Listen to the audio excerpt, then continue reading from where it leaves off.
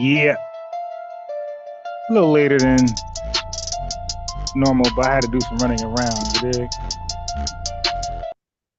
All right, all right. All right, all right. We are back. We're back. We're back. I checked the audio, so the audio should be splendid. All right. Now let's go. Let's get right to it.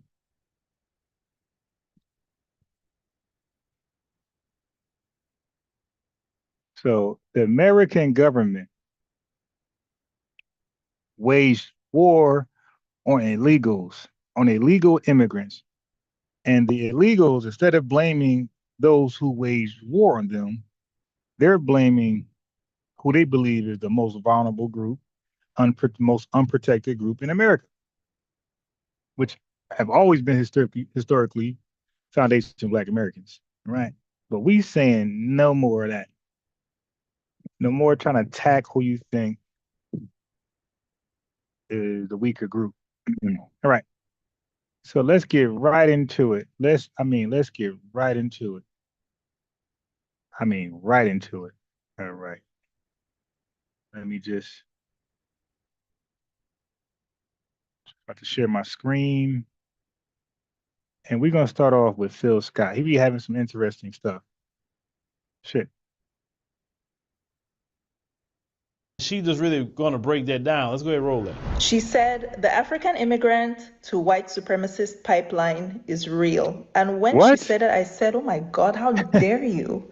I thought, how dare you suggest that African immigrants hold white supremacist ideology? Yeah. But then I just paused. I watched the rest of her video and I thought for a minute. I thought about some of the narratives that I, as an African immigrant, hear in our community. I thought about some of the anti-Black rhetoric that is so common in our community. And I have to admit that she was correct. And if you look in the comments of that video, the proof is there also. Many African immigrants think that they are better than Black Americans. And we come from our home countries already so it ain't just FBAs. With this false narrative, with this negative stereotype. I'm sorry, what I mean is it ain't just those who claim the FBAs. So that means it's other Black Americans who don't claim to be FBA who come to the same conclusion. Oh, okay. We got it. That Black Americans as a group are lazy, they are on government handouts, they're not taking advantage of the opportunities that America has. We come with these narratives and we come here and we don't bother to challenge them, because if you just sit for a minute and think about some of these comparisons that are being made, you will see that they are stupid, right? They don't make sense. They are not equal comparisons. We don't bother to learn the history of systemic racism in this country. At all. They don't care to. Instead. Okay, and they don't care to. They don't want to back us up that white supremacy is real, systemic racism is real. They don't want to back us up because they got to justify why they're here. So I think we got to get that in our head. Like, they fled their country. They gave up and they came here to be successful in a country where we helped build. You dig? So they look at us like, they look at us because they think we're looking at them like they're below them because they fled from a country. So their insecurity is like making them join Team White Supremacy, because they automatically think they're projecting. They automatically think that we think something wrong with them because they fled their country. You're like, yo, we don't care because you over here with us, you family, just join our shit and be one with us. Don't be divisive. But it don't happen like that. Damn flies, man. And try to prove that, we're the good Black people. Oh, look at us. We're so educated. We have all these good jobs. And it's frankly embarrassing. If you go to the comments of that video, you will see immigrants from all, let's call it races, right? People of color, basically affirming what this creator is saying, affirming this anti-Black message. And African immigrants are also in there doing the same thing. And it's very ironic because all of us know that in this so-called people of color thing, every other community has very strong anti-Black rhetoric. They have very anti-Black sentiment. And you, a Black African immigrant, you are in there kicking with these people who probably look down on you with the same Of course they do. racism and They don't respect flares. anti-blackness that they hold towards Black Americans. Are you not embarrassed? Are you not embarrassed? They have no Well, pride. as a Black American, I can tell you They have no pride. that in their own homeland, they wasn't doing nothing at all. And most of the people I've talked to when I've been in the African continent about, you know, the immigrants that come over here, a lot of them say they was no good there. A lot of them say they were Right. raccooning over there too. And Damn. not doing nothing right where they come from. Yeah, Now, America knew who when they you went come over in here. here with this, oh, I'm the good Black. I got a job. I got a Yeah, house. America is not going to invite the Ibrahim Traoré class over here. All right, they're going to invite the American Dream class over here. I got an education. I'm not targeted by the police, you know, like Black Americans are. Well, keep thinking you the good Blacks. Just keep Right. thinking that. And you're going to see where The that's going to evolved get you. Blacks. See, we know where that's going to get you because we know that's a go nowhere Right. thing to do. That's a nothing Them burger. people don't like us like that. The only reason they don't go in on you like that, I'll just be honest with you. Two reasons. One, Wait, before you even say it, I'm going to give my reason. Because they believe that we will defend them. But wait until they see our position now. Like, nah, go ahead. Do your thing, man. they don't really have a documented history with you. Two, you are backed up by nation states. That's the difference. See, if the police wholesale, And for me, and three would be they think white supremacists think that we are going to back them, help them out. But wait until they realize we're over that. start attacking, let's say, Nigerians. If they just start attacking Nigerians, the Nigerian embassy, the Nigerian government could say, hey, why are you attacking our citizens like that? You know what I'm saying? Or if it's Ghanaians, or if it's... All right, but y'all get the point. All right, so let's go to next. I got a bunch of videos. We got to start knocking these out. All right. But how the family, man? How the family? Alicia Hill, Claude, Donnie, Diamond. I see V4. I see who else in the chat? I see Seduction Dial. I haven't seen in a while. Forlang is in the building. All right. I know it's late. It's late. It's late. Trust me. I had to run to Walmart and do a whole bunch of stuff. And it's one of those days. Monica voice. All right. So here we are. Next video. Look at this. I think this FBA group is a fringe group within the Black community that are pushing this delineation agenda, but it's also an internet thing. The FBA thing is a huge internet thing. Really? Oh, what do you mean by that? What do you mean by it? What do you mean by FBA being an internet thing? What do you mean by that? I mean that. Wait, why I can't get these bold tethers to come over here? Like, I get the other tethers. I want to get these tethers over here, man. Hey, like the video, everybody. So maybe my live feeds, because you see my live feeds are popping up in FBA's suggestion feed. But like the video, family, I want my live feeds to start to pop up in Tether's suggestion feeds. I want them to start calling in like this woman, and explain how we're just internet.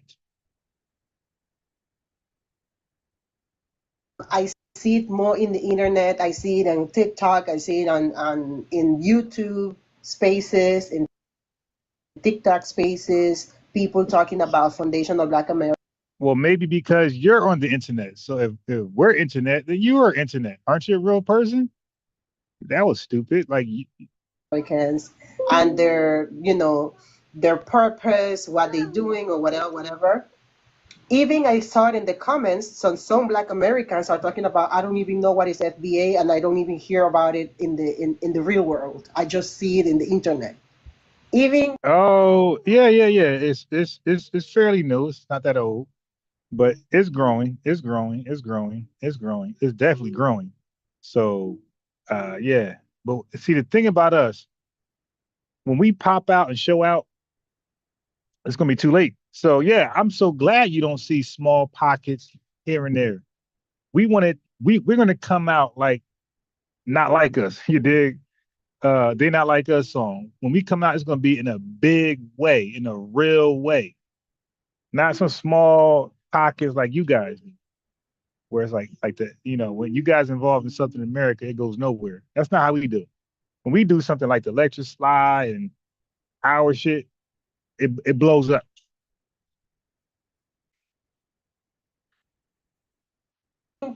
People in your comment section were saying that. So I'm assuming, because for the reactions that I saw in the comment section, I saw that the audience that you have, a lot of them were not FBAs. Because the ones that they were considering themselves FBAs is Okay, that make any sense. They're FBA, they just don't claim it, but they're FBA. Let me correct you. was just a small amount comparing to the rest of the other ones. If a Black American say like, you know, it's okay, it's fine, like I feel bad that you feel this way or whatever, the FBA will respond like, okay, so you could go with her, like that. Like they will. Yeah. So it's like a fringe, I think, community within the Black community. That's what I'm thinking. I don't know. So you feel Okay. like FBA, it's You know, again, like that's just another tactic, another way to try to undermine us. Hey man, that tether, that tetherist, she knows, because you know they always lie. That tetherist know goddamn well we ain't no fringe small group. You dig? We cancel stuff. You dig? We be Me Tooing folks.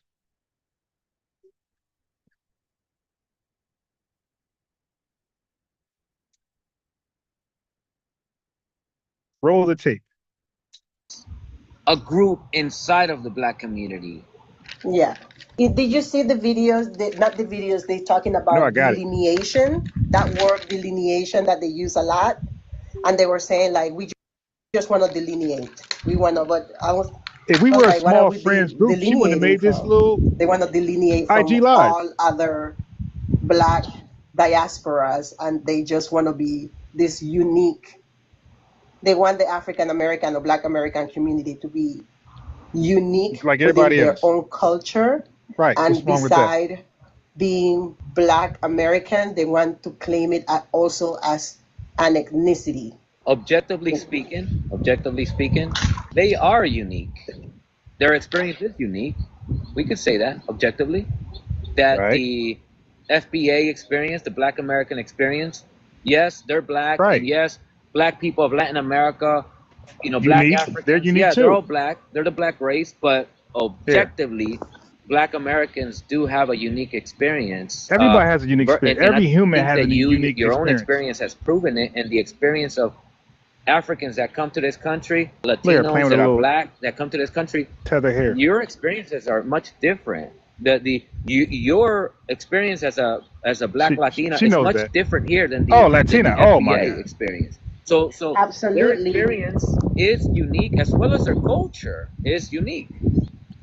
I'm just trying to say that I'm a Black woman. Do you get what I mean? Of course I do. I mean, your initial, introduction was to say, These "Hey, flies I'm are Black," slick. although other, Black Latinos want to claim that we're not Black. We're Black. I get that. I don't even. You're not gonna get a rebuttal out of me. It's Exactly. And I Okay, want two to Latinos actually discussing FBA business. Okay, let's see where it goes. disassociate from that He seems more perception level-headed, that all of the African more understanding. Latinos feel that way. I appreciate that. Panamanians in particular, we don't at Oh, so all. she a And we Panamanian want out Latina. of that. We don't Latina. want nothing to do with that. And as you can see, like I saw in the comments, because the Dominicans and the Puerto Ricans and some Cubans engage in that rhetoric, they just contaminating all of us. Afro-Latinos that they do love their diaspora and they love their race and they love all of their African ancestry and their blackness. And now Yeah. they are the African Americans or Black Americans, they are lumping us all together. Yeah, like you do us. Because what I saw in your comment section is like, well, you guys claim not to be Black, so why are you talking about now? Now you're Right. all of Right. a Now all of a sudden want sudden to you be Black. Black. All Yeah. of a sudden, like now from Never in your life you recently claim to now be Black all until now. Afro-Latinos want to be Black. I'm tired of you guys disrespect. No, it's not all. You cannot put all of us in one basket because it's not Wait a minute. You just put all of us in one box. You said we were a fringe group. Damn. all Afro-Latinos that feel like that. From the moment I was born, I've been identifying myself as a Black woman and I love my Blackness and I'm going to die Black. That's something that my grandmother used to We tell don't me. know. We don't know Panamanian is because you just a guys be buying that cake, so you just might die white. Like Sammy Sosa. We don't know about that one. Nationality. I could be born in any country in the world. I still would have been born Black. And that's something that I take much of a lot of pride. So I just wanted to make clear that Yeah, let's see where it goes. But like she's doing too much. He let her talk too much. because I can actually speak for Black Americans. So I just hate Well, hold on. You could speak. Wait, run that back, Turbo. Wait, I know she didn't say what I think she said. Trying to cut the camera. Okay. Yeah, there we go. much of a lot of pride. So I just wanted to make clear that because I can actually speak for Black Americans. How you do it? Yeah, she just said, how can I sit here and say I can speak for Black Jamaicans, speak for Black Haitians, Black Nigerians, speak for Black Dominicans? She just said she could speak for Black Americans, which is who are foundational Black Americans.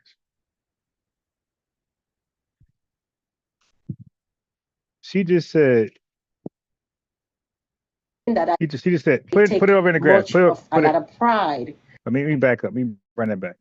Put it over there in the grass. Put it in the grass. That's something that my grandmother used to tell me. Panamanian is just a nationality. Wait. I Yeah, could that be go too born far? in any Oh, there we go. country in the world. I still would have been born Black. And that's something that I take much of a lot of pride. So I just wanted to make clear that because I can actually speak for Black Americans. So I just hate the fact that we are in a time that the tensions, the racial tensions and the divides and the all of this is So she could speak for Foundation Black Americans as a Panamanian woman. Interesting. The entitlement, man. like you can't make this up. It's taking an upward. Let me hit her with this. I She's just acting want like to a fly. make clear to Black Americans this like, hey, don't look over here. Look that way. We're not looking over there. Walking around in the streets of New York, I'll be telling Black people. Oh, okay. You one of those northern tethers. Hey, listen, we don't look at you at all. We don't look at you to be nothing. You dig? Yeah, I need that Malcolm X clip, man. I'm sorry, family. I gotta find that Malcolm X clip when he told that white woman she can't do shit for us. All right. Trying to get that fly. Damn, I missed it. All right. I need that Malcolm X clip. Hold on one second. When that white lady, when that snow bunny asked Malcolm X, how can I help your movement? He said, she said, what can I do to help your movement? He said, nothing. I need that clip. Give me a second, family. BL, I see you in there. SMK. Yeah, the disrespect. What's that? Southern Breeze, MD Williams, Charles Irwin. Okay, so hold on. This chat be moving. I'm trying to find Charles. Where'd Charles go? Charles. Okay, Charles. He said, but she wasn't saying that until recent. Right, Charles. I'm gonna throw you a wrench, bro, because you seem like you on code with the family. So like the video, family. You like the video too. I haven't checked the likes yet because I know y'all be slacking. So I ain't gonna check right now. Was that thunder? All right. Kurt said Kurt Ty, V4, DL. You already know the drill. Yeah, so let me find that Malcolm X clip where he told that white woman nothing. You can't do nothing to help us. Cause they be killing me when they say, don't look this way. I'm not one of them. Listen, y'all all the same to us, man. We don't in the sense of we don't look at none of y'all for help, right?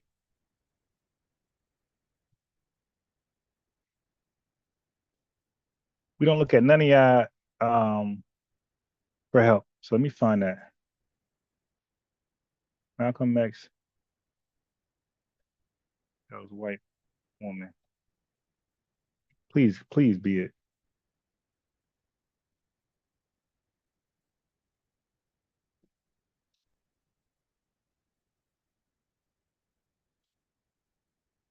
Let me see if this is it right here. Give me 1 second.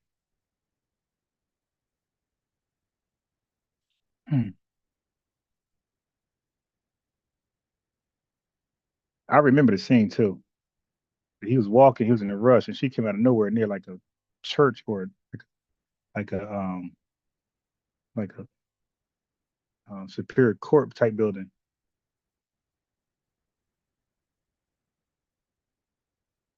Damn. Okay, yeah, this ain't it. 1 second. I need this.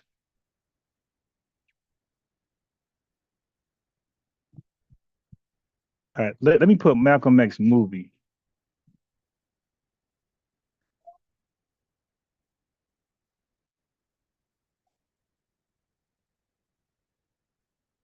All right, let me see right now. I got it. I found it. Family, I found it.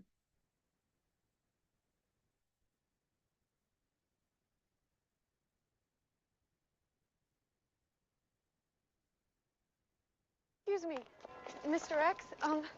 Hi. I've read some of your speeches, and I honestly believe that a lot of what you have to say is true.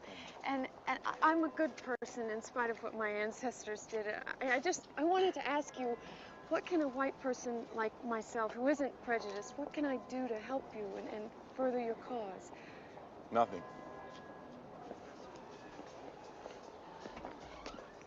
Now that was some foundational Black American swag right there, bro. My high school. That was some foundational Black American swag right there. Only we could do it like that. Not just blacks. There's no human can do it like that. Only we can do it like that. That was that foundational Black American swag that the world had fell in love with. That was fire. In their face, me no black, papi, me no black. No, that's not us. And that's all I wanted to say. I do want to give you something that That's I want you to think about it. And if you want to respond now, yes. But if you want to go ahead and take it home to think about, respond. by She ain't all gonna think means. about that Pero si shit. tú piensas que you could respond to it now, by all means. So Nah, listen she to ain't what I'm humble going to tell like you, that. please. Listen to everything before you respond, okay? You said Black Americans want to put all of us Afro-Latinos in one category, bunches all together, okay? Mira, listen to what I'm going to tell you, please. Afro-Latinos bunch themselves together, Right. whether they understand or not, by identifying as Afro-Latino. You see, here's the problem with the people That's one to who me. grab an umbrella terminology to identify an entire people and then get mad because the label now has its baggage, has its Right. bad reputation. You took it on when you Yep. identified as Yep. such. Like us, for example, you and I are from Latin America. Therefore, we by default ignorantly identify as Latinos. So everything go. that Latinos do, like a Marco Rubio as a Latino, Yep. It we applies take to that you. on. And it's our fault. Why? Because we are You in accepted it. full That's control why we're of no longer identifying accepting the as word such black or not. alone or In this African particular alone case, or you as African an at all. We're Afro-Latina. We're So here FBA. we have all these We hold our people own nuts. from Latin America, whether they're Black Latinos, Afro-Latinos, Black Hispanics, Afro-Hispanics, nonetheless, they all chose this umbrella term to identify as a whole, regardless of their particular national background. And because of this, you in fact have made the choice, you, as although you're from Panama and you don't agree with the Dominicans, me no black, you don't agree with that. But if you both identify with the same terminology umbrella as a Black Latino, guess what? You have no choice but to take that on. So now every time you identify as a Black Latina, every time, let's say for the sake of argument, He cooking her. that With the truth, Black yes. Americans or a Black Okay, American no more were turkey. to I get say, you some more turkey sauce. see, the thing about you Afro-Latinos, if you were to say, well, not me, God, I missed him. but que te ganas, what's it benefit you to say, not me, if you are part of this particular group because you went out of your way to identify as such? Right. So that's what umbrella terminologies do to us. We choose to take on these umbrella terminologies and everything that comes with it, the positive and the negative. We have to own it, and we have to go out of our way to fix it. The amount of times that I, as somebody born in Mexico, has to come out of his way to correct Go sit over there. or to try to address all the anti-blackness, the anti-indigenous, the colorism of Mexico in itself, She's smiling. it's insane. The amount of times that I have to come over here and try to talk to people, look, y'all. Put in the cup. Put it in there. Here's the complexity of the term Latino. I am considered that, y'all. Over here. But I don't identify myself as such. Okay. Because the fact is that there's so many white tea people that have white tea supremacist views. But our we know that firsthand. For example, Nick Fuentes. You know who that Uh-oh. is? Yeah, that's crazy, family. He said Nick Fuentes. I want to show y'all something. That is so crazy. He said Nick Fuentes. You know what that is? I want to share with you guys. Look. Nick Fuentes and Candace Owens debate race and IQ differences. I was gonna play this. Look at this. Nick Fuentes. You dig? Yo, I swear I didn't know he's gonna say that. I don't watch these videos in advance, by the way, family. This is a real reaction. The dude said Nick Fuentes, and I literally got Nick Fuentes in the queue. That's crazy. I got him by himself with his racism and debating Candace Owens with racism. That is wild, yo. That's that. Y'all see it's that majority spirit. But that's wild. I never watched this video. You run that back real fast. So That's many wild. white people that have white supremacist views, but are Latinos. For example, a Nick Fuentes. You know who that is? Yep. He's a Hispanic. Now, she know who he is, but she got no videos with the same energy. She made no videos about Nick Fuentes with the same energy she got for us. And we're the innocent group. Nick Fuentes goes on the offensive. We're defensive, he's offensive.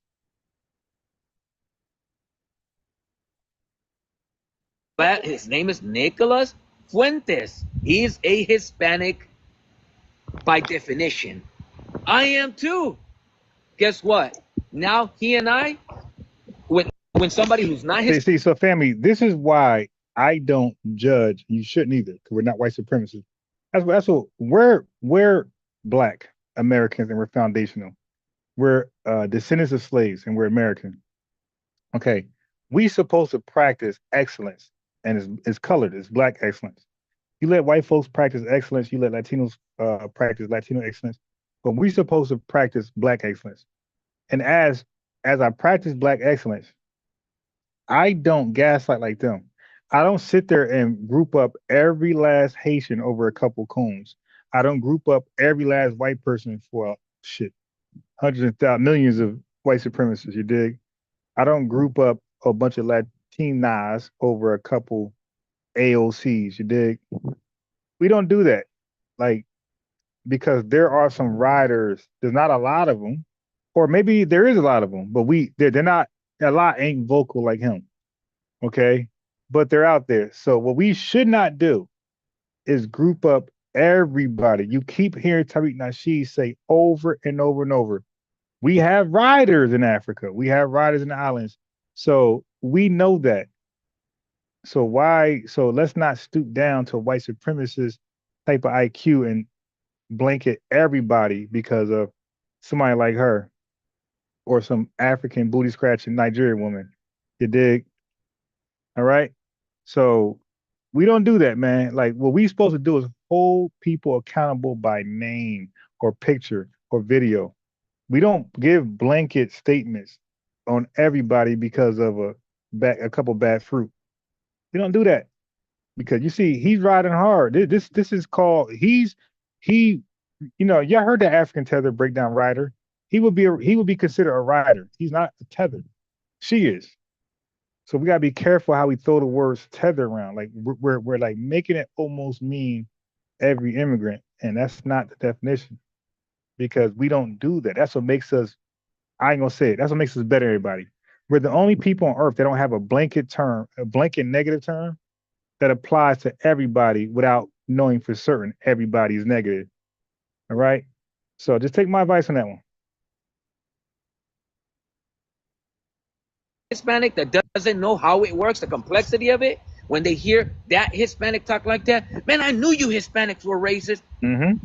He's right. Then if He I don't, considers himself white, Ricardo. ¿cómo? Él se considera blanco. Of course he does. Most white Latinos in Oh, now she's talking in Spanish now. She said he's white. power do, and yet they're categorized as Hispanic though. Mm-hmm. Right, because y'all shit comes from Spain, just like our shit comes. There, let's move on. And so am I. Yeah. And because of that, I have to take that on. So it is my duty to attempt to try to say, or attempt to convince people of my ethnic background, hey, right, and that's called practice. That's called practicing Hispanic Latino excellence. You dig? Can we start detaching ourselves from the Latino and Hispanic terminology? Because whitey people that are whitey supremacists. Yes, I could rock with a dude like him. Like a dude like him, because family, I'm very sociable. I'm an introvert, but I'm very sociable. And I meet people all the time and I have great conversations. Even going to Walmart and back, I had two different Uber drivers. Well, the first one, I'm following her. Look, family. I'm only a mile and a half away from Walmart. I can actually walk. You dig? But I didn't want to walk today. I called an Uber. It was a sister. I'm following her on IG. I mean, the ride is literally 5 minutes. So how much conversation did we have? Whereas I'm following her on IG. So I'm very sociable. I meet people all the time. And I tell you guys, exception of California, I'm good if it's black Americans there. Like some folks be afraid to go to certain cities because they hear, not me. My thing is, if black folks there, I'm good. Except for California, because they got the California politics. I ain't trying to buy into that. Premise also identify as such. Go ahead. What are you going to tell me? I try to. Now he told her you could respond now or respond next time they speak. I told you, this chick got no humility. I knew she was gonna respond right now. She's not listening. She's just waiting to respond. Do that, and I try to do it even with the Dominicans. I even created videos like, you need to stop this BS. Like, I'm not black. Yeah, but you can't. Okay, she's Panamanian, by the way. She said she speaks for Black Americans. She can, and now she thinks she can speak for Dominicans. You cannot. You can only speak for your people. I can only speak to, not even for. I can only speak to foundational Black Americans. Right? That's it. Give me. And I need other people from different ethnic groups to speak to their people who's on par with us. But I can't sit here and tell you I could speak to Haitians or Jamaicans or Nigerians or Dominicans or Panamanians. That's just goofy. So for her to think she can speak for us, she said it. She said, I could speak for Black Americans. That's cat. And now she's trying to speak to Dominicans. That's not your job. Your job is to make your videos, speak your truth. And if Dominicans pop up and show out, then they'll learn and be inspired from your words. And then maybe they'll go inspire their people. But you can never inspire Dominicans like a Dominican can.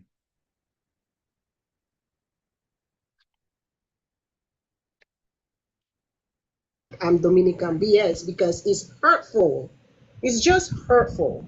You need to stop it. Well, what it created, it just rage because people don't like to hear the truth, and then people become very emotional. Yeah, like you don't like to hear the truth, and you became emotional. That's what he's thinking right now. And they just get all triggered to hear the truth. Like you. Dominicans, like really genuinely asking, why do you do this? You don't do what? You're not doing nothing. You know how hurt, like this is not good. It doesn't look good at all. You sound ridiculous. It sounds stupid. You looking like me, and you telling us another person that looks like you that you're not, you don't belong in the same group as him. Is preposterous. Like how I got in from some Black Americans, they will tell me, "Oh no, I thought you were Black but you're not. You're not Black." I saw it in the video in the comments. So now she brought it all the way back to us, right? So now keep in mind what she said. She said that she's educating Dominicans, talking to them politely, respectfully, but when it comes back to us, she's now our leader. You dig? It's the whole tone. Look, her whole energy changed when she brought up Foundation Black Americans. Like the hatred just came right back out again. So right now she's a little hot. She's hot, I'm sure. I don't know where she's at. Maybe she's in Florida, but it's hot. And ICE is going to attempt to cool you off. A lot of them were like, what are you talking about? The only thing I wanted to say, it's nothing to do with any type of hate. It has nothing to do with that. It has nothing to do like with that. I just speak my truth. wanting to not distinguish ourselves as Black people, because of course we are Black people. For too long, we have neglected our own community. God, We've I can't neglected aim it for for shit, the man. fight of other people. And now is the time that we're like, you know what? We need to focus on ourselves. We have some things that we need to clean up. Our homes are not where it needs to be because we're too busy out fighting for everybody else. Right, I'm done with And that. we also notice that when it comes time to fight for us, no one wants to fight for us. Like no one wants to help us. And, I gave an example the other time about reparations. We've seen I get it. count time and time again where we've been trying to fight for reparations for a very long time. Right. And And who comes other against it besides white people? non-Black people or non-FBAs were like, no, they don't deserve it. No, they just want to hand out. And Right. those are the things that we're talking about. We have to focus on a Yeah, strategy this dude for seems like us he's of cool. how I we're would love going to to have him over here accomplish interviewing, what we need to accomplish. It co-host a has live. no one's going around saying, yeah, we don't like you, and no, we don't want to be we're not saying that. But when you come here to this country, what's the first thing that you say? You identify with the country you came from, right? I'm Jamaican, right? Everybody does it. But for some odd reason, when we do it, when we say, well, you know what? We're just gonna go over here and do our own thing and chill out over here. Now Right. it's division. Right. Now we're xenophobia. I'm like, where is this coming from? Xenophobic. No one is saying that we don't like you. Nobody is saying We're that. saying We're we're just minding saying our we're just own gonna go over business here, focus on what we in need our to own focus on, corner. help Right. ourselves Our before we can corner is help called anybody FBA. We're else. going to But the FBA corner, it's the ADOS causing a corner, the huge freedom ruckus corner. for other Black immigrants who are not of FBA. It is causing a stir. But I really want to clear, the air of people thinking that, oh, you're anti-immigrant. No, we're not. We are not. Listen, if you come from Nigeria, you're coming from Haiti, you're coming from anywhere, and you are a Black person, come. I hope all your blessings are fruitful. We are not stopping you from coming here. We want you to be successful. All we're saying is we have to focus on our own stuff. We have problems that we haven't even addressed. And that's all we're saying. I got two inputs for you. My attempt to understand, correct me if I'm wrong, what I just understood. So it's almost like Black people of Latin America, for example, Black people of Puerto Rico. Bro, I'm Puerto Rican and I'm proud. Bro, I'm Panamanian and I'm proud. Right. We are our own culture. But then, like, if a Black American does the same exact thing, we're Right. American, Division. bro. We're proud. We Right. have our own culture. It's He not like, gets oh, it. see, y'all dividing yourselves from us. We're Black too. Right. Yeah, I'm telling you, what he's saying, there's a him in every non-white ethnic group. I showed you guys that the Chinese people vouching for us. Okay, so don't lump up Chinese people from a couple wig shops, you dig, nail shops, being disrespectful and hatred and hateful towards us. There's a him, and there's a few of hymns. There's a her version of him, right? In every ethnic group, they get it, but they're not as boisterous as the haters in their ethnic group. So we got to be careful not to be too emotional and lump them all up and just want to nuke them. No. We're gonna put the burden on them to go, which he's doing. You see him talk to that Latina. So put the burden on them to call out their tether class. That's what he's doing. The African yesterday from that was cooking Nigerians. I'm gonna play again today. He held their tether class responsible. So what we asked for immigrants to do, they're doing. So we can't be hypocritical, but lump them all up when we ask them to call it the tether class, and they're doing it. So we gotta like appreciate that.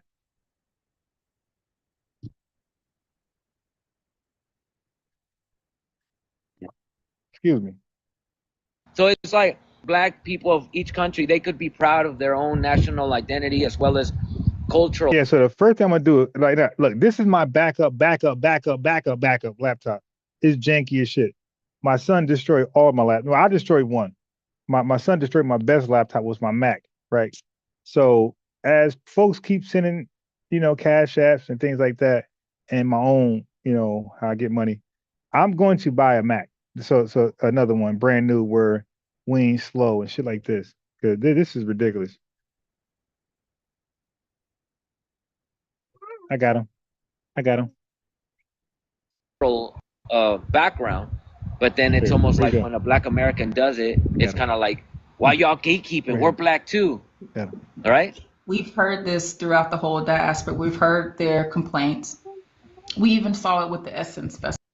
Okay, you claim to be black, whatever, but you're definitely not foundational American, and you're not a foundational Black American. So whatever black you are, you ain't us. You're not like us, and it's cool because we're not like you. So we're not saying we're more special. Sometimes we do but we justify it. But we can have that conversation as well because I'm not going to minimize our impact and influence on the earth. No, we are more special. Okay? We are more special. And if we're not, then leave our culture alone. Go do your own thing. Don't use our slang, our dance moves, our music. Do your own shit.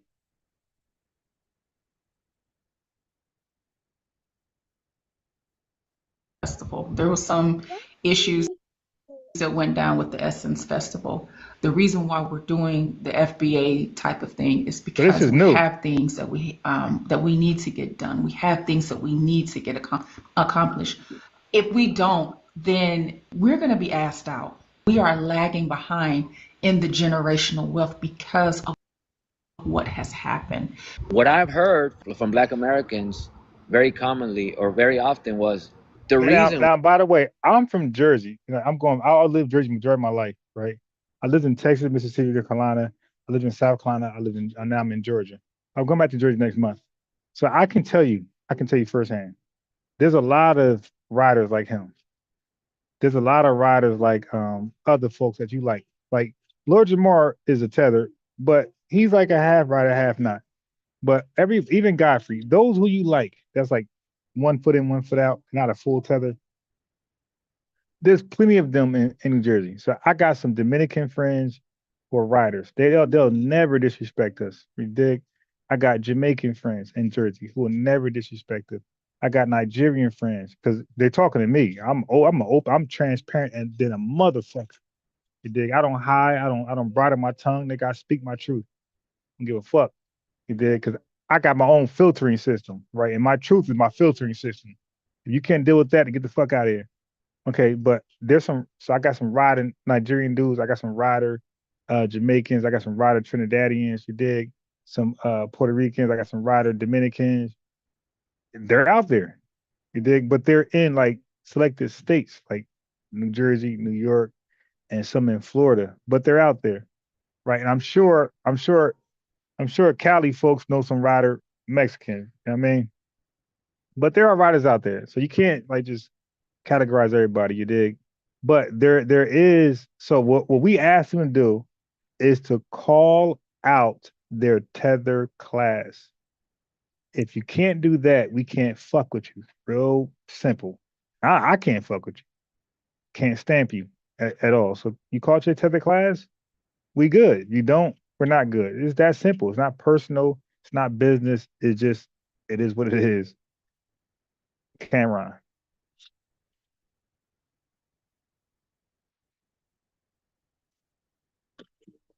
Look at slow ass shit right here. Why we're not dividing, but we have to have our own category is because when Black immigrants in this particular case come here, we take on their baggage. We already have our own issues to solve and fix.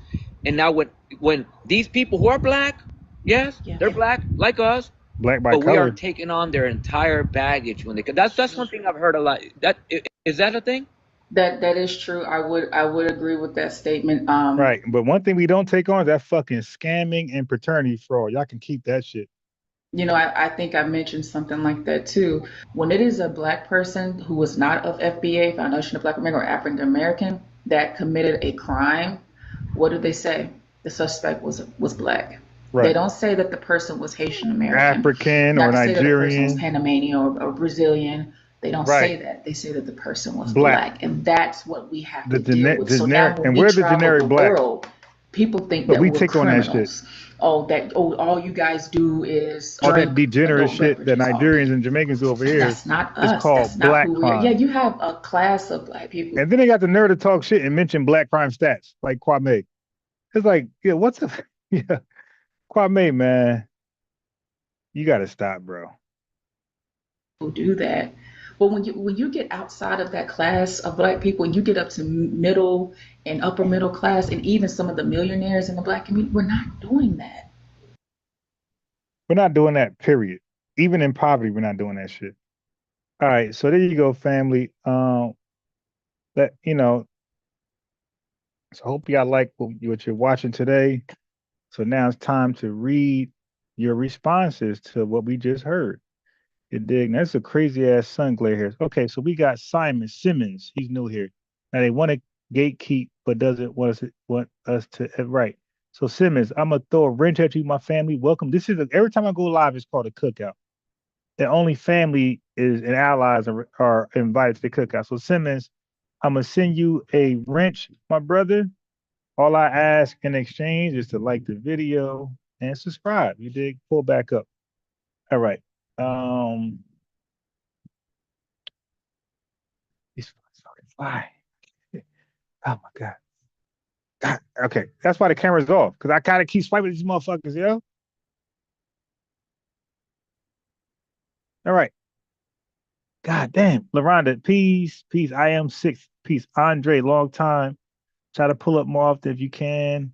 We got Reaction Media TV. Peace, Reaction Media TV. If you got content, put your link in the chat, and family will check you out as well. G, long time. G, you've been missing for a little while, but it's all G. No pun. Busy cyborg. Peace. I have Mexican friends that has to ride with their racist culture in prison, and the immigrants claim paisa and separate themselves also. Yeah, I understand that.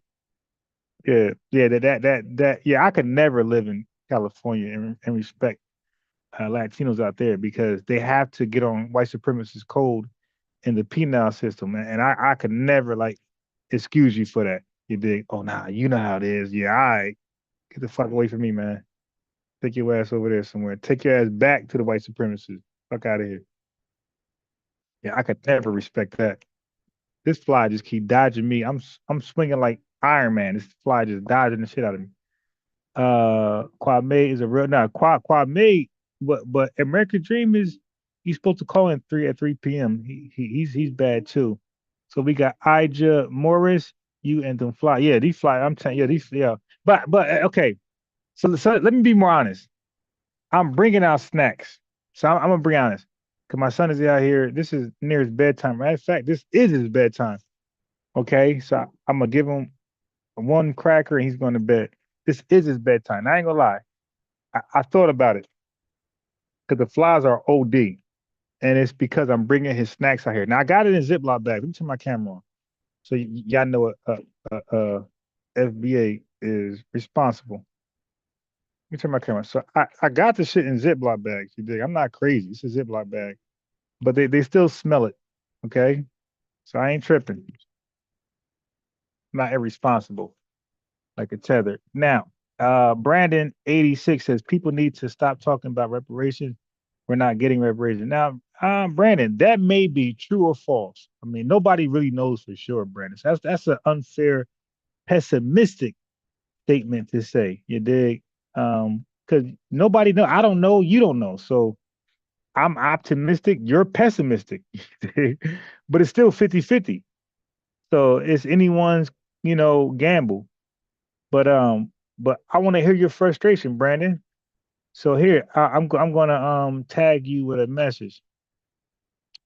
Do you want to call in and vent, bro? Peace. We got Vera Sanders, Tony Morano. You dig?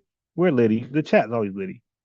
Like I said, chat. I'm live late, no morning live because I had to go to Walmart and get some stuff. Okay, so yeah, they believe in the Constitution. We're the most accepting and forgiving people on the planet, and yo, that's unmatchable, busy. There's no. I will take that debate with any race on this earth. We are the most accepting and most forgiving people on the planet. That's 100% accurate. Devin Edwards says, Brandon, are you FBA? Yeah, exactly. Hey, Brandon, I gave the phone number and are you FBA? Because maybe he is, but he got like a Pan-Africanist or a Black conservative, stance. That's okay. We welcome that on the channel. We're not insecure. We can handle that. Diamond said he got a call in now. Yeah. Brandon, listen, bro. For you to say we're not getting reparations and you don't have no like, well, you haven't provided like reasons why. You just made a blanket statement, and we resent that. So, in fairness, I got the phone number there. We could call in so we can hear you out. Now, I'm gonna give some pushback. Obviously, you dig. I'm one of the best researchers on YouTube, so I'm definitely gonna give you some quality pushback. But don't be afraid. Don't be afraid. You're gonna grow. Don't they say iron sharpens iron? So at the very least, you'll be sharpened. I'm sure I might be sharpened too. Uh, Brandon's a '90s kid. He don't know shit. Yeah, Brandon. Hey, Brandon. To be fair, Brandon, you might be close to 60 years old because that is a 55 to 60-year-old and older comment, Brandon. Now we might have pinpointed you to the T.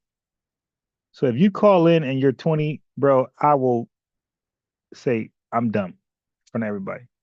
But I believe a comment like that, from my experience, my research, and my expertise, and my experiences, Brandon, I believe you're in between. No, you're 55 or older to make a comment like that, right? You're in that age group,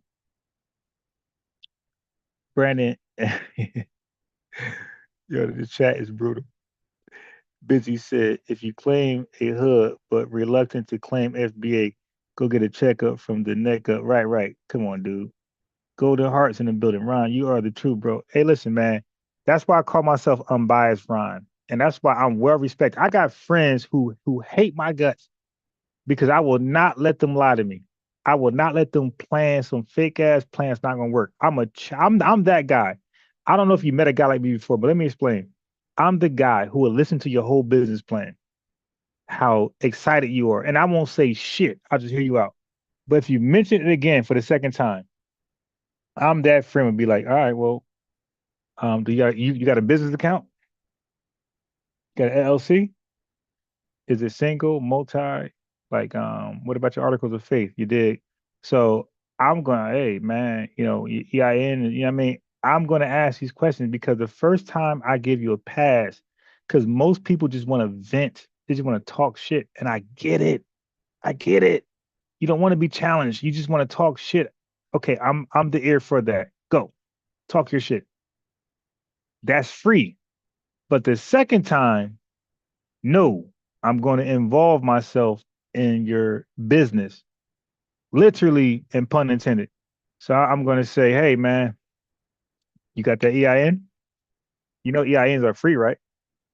But LLC is not. And in Jersey, LLC is about $140 right now, $140 or maybe a little more. You dig? So I'm going to ask about that. What's up with that? You got that going on? And once you say no, I kind of like don't want to talk about that no more ever again. It's like, all right, dude, talk to me. All right, sis, talk to me when you establish a free EIN and you get a paid LLC. Talk to me when you get to that stage and we'll take it further. But if you didn't got that shit right there, dude, I'm good. Like, don't, I don't consult with me. Don't vent to me ever again. The first time it's free. I get it. You just want to vent. You don't want no rebuttals. You don't want no debate. I get it. But the second time, my ear is not for that shit, man. I mean, I am solution based. I am solution based. All right. Yeah. So that's my whole life. I hold my mom. My mom right now mad at me. 'Cause I held her ass to a standard. You dig? So I mean, that's it. Like I can't not be bought. You could pay for me to shut up for like you dig 2 days. But I'm not gonna sign a non-disclosure. You dig? You could shut me up for 2 days. I'll take some money. But eventually, I'm gonna speak the truth. You dig? I'm not gonna agree to a permanent or indefinite silence. It's not gonna happen. I love money, so yeah, I'll shut up for 2 days. But after that, I gotta speak my truth. All right. Okay. So let me see. What do we have here? Okay. So I got the Malcolm X thing that was dope. Okay. This is some other shit right here. All right. My son going to bed. He don't know, but he's out. Okay. So this is eight. Okay. This is a perfect video. So I'm gonna play this video. Chat. I'll be right back. I gotta lay my son, get him a nap. He's gonna cry, act a fool. So I'm gonna go on mute for a second while I play this video. I'll be back. So come to this country and look down on Black Americans like we're like the scumbags of the earth, and like turn their noses up at us and be racist towards us. And then all of a sudden, when they feel like they're in some type of debacle or they need some type of help, now they're looking at us like, oh, we're supposed to be standing in solidarity. We're all POCs. It's like, well, first of all, more importantly, there is no country that you can go to on this earth where you don't have to have some type of visa or there's not some type of immigration law. So if you're in a country, any country, illegally, then at some point you're probably going to get caught and you're probably going to be deported. So why wouldn't America be any different? And my thing is this, like, if you're burning American flags, but you're fighting to live on American soil, like you're burning the flag like as if you hate America, but you want to live in America. You're fighting and you're upset because you want to live here. Now I could see, like, if we're at war and you burn the American flag, okay, yeah, that makes sense. And you're on your own soil and you're burning American flags, I get it. But you're fighting to stay here illegally and burning the American flag because you want to live in a country that has freedoms and opportunities that your country is not able to provide you. They're separating families. Families are getting torn apart. It's like, that's what happens when you break the law. That's what happens. Just like if you were to go to jail, you would be separated from your family and you would have to go to jail. It's the same thing. Like, you're here illegally. You didn't do things the right way. You let your visa expire or whatever. Just do what you're supposed to do like everybody else has to, and everything will be fine. I don't know. I just find it funny how everybody comes over to this country with their nose turned up against Black folks until they need help. Hey, why everybody mad at us? It seemed like everybody is mad at Black Americans right now. Just go to my comment section and read. Like, everybody's pissed off at us for one reason or another, which is crazy, right? For once in American history, Black people are not the butt of every joke, right? For once in American history, Black people aren't the primary target of something, and everybody is pissed off. So fellow Black people, fellow foundational Black Americans, bask in this glory and live it up. Because yes, for once in American history, we are not the primary target of everything. Every joke, every situation, everything. We always the primary target, except for right now, and we gotta live it up and bask in this beautiful glory. Y'all, I know the American power structure just be looking at these people like they're fucking crazy. Because I know I be looking at them like they're fucking crazy. Let's talk about this shit here, okay? America never ever, like, the American power structure ain't never fucking count on no POCs, nobody to help Black Americans at all. And the reason why I'm saying this is because you got a lot of motherfuckers, because y'all know I say real shit. A lot of motherfuckers talking about something, and when they're done with us, they're gonna come for you guys. No, bitch. If they wanted to come for us, they would have came for us. What y'all watching? America does a lot of studies on stuff, and they really pay attention to shit. Like, if y'all go into the research, and y'all know I be putting a lot of research behind the things that I say. If you go into the things that they research, they know and have already calculated and predicted how everybody would react to certain shit, certain stimuli, certain situations. They know good and motherfucking well that when shit happens to Black Americans, don't nobody help Black Americans. They literally trained y'all to do that. If anything, when they come for Black Americans, the response that they probably calculated from y'all is that y'all would help them come for Black Americans. Black Americans were being systemically oppressed and economically alienated, and you motherfuckers was also aiding in that alienation because y'all get on in positions and you only hire each other. So y'all were assisting in shutting out and continuing the system of economic alienation of Black Americans. They know that y'all never, ever, ever tried to dismantle the system in any shape, form, or fashion, in any way in which the Black American community told y'all would dismantle the system. Y'all joined the fucking system. Y'all was running around. Every single one of you groups were doing nothing but sitting up here competing with us and throwing us under the fucking bus. They ain't never, ever, ever, ever, ever need to get y'all asses out the fucking way to come for us. Never. That nobody sitting up high in these positions of fucking power thought, man, we got to get rid of those people to get to the Black Americans, because those people really go hard in the paint for Black Americans. They're like Black Americans' personal motherfucking bodyguards and shit. We're going to have to get rid of them, because if we don't get rid of them, we'll never be able to get to the Black Americans. Nobody in those corporate offices thought about y'all punk asses at all when they were making the plan for this chapter of America. If anything, what they actually thought was, okay, so we got to let this anti-blackness go further, right? We got to get them to a place where they piss off Black Americans so much that they lose the support of the Black American community. So when we come for them, Black Americans won't stand up and stop us. That's more like what their actual fucking plan was, especially based upon their research and studies. This is why all of us keep saying, y'all are the target. Y'all are the target. Y'all willfully and voluntarily X'd out your biggest fucking ally. With your anti-blackness, with your participation in the various different forms of oppression and microaggressions and macroaggressions, y'all removed your shielding and covering so that they could easily come for you. Hey, yo, stop her when she's lying. Stop her when she's lying. And the government is sitting up there looking at everything going on right now like, check fucking mate. Yeah. Hey, Check yo, fucking these mate. tethers don't know that the American government been wanting to expose them. They've been, hey, yo, chat, y'all know I study the history of immigration in the country.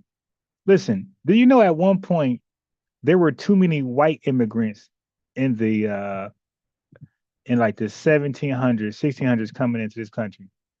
And America didn't like that. They said, damn, we got to stop this fucking immigration thing. I'm talking about Irish, Italians, Germans, and whoever else. They were mad as hell.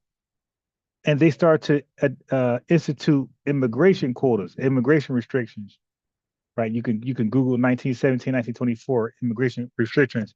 And these immigration restrictions were for white folks, white immigrants only. Because you had the Chinese Exclusion Act, so somebody non-white wouldn't even thought about. But they felt like too many white immigrants was coming to the country, and they passed laws that did something about it. So right now they're at a time where they believe there's too many non-white immigrants in the country, and they're trying to do something about it. So they were hoping like hell that foundational Black Americans wouldn't cause an uproar when they go to sick ice on these illegals, these immigrants. Okay. Well, guess what? Their dream came true because of immigrants. Immigrants disrespected us, so we backed away. And like she said, now ICE like, oh shit, we got them. Foundation Black Americans ain't gonna be behind them. Cool. Go. Alligator Alcatraz. And alligator Alcatraz could have never existed if these tethers had Black Foundation Black Americans on their side. They're disrespectful. It's called alligator Alcatraz. God damn, they're disrespectful. Watching y'all sit up there and try to say, oh, y'all next, they're coming for you. They're like, no, we're not. We've done all we can do with them. We've done a whole lot with them. With y'all, we did all kinds of shit to them. And y'all didn't even pay attention to the shit we were doing to them because y'all actually never gave a fuck about Black Americans. So your turn. Black Americans know it and the fucking government knows it. Oh, yeah. Because y'all did exactly what they trained you to do. And the Black immigrants be racist too. They hate us fucking Black Americans. Listen, now this is scared the shit out of tethers. That these folks don't even claim to be Foundation Black Americans, and they already on code. We already agree. All they got to do is come across us, and they're already hook, line, and synced into this movement. Ever worked in a medical or the security field, you know exactly what the fuck I'm talking about. They get to cackling on their motherfucking phone, talking in their little language, talking shit about you. Talking about we lazy because we don't want to work 4 and 5 and 6 fucking jobs. Right. And talking 90 about hours per week. Food is nasty and we can't cook and all we eat is fast food and it's fatty and it's unhealthy and shit. So let's not exclude them motherfuckers out when we want to talk about racist immigrants, because them motherfuckers is the biggest ones, for real. And I know a handful of them motherfuckers that voted for Trump. Now, she said racial and racist immigrants. I've been saying that. I've been saying these immigrants are team white supremacy. Too. Voting against their own motherfucking rights. What up, Nurse Gang? What up, TikTok? So this needs to be said. Just want to come through the quick word really quick now. Disclaimer. If you don't like what a creator is posting on their platform, unfollow. Right. You know, but and don't you pop guys up and have show this, out. You want to argue with people and go back and forth with them on their page. It's insanity. I don't to do me, that. I just block you. I learned how to protect my peace a long time ago. I'm not going back and forth with nobody. Let me stop you fast, sis. What I do is I invite, as you guys see, I'm very transparent. I show my comment to these disrespectful anti-FBA content creators. And I send them an invite. Hey, let's talk. And that's it. I don't ever come back to that channel again. Hey, let me invite you to my podcast. I'll come to yours. I just send an invitation both ways. And I never come back. I don't troll their, comment section. And then I move on with myself. On my own page. You can go to your own page and talk about whatever you like. It's free for all of us. Right. So that's there. But so I posted the video of, the immigration thing that happened today. And I guess me saying that nurses should not try to obstruct justice and end up getting arrested. Right. That's a common sense trying to interfere fact. with ICE, a process that you cannot stop. The government has decided they got $179 billion to deport people. Now, hold up. Now, chat, this is where we've got to be specific. You can't just say government, because there's 50 governments in America. There's 51, actually. You have to say the federal or national government, because when you say government, that could be the government of California, which is totally different and have no influence over the government in, let's say, Illinois. So we got to be very specific when we say government. So she's talking about federal government, okay? This is a process you can't stop, and you should not interfere. And 5 seconds of interfering, they still arrest the person. You get arrested as well. Right. Your career and life is ruined. You're just going down with them. You couldn't stop. So people are upset about that. But whatever. People want to be outraged about immigration because it's a moment in time, and this was being shoved down their throat on social media. But people had the audacity to come to my Instagram and say, oh, but when it was Black Lives Matter, you guys wanted us to stand with you. No, we didn't. No. I'm going to need y'all to stop. No. Yeah. We never asked for anybody to ride with us. If it's anybody that could say that shit is white folks, because they make up the majority of this country. And they are the offenders. We like, yo, right? So we like, yo, if you're part of this racial class, right? This racial group, this ethnic group, and you claiming not to be racist, you claim to be a liberal, then it's your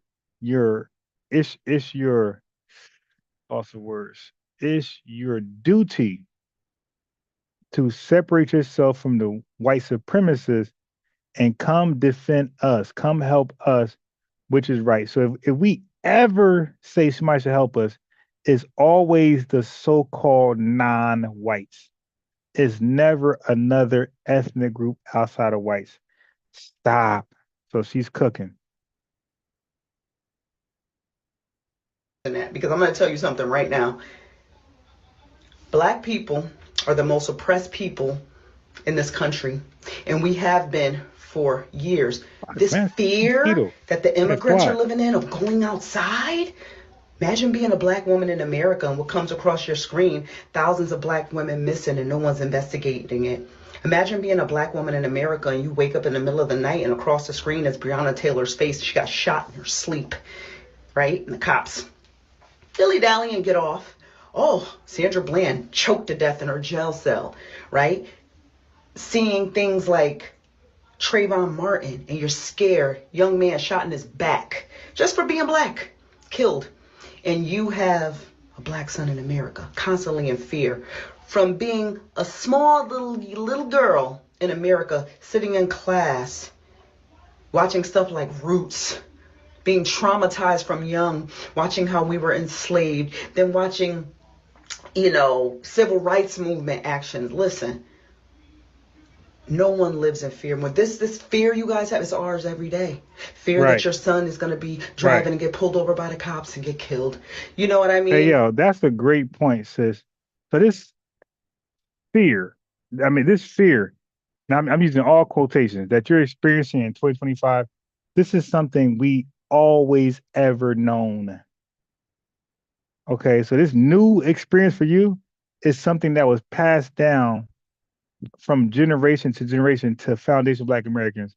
So miss us. We always ever known this fear. You thought shit was Gucci, but you found out. You found out. And yo, just admit that. Just say, hey, FBAs, we apologize. We found out. Just say that shit.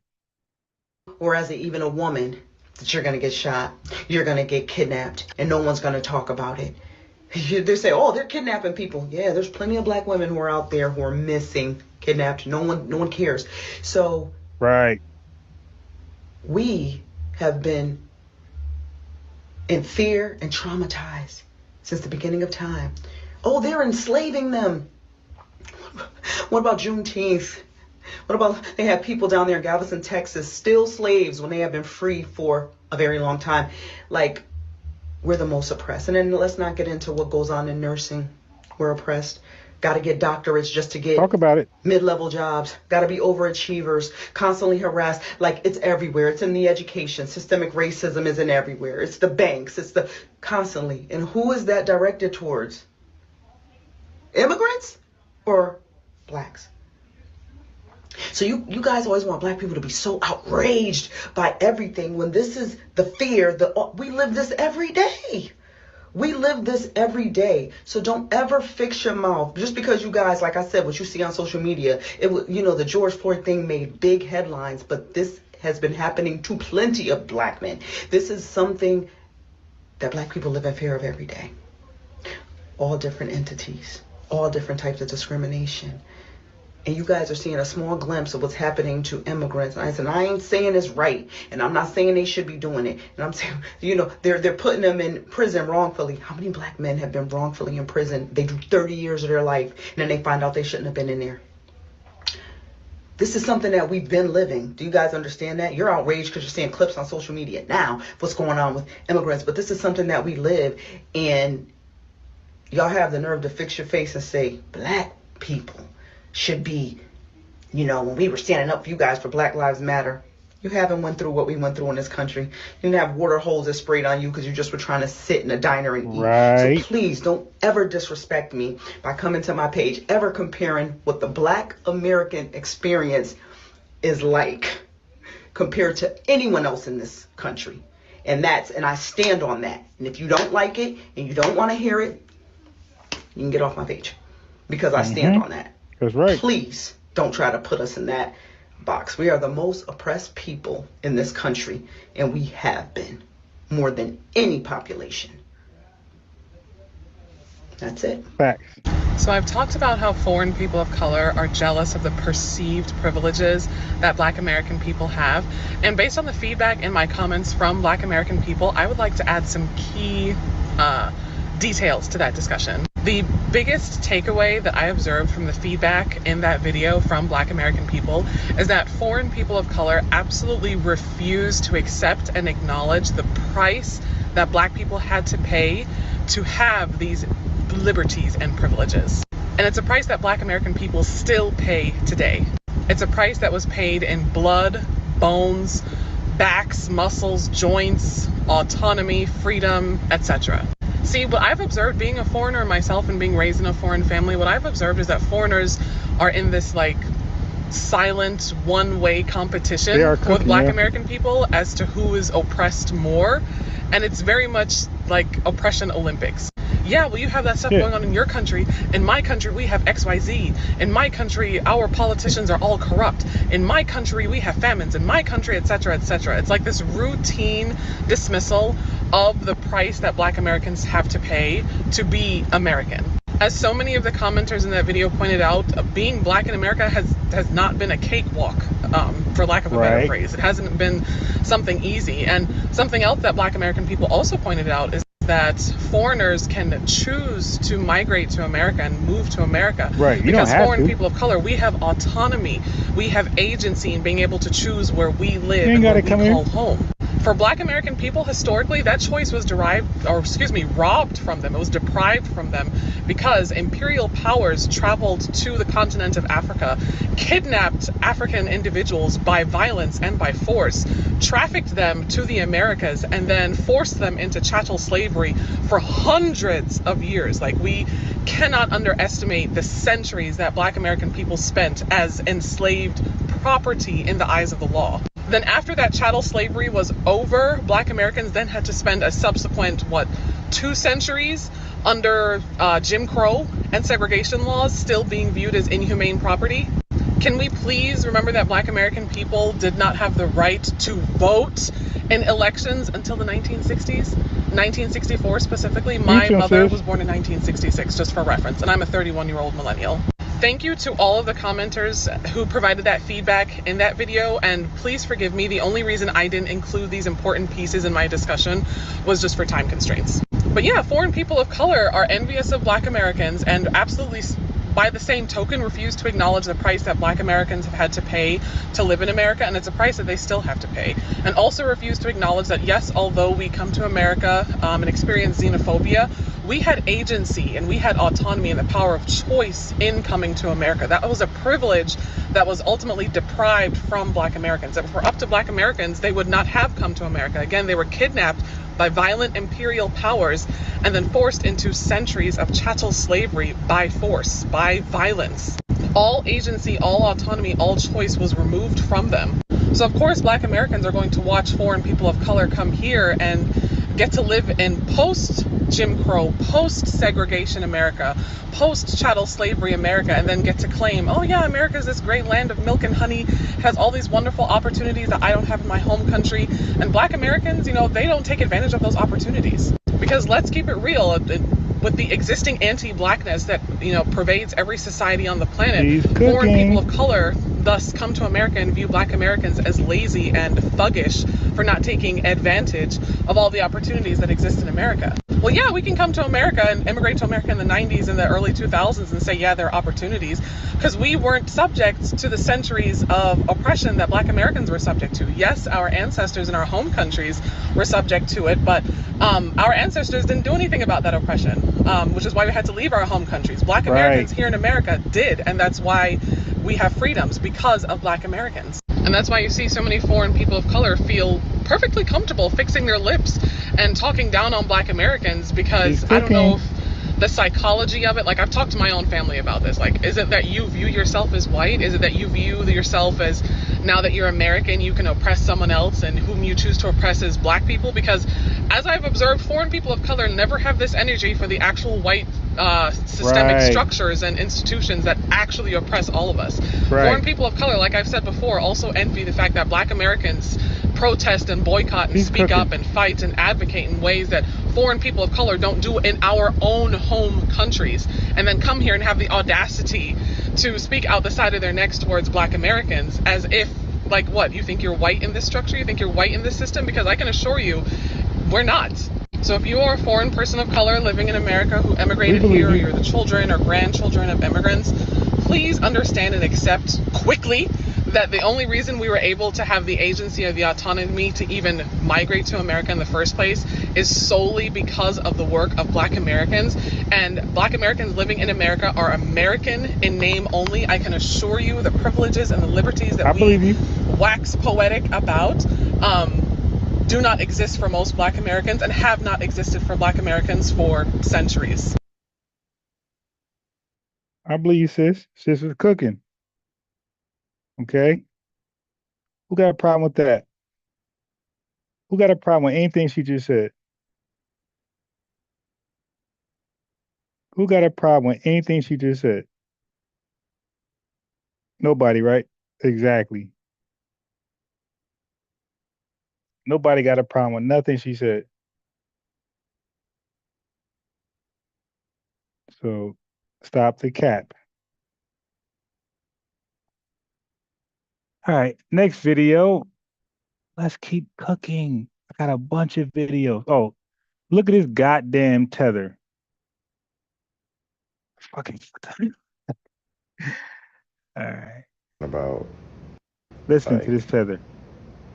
Black Americans and how basically they My fault. My fault. My are fault. not My fault. My fault. happy that Hold on.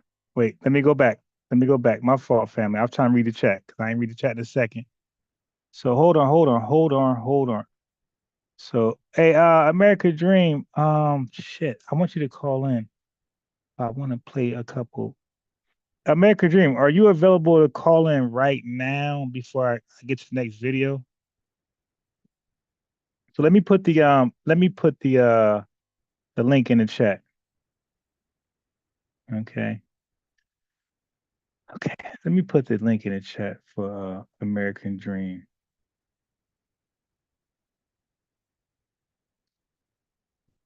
I got you. Right. American Dream. And I'm not saying we're gonna talk for 2 hours. It might be 20 minutes, it might be 30 minutes. But I had some stuff for you based on our last conversation. So American Dream, can you just click the link? Because you said 3 o'clock, it's 3 o'clock. I'm 3 minutes late.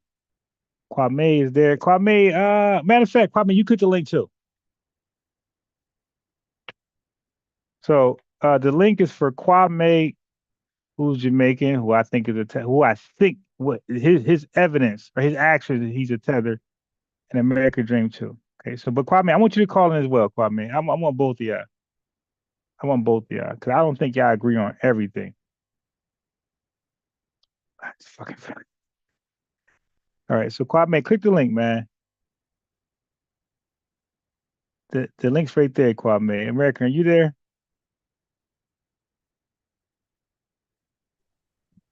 Yeah, bro, I'm here. Hey, Kwame, click that link because I want to because we were talking yesterday. I asked a few questions about the IQ thing, and matter of fact, you know what's great? Let's watch the Nick Fuentes together. A reaction, live reaction between me and you. I didn't prep you. You didn't prep me. I never seen this before. Somebody showed me this. I'm thinking they're on the same side, but we can watch this together live. Candace Owens and Nick Fuentes, right? And because it's kind of like still goes on what we were talking about yesterday when I asked about the IQ shit. All right, so hold on. So Nick Fuentes Yeah, apparently just had a know that comment. it's just that I'm driving, so I won't be able to read. So if you want me to read anything on the screen, I won't be able to. Okay, So I'll as just be long able as to listen. yeah, so this is beautiful because we got Kwame in the chat too, and I don't think y'all agree on everything. Obviously, we don't agree on everything. Now, there's some look surprising to you. There's some things in your position that I agree with. You don't know that because we didn't have this conversation before. But there's some things you're going to say that I'm going to agree with. I'm going to add context to it, obviously, but I'm going to surprise you. All right. So once Kwame is here, I'll play the video. Kwame, let me know when your microphone is unmuted. Hey, what's up, bro? All Ashe. right. Hey, man, peace. Ashe. So peace to you, peace to American Dream. Even though we disagree on some things, I would say I appreciate you guys and I respect you guys to a different degree because you actually call in regardless. So basically, you stand on what you believe. There's so many content, and you guys like American Dream said, he's not even on live like that.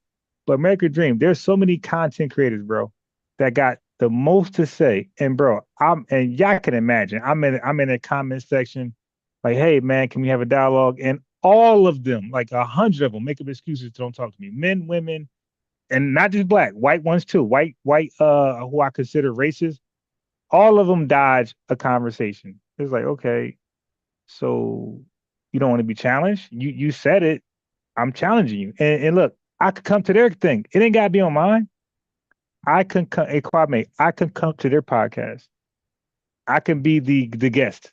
And they still be like, nah, I'm good. So I'm like, Damn. what's the point then? Yeah, what's the point? You just say shit and don't want to be challenged? Okay. Yeah, I think that's kind of weak. You That's don't want to be weak. challenged. That's weak. So all of us are old adversity. So you got thoughts, I got thoughts, American Dream got thoughts, and all of us need to be challenged. Mr. Louis Farrakhan said it many years ago. He said, adversity is expected. When you have, I'm paraphrasing, he didn't say this shit verbatim, but adversity is what you need to expect when you have a thought-provoking idea, right? That's going to ruffle feathers. You got to expect challenges, basically. That's what he said.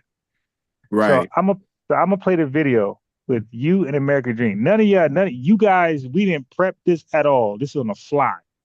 All right. So we're gonna communicate. As you can see, I talked to American Dream yesterday. American Dream gave me some viewpoints I disagree with. I didn't call them names. I didn't call them Tether. I just, all right, bro. I'll talk to you tomorrow. And we arranged a time. He's here. So we're beyond calling names and shouting. And look, we're beyond that. We're just having a conversation. That's it. And guess what? If you disagree, fine. If I disagree, fine. We don't need to go to the shouting, calling names. Like we could move. You know what I mean? We could agree to disagree. And I'm cool with that. I'm not insecure. I don't care how you guys believe when you hang up. You guys don't gotta believe like me. I'm secure as hell in my position. And I'm sure you guys are too. All right, so I'm gonna play the video. This is new to me. I never seen this before. I don't know if you did or American Dream. Have you guys seen this dialogue with Nick Fuentes and Candace Owens? If you did, it's okay. I'm No, still gonna play it. I haven't seen it yet. I just seen like they back and forth banter like, but I haven't seen them going back and forth. I didn't even know they had a conversation. American, you seen this? I'm still gonna play it for you. See. I've been meaning to watch it. I actually started it, but then I had to Okay. stop. So I didn't really see much of any of it. But I've been meaning to watch it. All right, well, it's beautiful. You dig? They call this the Majora spirit. We all here together about to watch it together, and I might agree with American Dream. I might agree with Kwame. Kwame might agree with American Dream. Or we might just be all out, everybody for themselves. All right, so I'm gonna press play right now. You think that it's all Black people are like this, or if your world is kind of colored by this is what's going on in America, this has failed for 1,000 reasons. Welfarism has definitely, Black people in 1940s stand up. My grandfather, I talk about that denigration and the corrosion of culture. Yeah. That's happening. White, Black, whatever you want to name it. And anytime you guys say stop, I'm gonna stop. So it's not about just me. You guys are part of the podcast as well. So you guys can say stop the video. I want to say this, or did you hear this? So we're all equal. So right now, I'm equal to American Dream. I'm equal to Kwame. So when you guys say stop, I'm gonna stop it. Intentional corrosion of culture. So do you think it's literally, well, this is just what a Black person is when they come out? Or do you think that post welfare, LBJ, Great Society, this is what Black Americans have become, and I have a right to respond to that and say that as a white man, I don't want to live there? Well, I think it's more nature than people would like to believe. There's this classic tension of, is it nature, is it nurture, is it cultural, or is it intrinsic, is it racial? And I've always been on the latter side of this among conservatives. Conservatives like to say it's all culture. Black America is the way it is because of hip hop music and the Great Society. And so, American Dream, do you believe it's all culture?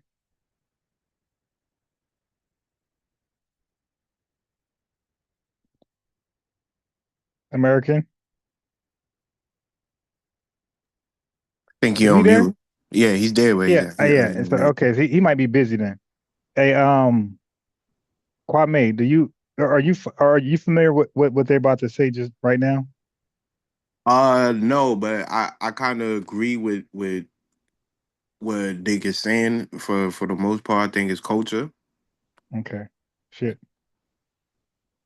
I think we have adopted certain stuff from being under the yoke of the white man.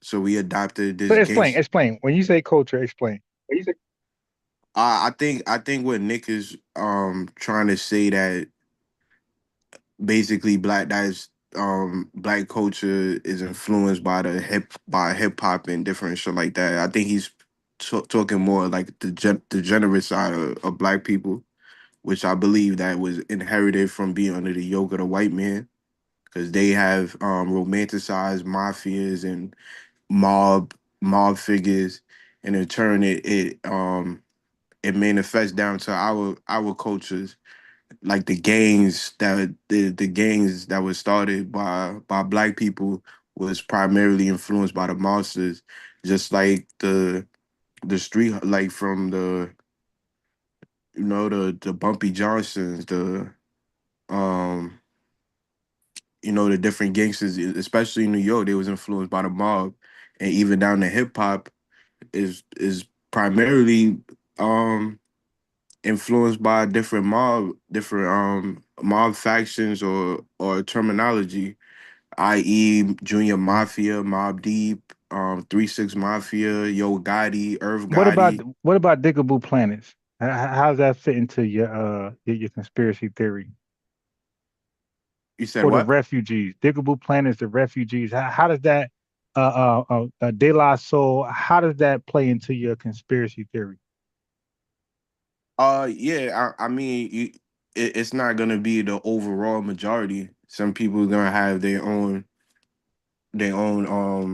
things things how they go about things. But I think primarily black people, especially in America, is influenced by What about Big Daddy Kane? What negative influences or Bismarck Key, um, Rakim, Lord Jamar, and the Tribe Called Quest? All these folks.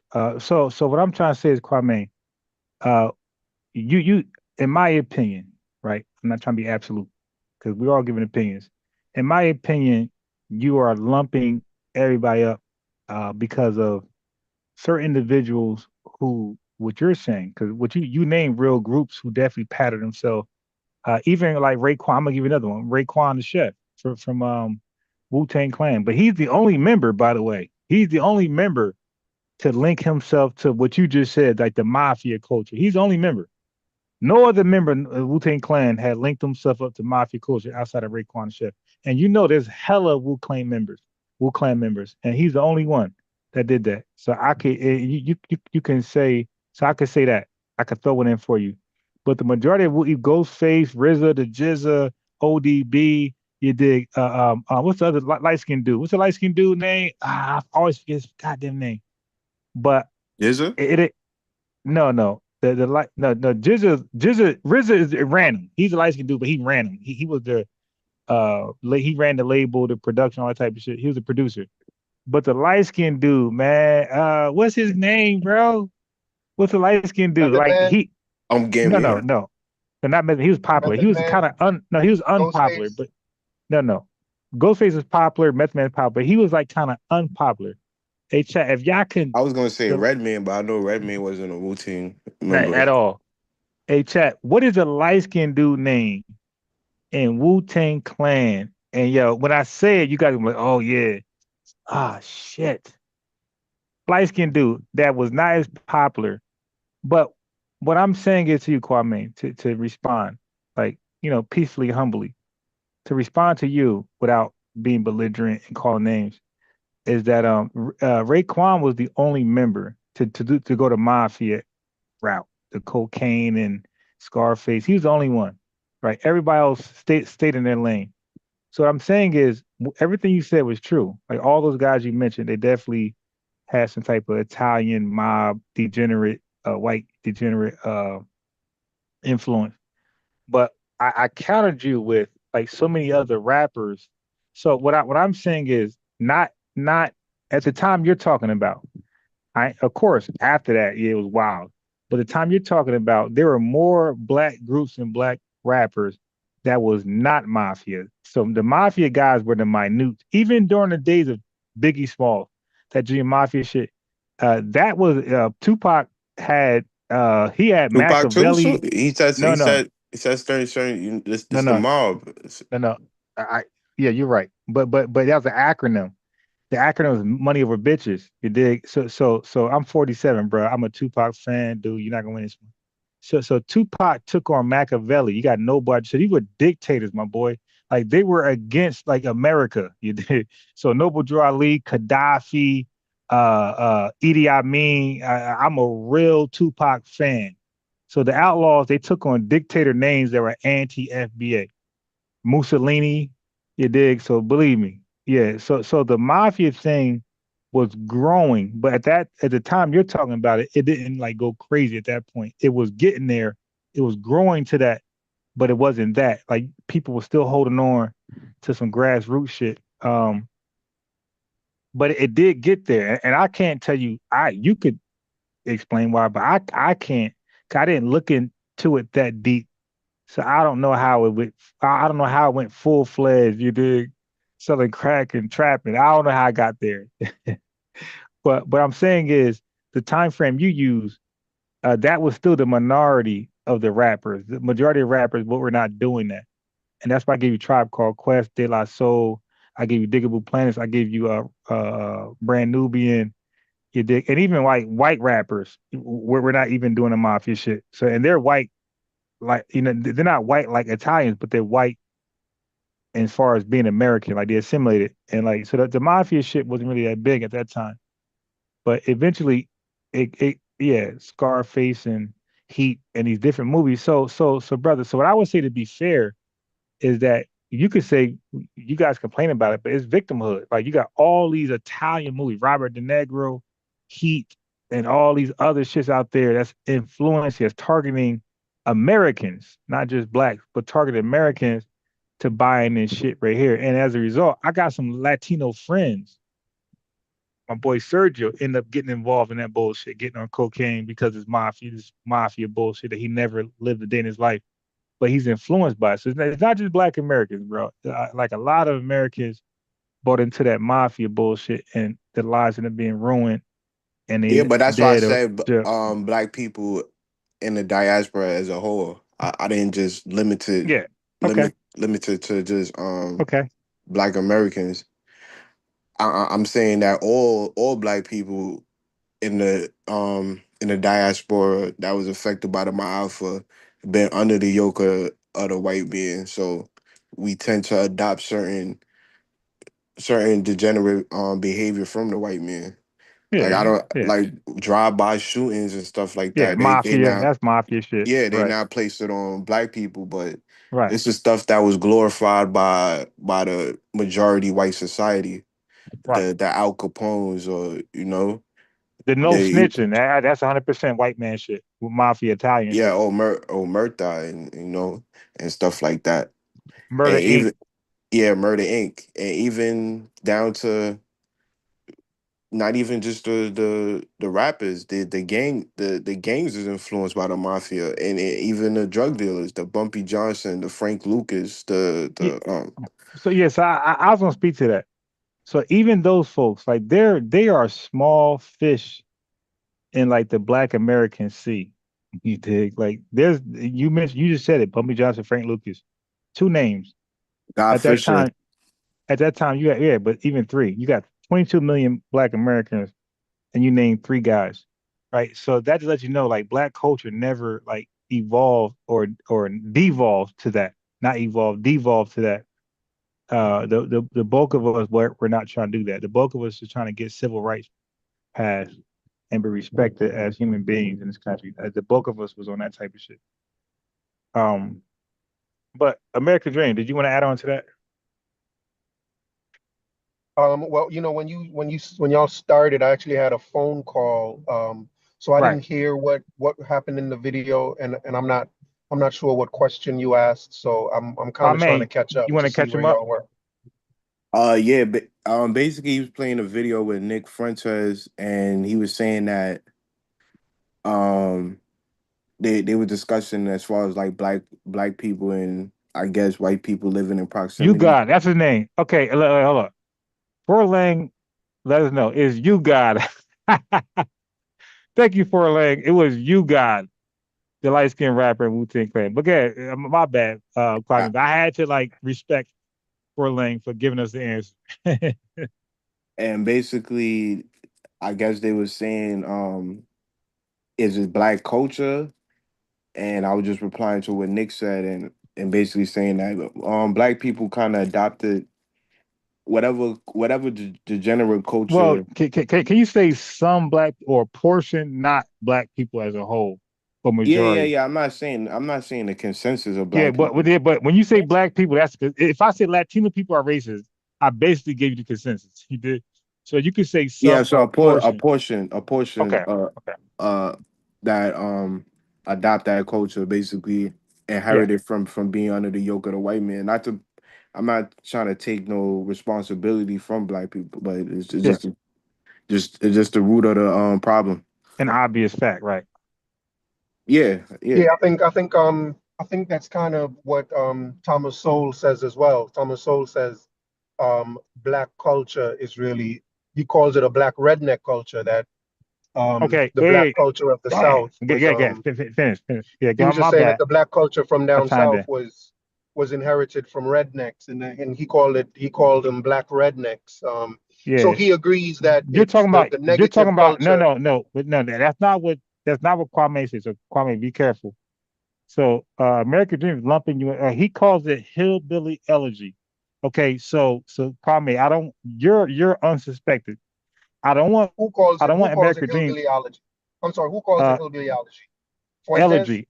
Thomas Sowell. Okay, he Thomas has a Sowell, book called Hillbilly. Yeah, yeah. So I don't.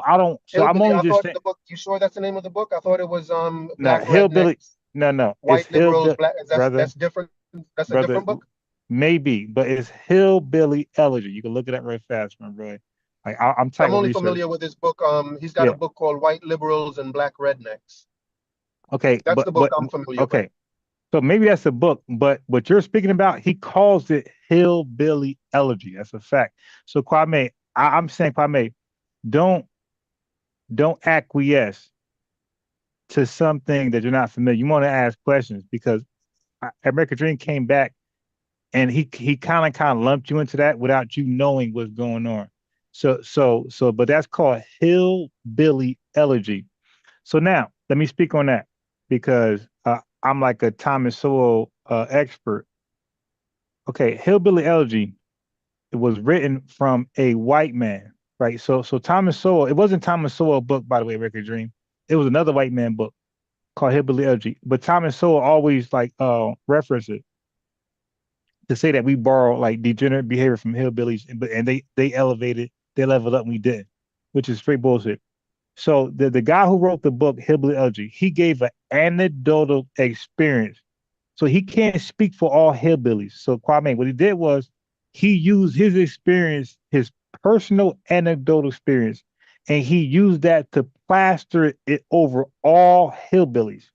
Now he's against social programs, but he admitted that he was poor and he had to use a social program and welfare to get on his feet to become an educated man with a career. So he used the same social programs that he now kicks to the curb when other folks want to say, "Hey, I need that program." So that's what hillbilly elegy is about. Okay, so I just want to give Kwame the overall picture before he concedes or acquiesces to what you're saying. But American Dream, you can finish.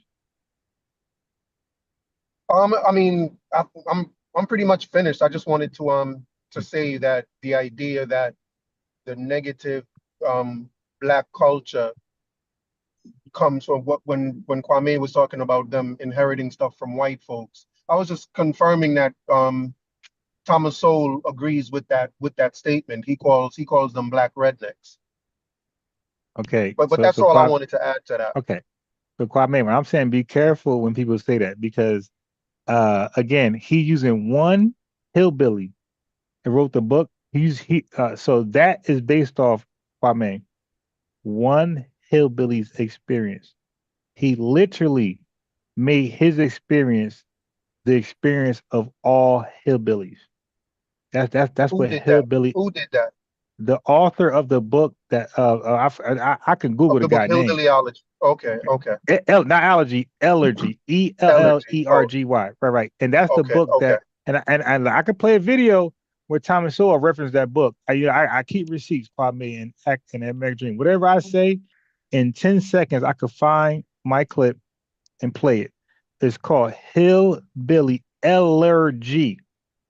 It But was you're not debunked but a you're not thousand times over. suggesting that but you're not suggesting that Thomas Sowell's work is only based on hillbilly or whatever No, that. You're no, no, not no, suggesting no, that no, Thomas Sowell's work no. is Ti- only no, based on that work.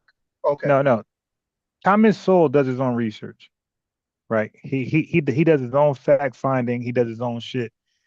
He's different than most black conservatives.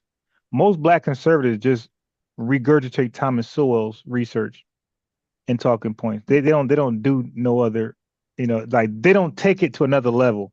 They just read that whatever he found, they just recite it and just say it in a platform like this. But Unbiased Ron is very familiar with Larry Elder talking points, Candace Owens, and Thomas Sowell. I studied them to like the umpteenth degree. So I would know if you say something, I would know where you got it from. Larry Elder, Candace, Thomas Sowell, people like that, Jared Taylor, people like that. But okay. So I just want to respond, and then you guys can go. We're gonna take turns. So I want to say that Kwame, I sense that he was pinning black culture and black rappers to the mafia thing, and that's why I had to mention other rappers who did not go that way. You got Mos Def. So many rappers. Matter of fact, the Italian rappers, the mafia rappers, the Junior Mafia, they were the minority. When Tupac used mob, that was an acronym for money over bitches. It had nothing to do with mafia. He used the acronym, he used a mob acronym and made it about finances over sex. Okay.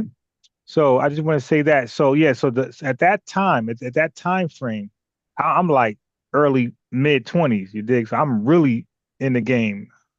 All right. So I know, and I'm FBA. So I know I bought a lot of albums, Wu-Tang, Tupac, everybody you name, I got all their shit. And that mafia thing it did not even pop. You had a few people who Scarface, you dig, from the South. Yeah, he jumped on that. Okay, but you got that did not go viral, bro. By the way, you had a I'm few. including when I say the mob and the mafia influence, Okay. I'm including gang rappers like Snoop Dogg and to some extent Tupac, because Tupac was a member Yeah, of but Mob gangs is Piru. not. Yeah, but see, here's the thing though. Gangs is not exclusive to mafia, right? Gangs has always been in existence because I could even say tribalism in Africa. I can say that's technically gangs. You dig? So, Yeah, so but yeah. what I'm saying, the way the gangs the way gangs are structured in in in America, for instance, is structure usually like a mob type. No, Um, no. I would disagree because mafias are built on family. So gangs, I could be from New York and I could join a Cali gang, Chicago, Cali gang. Mafia is not like that. Mafia, you had to be tied to the family, right? Tight. So a person in New York, I'm because not gonna say I'm not saying it's one for one correlation. Of course, you're gonna yeah, have but then that's a stretch. Then what I'm saying is like you can't draw no real correlation between the average black gang and the mafia. Like that's really chasing because the mafia's thing was about family, about blood, and because you had different mafias that were beef with. It was a family thing. So you would have the like this Frank family against the Luciana family. So it was family versus family. It wasn't just like street dudes yeah, joining. but even the sets in the gangs, they consider they self family. They No, consider no, no. if I listen. I hear what you're saying, but again, that didn't start with calling people family was a black thing before the mafia, before the Italians got over here. We always consider ourselves family over here. So yeah, I think you're like chasing. You're trying to manipulate history, trying to revise history. We always call other black people family from slavery on down. So so mafia did not introduce that. Mafia thing was, the lineage based thing, the lineage thing we doing right now. The mafia did that, so that's more of a connection there. But just say the word family because that's part of our lexicon, dude. So yeah, that's not mafia uh uh lingo at all. Like they literally had to prove you was bloodline to this family, or you cannot get in. yeah, I'm not saying it's a That's a direct. big difference. I'm not saying it's a one for one correlation. Of course, you're gonna have variation, especially when you're doing something. Um, imitating something is going to be some form of variation, some form of variation to it. And I'm not saying that the the mob started the term family or anything like that. I'm just saying from a game perspective, if you're rolling 60s in New York and a Rolling 60 from Yeah, Los J.D. Angeles. Vance. Thank you, African community. I'm just replying to the chat. Yeah, J.D. Vance wrote the book. That's for American Dream. So American Dream, the book Hillbilly Elegy that Thomas Sowell always referenced was written by J.D. Vance. Thank you. So Vice people President? here fact, huh? The vice The president? Vice No, no, President, no, J.D. no, no, Vance? no, no. J.D. Vance is just a private author who wrote the book Hillbilly Elegy. Like that was his life experience. So J.D. Vance, when he wrote the book Hillbilly Elegy, that was his personal anecdotal experience that he plastered onto all hillbillies. That's like you speaking for all Jamaican Americans. You did like that. That wouldn't be genuine. That's like me speaking for all Black Americans that could tie that lineage to But you're slavery. not Like, talking, but is this the same J.D. Vance that's the Vice President? nah, I don't know. I don't know. I don't get me lying. I don't know. But Okay. but but the guy name is J.D. Vance. I can't tell you. I didn't know. I don't know vice presidents. I know presidents to a certain degree, not all of them, but I definitely don't know vice presidents. So I Yeah, couldn't I tell think you it's either. more, if I can, I think it's more, because if you remember hip hop came out of a black street gang, the Black Spades. So I think that, and I think the Black Spades, they were more emulating white street gangs rather than the Mafia, because they dressed like white street gangs, dressed like the Black Spades and other black Oh, street the Black gangs Spades from wore those Brooklyn. leather jackets with SWAT. Yeah, they wore them same type of jackets that white street gangs wore with the SWAT stickers on it. Like so if anything, instead of emulating the Mafia, they were more trying to be kind of like those white street gangs.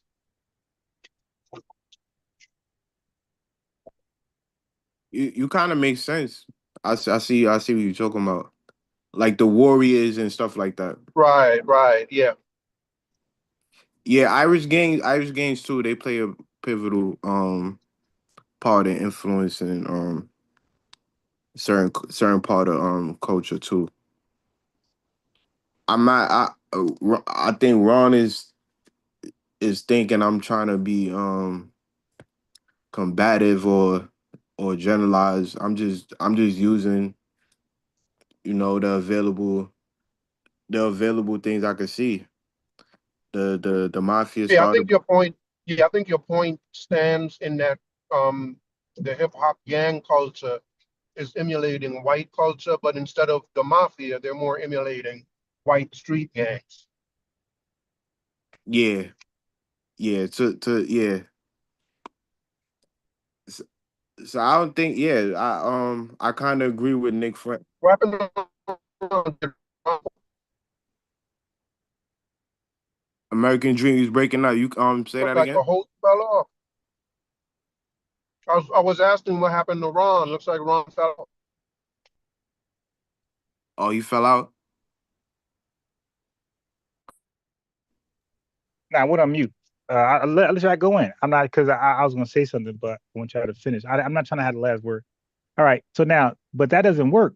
So American Dream, what time frame are we talking about where black gangs were emulate where hip hop was eliminated was emulating white gangs or white culture? Give me the time frame. This is American Dream only.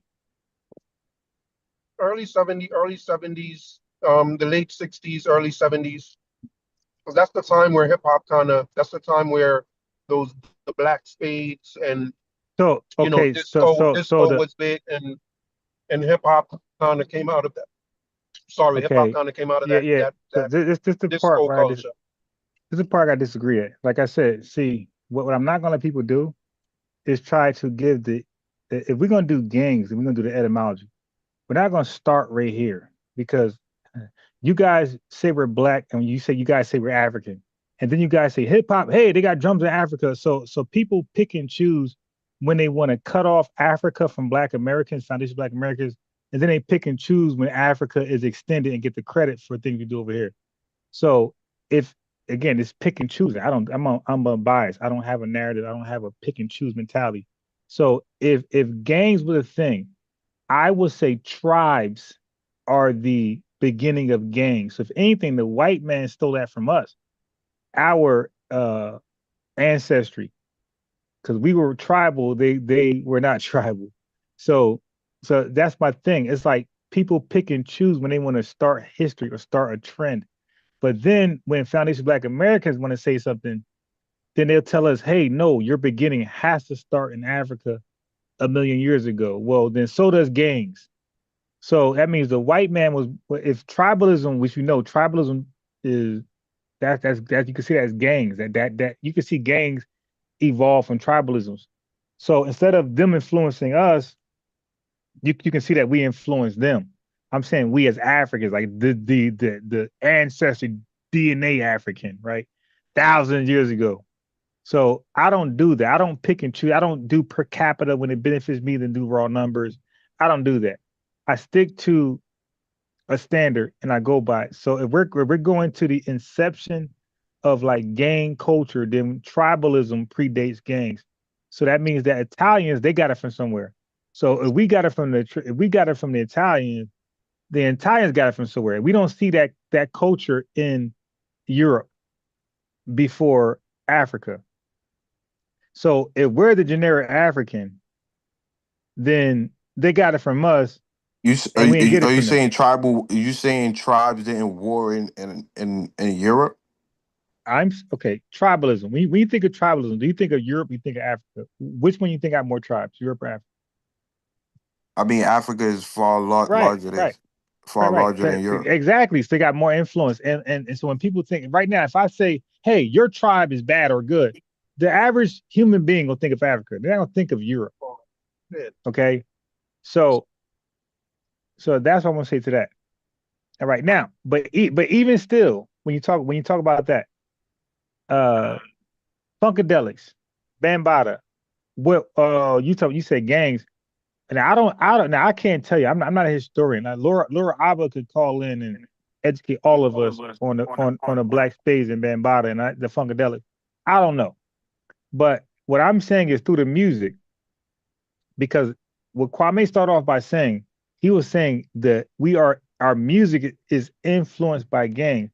And back to you, Kwame, the same folks you called the Black Spades as gang related, influenced by Mafia, their music did not reflect gang culture at all. I didn't say the Black Spades was influenced by Mafia.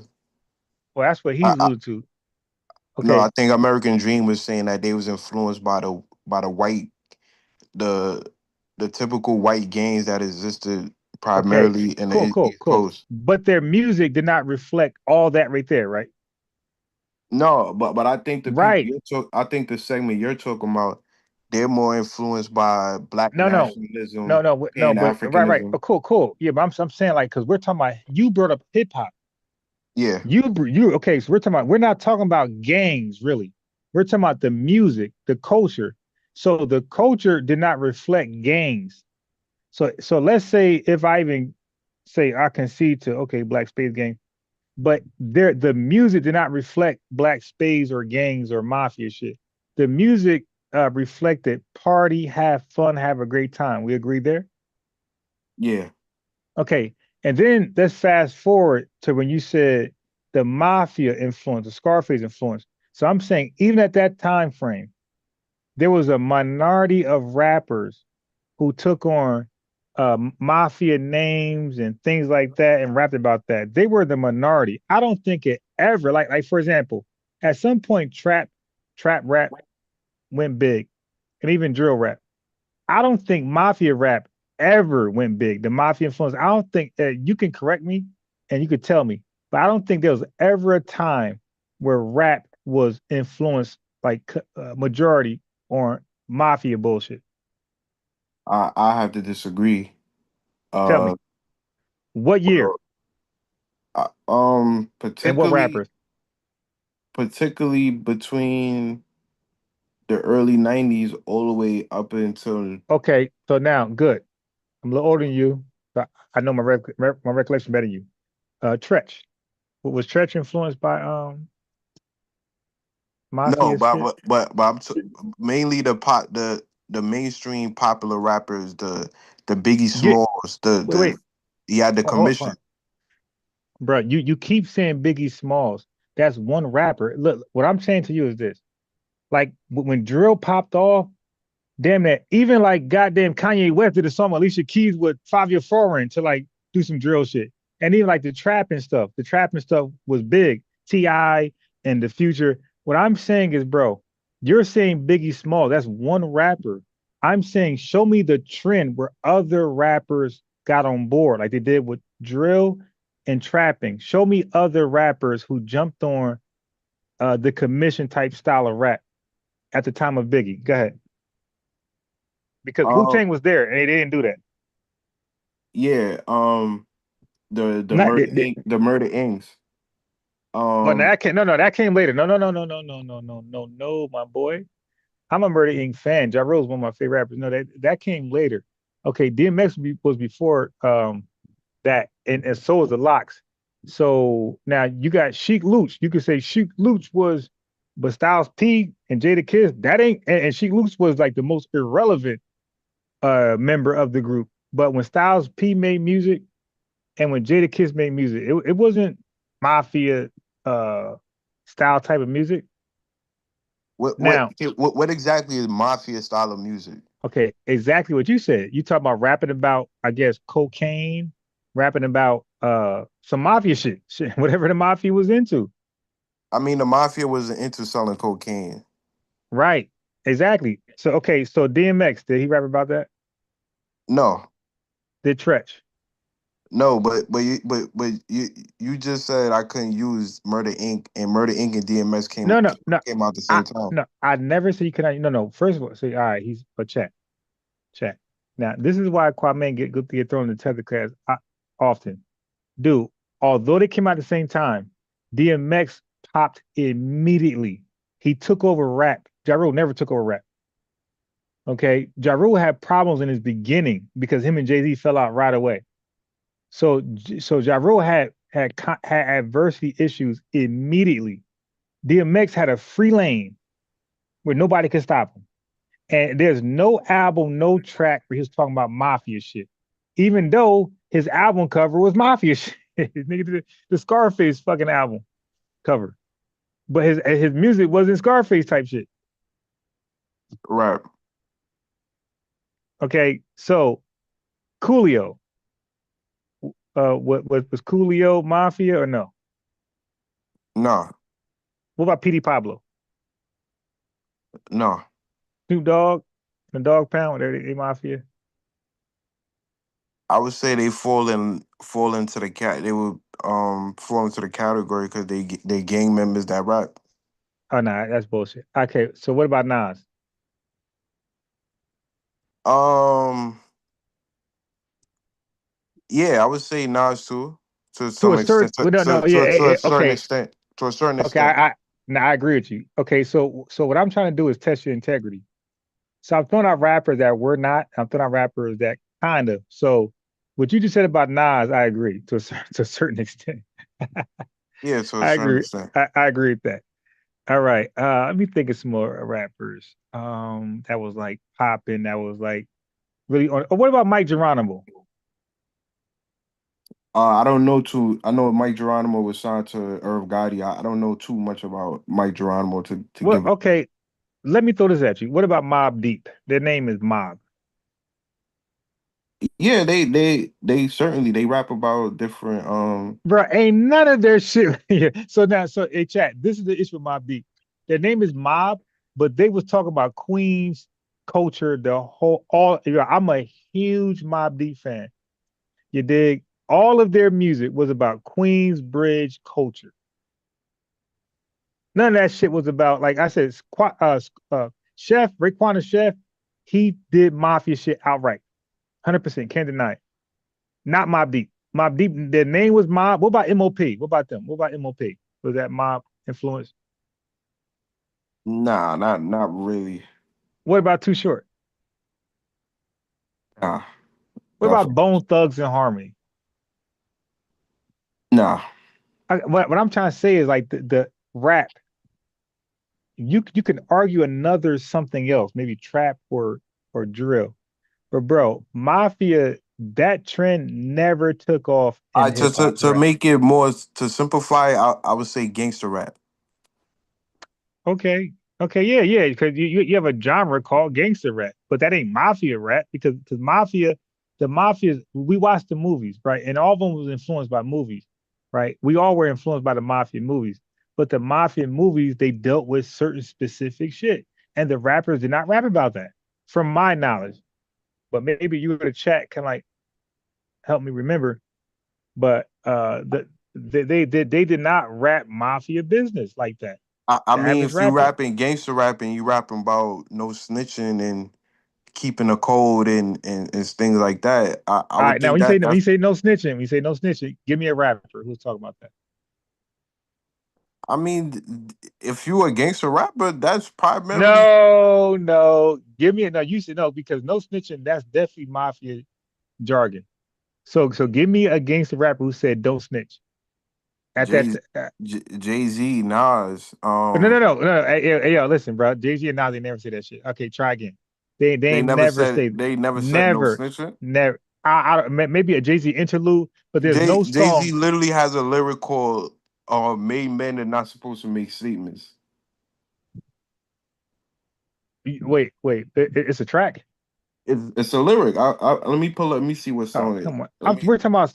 Okay, dude. Listen, dude. All right. See, here's the issue, man, brother. We're on different um floors of the skyscraper, bro. What I'm saying is this: rappers were influenced by mafia culture, bro. The whole song, it wasn't a slick lyric, bro. You know how many times we skip past lyrics that's like fancy, and we got to get a like somebody to like do a video to break down what they said, but it missed us completely. What I'm saying is, give me the Jay Z and Nas song and other rappers' songs that was mafia oriented. Now, When you Nas say got a little more than mafia Jay Z. origin, what exactly you mean? Mafia culture, the hits. Yeah, what mafia people do that's like from movies. They send out hits. They sell coke. You dig? The Shit like mafia does that. not sell the mafia do not sell cocaine. And what do they sell? They extort people and do loan Okay, sharking. cool. So give me the Nas song where he's extorting people and doing loan sharking. I don't know. I don't know about. I don't. I'm Okay. not aware of So that. give me the Jay-Z song where he's extorting and doing loan sharking. I'm not aware of that. But they Oh may boy. not be primarily influenced by being loan sharks and things like that. So they might pick up Like other what? to get revenue as far as sell drugs. But the overall arch of no snitching, Okay. the So gangster the gangsterism like that. what Nas song was about no snitching? Uh, like this, the whole song, the entire song was about no snitching. Yeah, no what? Give me a lyric where he said no snitching. Give me what you did with Jay-Z. Give me a lyric of Nas saying no snitching. Give me a lyric of a song. Cause I know it ain't there. You talking about a Nas fan Um, here. Give me the Tupac song where he said no snitching. well, Nas has a song called "Snitch Alibi." What it's about. About Because snitches. no, but he tells It's- stories though. yeah, it's He tells called. stories. No, but Nas tells stories. So okay. Oh boy. So Nas tells stories, and the stories are just for the audience. It's not like they're not like they're like it's like a movie. It's like fictional. Yeah, He tells he's stories, rapping about a snitch having an alibi and telling on people. and then what happened? What you mean? And then what happened? What happened to the snitch? He's just rapping about a snitch, and he just and So he what was even the end talks result? about No, wait, stop right there. So what was the snitch? What was the end result of the snitch? The basically snitches get the stitches. way basically to stay away from a snitch because he's gonna use you as an Oh alibi. man, yo, I could dude, I could put the song I could put the song in the back. wait, before you do that, what album was that on? Let me see what album is Oh Snitch Alibi boy, on. chat, watch this. And this is gonna prove Hey my Ron, point. Yes. because I'm trying to Hey, you figure breaking up out badly, what bro. your underlying point is. How do, Yeah, let me mute then. It's on Untitled. It's on Untitled. okay, what album? I just told you the album was called Untitled. It was What year released was that? 2008. Man, get done. He retired. All right, look. Hey, yo, listen what I'm saying, bro. You made the claim that hip hop was influenced by mafia culture. I say, and I preference it to gangster rap. But Okay, let no, American Dream jump in for so let him jump in for well, us. he's breaking up really badly. All right. So anyway, let's just move on. Right. So Am when I still America, breaking? Am I still breaking up? nah, you sound good right now. No, I'm just trying to figure out like what your underlying point is. Sounds like you're saying that hip hop culture does not come out of gang culture. Okay. So no, it does not. Is that what you're saying? Yes. The hip hop culture does not come out of gang culture. I know that for a fact. And then Because secondly, most people that talk about the history of hip hop, they start the history of hip hop with the Black Spades, and the Black Spades were a street gang. yeah, but Um, what? Okay, now my pushback to that is what lyric? Because listen, you're saying but hip Black hop Spades. culture, hip wait. hop culture is American not Dream. just Hold about on, relax. lyrics, Wait, though. slow down, dude. Hip hop culture Listen, is not just about lyrics. American Dream. Slow down. Other than them admitting to that, we only know who they are by their music. We only know who Snoop and all the folks you mentioned and Kwame mentioned. We don't know their personal upbringing until they say it later when they get big. All we know them by is their music and lyrics.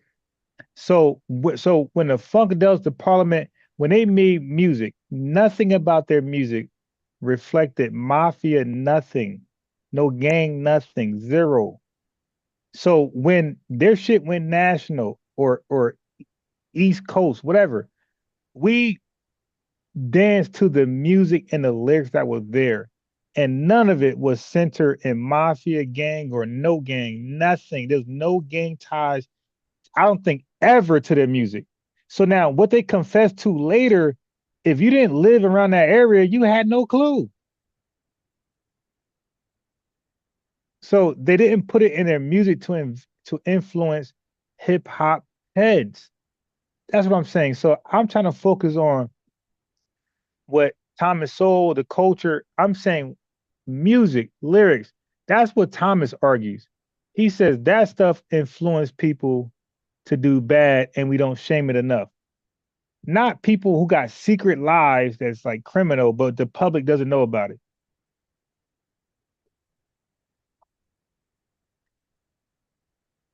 Yeah, his connection is bad.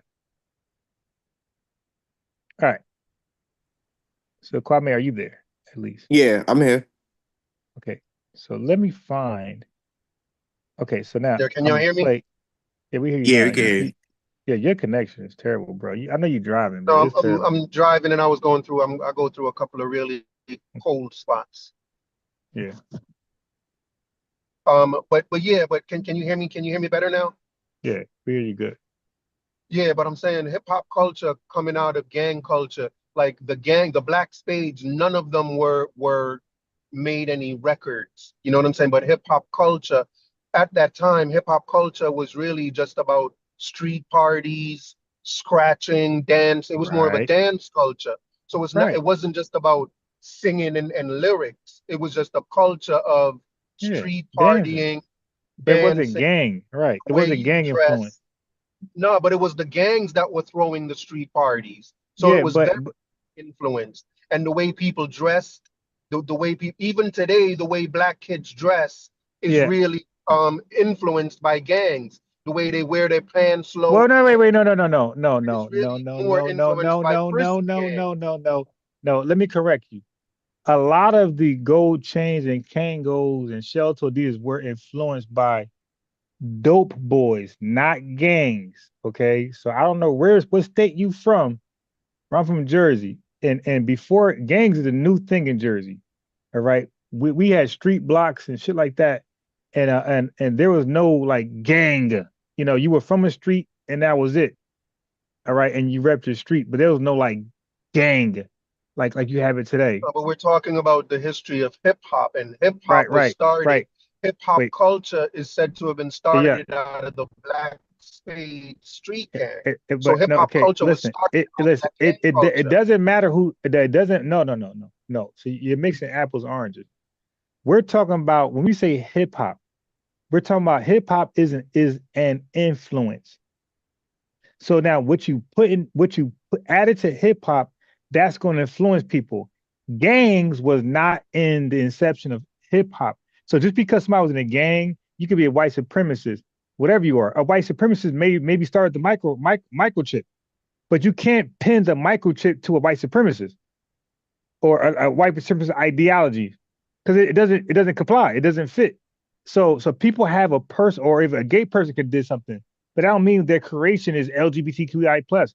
So just because somebody had a way of life, but if you don't introduce it to reflect your way of life, then it doesn't tie to your way of life. So if these guys were Black Spades and street gangs, when they did music, none of their music represented their street gang life, like you're saying. It was about Right, they were party more listening. something. They were listening to disco Okay, and right. So wait, but don't forget. But slow black down. music. They weren't creating Okay, music on their okay, own. slow down, Their slow down. But we're culture, the hip talking. hop. Yeah, but we're talking about. See, I hate when I got yellow over folks. Dude, you're hopping into me and Kwame argument. We're talking about influences by hip hop, early influences. Early hip hop, like you just said, did not influence gang culture. That's you. Everybody No, agreeing. We all agree. I said gang culture influenced hip hop. Hip hop Did came it out of gang culture. okay, watch this. I mean, now we're just talking in circles. Dude, did hip hop influence did hip hop have a gang related message at that time? Yeah, the way they were. Yes, the way they were All right. dressing, the way people No, no, dress. no, no, no. Now I'm talking Yes. no, I'm talking about wait. Okay. So let me back up there. Let me back up because my question kind of been a little vague. All right. I'm talking about the folks you mentioned, the Black Spades. They were not dressing like that, bro. They were dressing like Spades were spacemen. a gang. They were a Okay. gang. Hey, American Dream. I'm trying to deal with you fairly. You're yelling shit. You're not listening to me, and this when you go on mute. I'm past that. I'm not even denying that. I'm moving. I'm trying to add some context, and your purpose keep going back to that. Fucking my message up. You're like, you know what I mean? Because you keep I'm trying doing to that. see what your message is. I'm trying to Okay, understand. then you what gotta you're saying. shut up and listen like I did for you. When you did your thing when Kwame, I was quiet. You guys were like, yo, where you at? Did he fall off? No, I'm listening. It's called listening. I went on mute so I don't interrupt you guys. I wanted to actually listen to see where you're coming from. So I could like really respond. But you're not doing that now. Okay. So what I'm saying is, because you said clothing, bro, that came later. The same people you're talking about that were in gangs, the way they dress in like spacemen, Martian shit, bro. They didn't wear no gold chains, Kangles, or shell toes. That came later with Run DMC. So the average rapper, Curtis Blow, all of them, they dressed up in costumes like the Parliament, the Funkadelic. That's how they dress. It wasn't like Run DMC, like those guys changed the dressing. And yes, they emulated Dope Boys, but they came later. The beginning of rap, they did not dress like Dope Boys, or they did not talk like Dope Boys. They didn't talk like gang members. They lived a life, but when they produced music, the music was opposite of what the life they lived. That's what I'm saying. What do you guys say to that? Shit.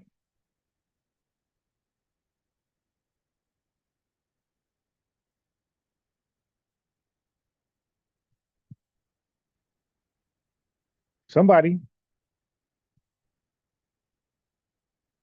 So American Dream connection might be bad. Kwame, can you respond to what I just said? You said you're basically saying the dope boy culture was more influential than the gang culture. But I'm saying the dope boy came later. I'm saying the influence in hip hop. It was definitely there, but it came later. Yeah, I kind of agree with both of y'all to some extent. but see the we're point. giving time, but we're giving time frames though. Like, how can you agree with both of us when we're like talking apples oranges? What I'm saying is this: I'm saying whatever street life the parliaments and funkadels live, the public knows nothing about that. What I'm saying is when they produce Yeah, music, I agree. That's the point. That's the point where I'm trying to say. okay, When you say but that listen, I could listen. have 100. Okay, Oh, go ahead. right. So all I'm saying is this: whether they were gangs or not, did their music reflect gang culture?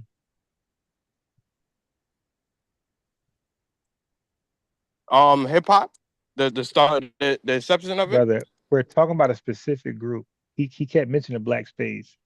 I'm saying when that Black Spades produced music, did their music represent gang culture or the party life that every Black American was into? The Black Spades did not produce music. Yeah, the What? Black Spades kind of faded out when hip hop started, and Wait. The and the I, the, I the think the Black Zulu Spades Nation kind with of took Bam. over. Okay, cool. All right, here we go. Like I said before, I have a disclaimer. This ain't my field of expertise. It's right here. I'm listening to you guys and I'm responding. Okay, so the people who produce music, were they influenced by Black Spades, American Dream? They were influenced by Black Spades through the parties that the Black Spades were Bro, making. I'm The just Black asking Spades a were simple, throwing bro. street Look, parties. okay, dude, Can I let me just finish? No, you're doing okay. See, that he just want to be disingenuous. Now I gotta mute you. I mean, I just asked a simple fucking question because I'm trying to put it all in context. Did anybody hear me say something that was wrong? I said, hey man, they might have been in street gangs. I mean, I'm sitting here asking a simple question, and he could never say, and then he get mad when he get muted or blocked.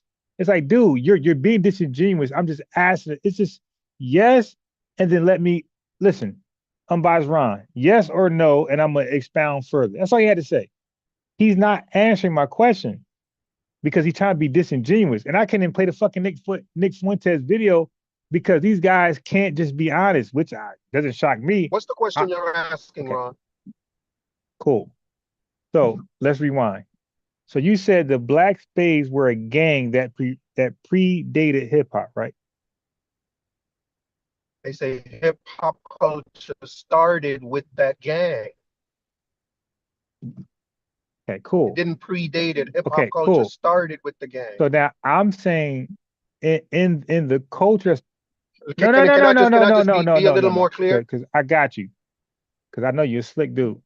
So I'm saying now, what part of the gang culture was expressed with hip hop? The street parties, the DJ stuff, scratch. Jesus dude, Christ. are you that ain't got? All right, dude, I'm about to throw you off. That has nothing to do with hip hop, dancing and scratching. All right, let me throw you off. No, gang. Let me throw you off though. Let me throw you off. Okay, so now Kwame's on mute. He's busy, whatever. Okay, so he's purposely being stupid. He's purposely being stupid. Okay. So an illegal immigrant from Mexico who come to America, it doesn't, so when he started a business, that don't mean his business is going to be based on illegal shit just because he's illegal. He can do a legitimate business that's like upstanding and actually pays taxes, but his status is illegal. So you can separate the two. So what American Dream is trying to do, he's trying to connect the two when they're separate. So I keep trying to pin him to it, pigeonhole him. Hey man, you're saying a street gangs popped off hip hop. I had no problem with that. Fine. I don't know the truth. We need somebody, Laura Abba, that knows more about that. But I'm not even arguing. I'm arguing logic. Okay, cool. So now, did they express their street ties, their street culture in that hip hop? That's a flat out easy question that he will not answer. He keep filibustering. Hey, can I say something else? No, just answer that question. I'm trying to build. He knows where I'm going. I'm saying whatever there's an expression. Whatever you do at home stays at home. You don't bring it to the public.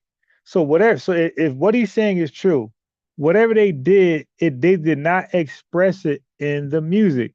This nigga just said DJing, partying, and scratching. That's part of gang culture. All right, get out of here. Get out of here. What the fuck? Okay, then you got to show us that in advance then. Just making up shit. So I try to give these guys chances to come on here, have a dialogue without feelings, without calling names. But you gotta try to be honest as possible. You can't come on here undermining, being disrespectful, and try to force the blame. We ain't doing that. Now, I'm look, chat, and Kwame's still here. I'm setting these niggas up for Jamaican culture.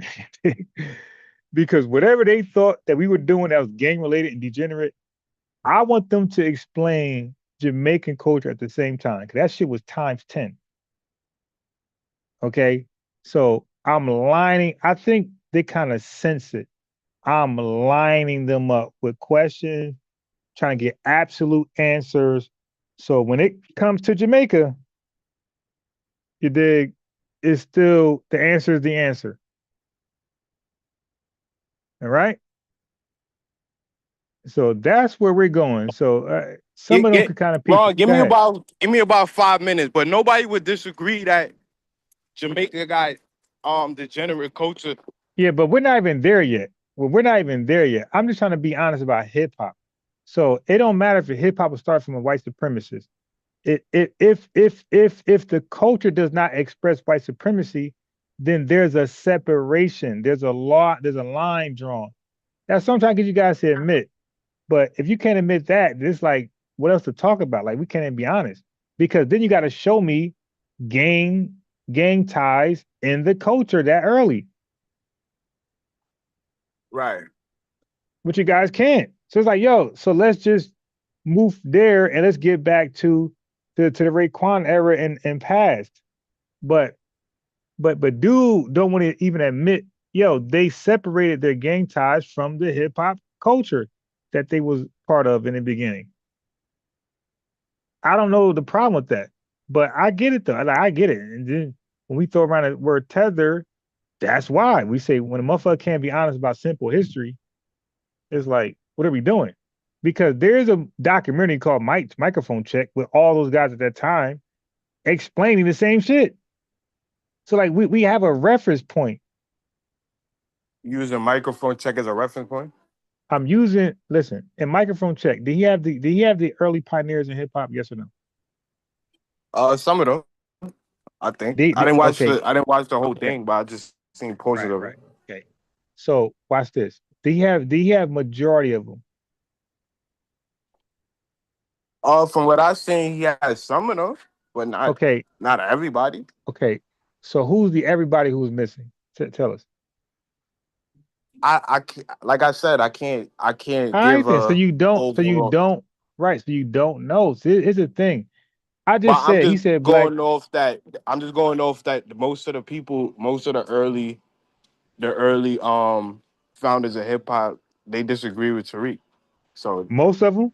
Nah. Okay. Yeah. Okay. Now he throws a word. Okay, give me one of the early guys. Give me one. Coke Rock, for instance. Okay, so you don't agree with Tariq. Now, I watched a lot of his shit. What now? Okay, family, this dude's crazy. So what does he disagree with? Because I got, by the way, before you say something, I got clips of him, DJ FaZe on my shit. So what did he say that disagreed with Tariq Nasheed? Basically, the gist of Tariq argument is Kool Herc and the people that come from the Caribbean background and Puerto Ricans was just on the sideline. He never said that Puerto Ricans were not influential. Okay, his point and Lord Jamore's point is they came later. That's their point. Yeah, okay, now that's his point. But Coke Rock is the first MC. Okay, Coke Rock is the first not Puerto Rican, ever but MC. He's not Puerto Rican. He's not. I didn't say he. Okay. I didn't say he's from down. Right. He's from North Carolina, I think. All right, okay. You know what I'm gonna do? He is the first ever MC, and his DJ was Kool Herc. So when people say that Caribbeans or wait, no, Puerto Ricans wait, bro, nobody. Okay. Oh boy. Slow down. Okay, let me ask you flat out. Do you hold to the position that DJ Kool Herc is the founder or the pioneer of hip hop? Wait, what? No, founder, no. Hell no. Cohort. The Because the pioneer. okay, we say pioneer. Define what you mean by he's a pioneer of hip hop. Like I he's the would say founding. no, founding He's nothing. the I would say foundation. backbone. He's the No. okay. Backbone. I would say what he contributed to. What he contributed to in hip hop was groundbreaking. Like hip hop won't be what it is today without the merry-go-round scratching. Okay, I agree with that. I could agree with Yeah, that. like he was essential. Like so he could be listed as a founding father in that sense. His merry-go-round invention was that groundbreaking that I don't believe there'll be any rappers because remember the instrument part was like limited, like 30 seconds, whatever. But he did the merry-go-round, so now you can rap for 2 hours. You did so what he introduced to hip hop was groundbreaking, and I believe it introduced rapping, like no more just dancing and a little chant here and there. It introduced rapping to the culture. Right. Okay. Yeah. So I believe without his part, you won't have what you have today. What he did was groundbreaking. It was some Albert Einstein type shit. Okay. That's what I believe. Right. All right. Oh, so you don't hold to the position that quote unquote Tethers was on the sideline and they just No. adopted the hip hop. I don't believe I don't believe he said that. I think he said about Spanish Puerto Ricans was on the sideline and they waited and then they hopped in later. I think that's his position. I don't think he said that about Jamaica. Oh, I always thought he was coming at Kool Herc and basically saying that he was, because I hear a lot of FBAs just say that like Kool Herc had no. Now I'm sure they did say that, but what I'm saying is from what I researched and what I know what he brung to hip hop to rap, I believe he brought I believe hip hop was before him, but without the merry-go-round, there wouldn't be any rap. I could agree with that. Yeah. So that's where I'm with it. I could agree with that. I got so, no problem with that.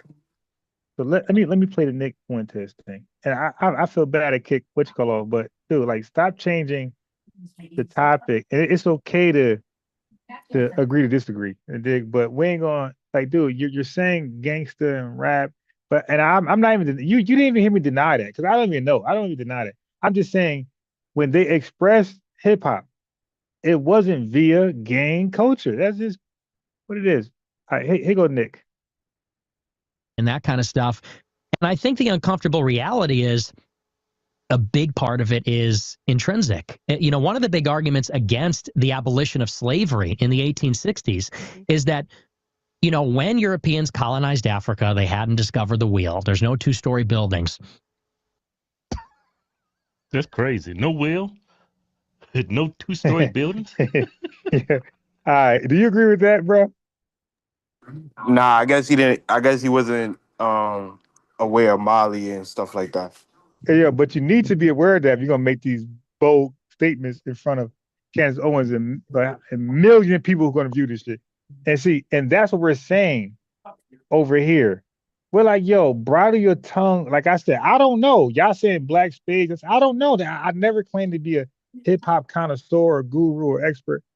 Yo, I don't know, man. That's not my lane. But if I'm gonna say it and I'm wrong, I gotta die by my source. You dig? So this dude said the wheel wasn't. The Egyptians didn't have wagons rolling around, chariots and shit like that. Yo, dude is nuts. And you gotta be a complete idiot to make that assessment. This isn't no minor mistake, bro. Right. I wonder if they had fire. Right. So I guess so now I'm watching somebody reaction. I didn't know that. But so I guess fire wasn't invented either. But before we get I'm trying to get to the point. It's camp. Damn. Hold on. Century and in invented. Think they advanced it enough? There's no writing. There's no written language. Missionaries had to go to Africa in the Hey, last. bro. So okay. Oh my fucking God. The dude said there was no written. So the metal nets are hey, Kwame, you agree with that? No written language at that time. Yeah, this dude said 1860, my boy. He said there was no written language. Yeah, this dude is not. His name should be Nuts Fuentes. Nuts Fuentes. This dude said no written language. This dude is wild. Century and invented for the. That's crazy. No written language, no writing. Hey, Kwame, you co-sign that? That it was no what written language Before 1860. That's what this nigga just said. Oh nah, he's bugging.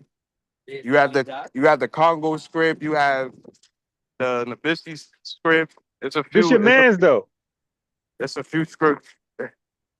Yeah, Nick French said he don't know what he's talking about. Yeah, okay. Well, this is actually American Dream Man. The fact that he said Africa. The fact that he said Africa had no two-story building, when you can see present day Mali now and see a whole. Yeah. Like everybody and mother know about Mali. So for him, see, like people hate Black people globally so much that they don't even think to even want to research what happened. They said, screw it. We don't care what happened. It doesn't matter. Yeah. I have my opinion and it is what it is. I'm white and I say so. That's what Tariq was saying. Put them at a white supremacist at a disadvantage when they say stuff like that. Hey, bro. But this is the reason why I'm doing Nick Fuentes. Got a friend called me earlier. He said, "Yo, man, what do you think about Nick Fuentes?" I said, "You know what? Let me go live and throw him in there, and see what he's talking about. 'Cause I don't really know much about this guy, other than he's a white supremacist."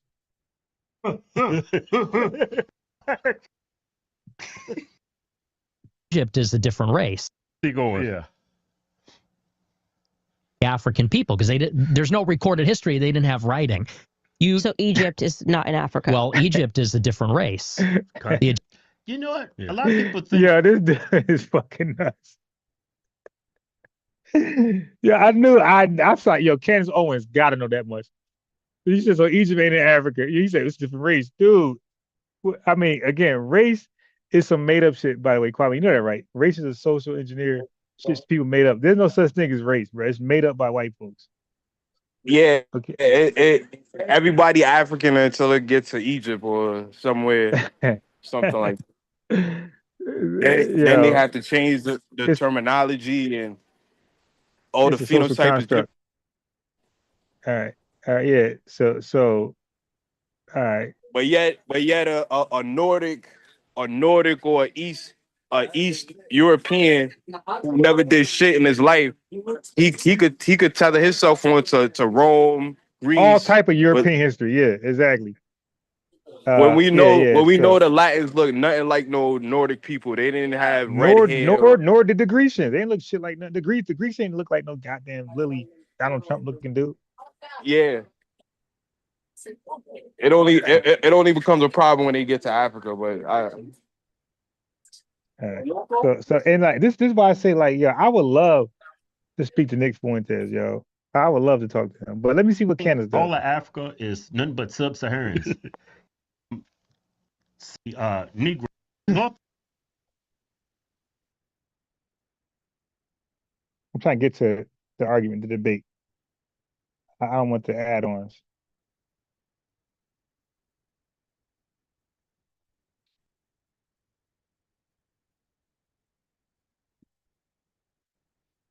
Century scrambled for Africa. So yeah, but it's literally.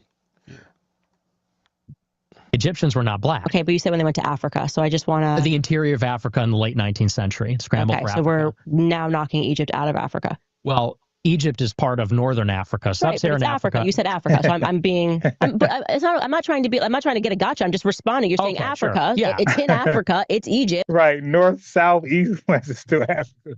Like northern Europe, southern Europe, eastern Europe, still Europe. Yeah.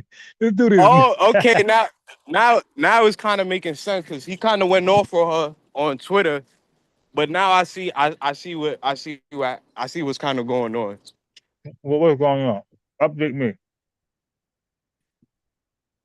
She's giving them pushback and making them look stupid. Because if you're gonna say Africa, then don't come back when she mentioned Egypt and say, oh, that's North Africa is different.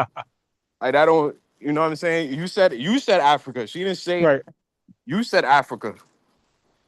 I don't know. It always when they get to Africa, it becomes different now. Like I don't see people. Oh well, we talking about the Eastern European. No, when y'all say white people, y'all say the whole Europe. No, when they say Europe, they're talking. No, forget about white people. When they say Europe, you're talking about all Europeans. Okay. So Yeah. when you say Africa, it's all Africans. Hey yo, this is hilarious. But this is a white supremacist. This is why, like, I don't believe none of them are smart. Like, I would love to talk to Nick and Jared Taylor and Richard Spencer. Like, I'm not afraid of none of them. Like, I would love to talk to all of them. Yeah, but majority of white supremacists they know little to nothing about Africa. Right, and that's why I feel like I got a huge advantage. And I would love to talk to these folks, man. And I'm trying to grow big enough where I can attract them over here, like Candace did. It's kind of ridiculous to say there was no written language. Well, so I'm just trying to get you to sure. You know, Egyptians are not Africans. If I'm not pushing back, the internet will. So Egyptians are not racial Africans. When I say what the fuck is a racial African? Egyptians are Africans, man. This dude is he's doing what American Dream was doing earlier. He's making stuff up on the fly. If you're in Africa, you are African. If you are in the Americas, that's why like Latinos push back on us, South Americans. You are Central Americans. You are American. There's no way to go around that. If you're from Asia, you're Asian. The Indians and Chinese folks, you're Asian. Now they're not racially African. Yo, the dude is just making shit up. Yeah, their nationality, Nick. What is their nationality, Nick? That's what I asked. What is their nationality? Is it African or is it something else? So they're African. I don't understand how you could be a sovereign country and a nation and a continent, but you're not that like that. Some of the arguments white supremacists make is just bad overall. Like nobody's gonna be born in Europe and they're not European. I don't know. Now you said some. We Foundation Black Americans, we believe all of their arguments are stupid. Okay. Hey, African, I'm saying sub-Saharan African. Sub-Saharan, okay. Black people that, because it is a different race. In sub-Saharan Africa. But you didn't say that earlier. You said African in general. Okay. And Egyptians are African.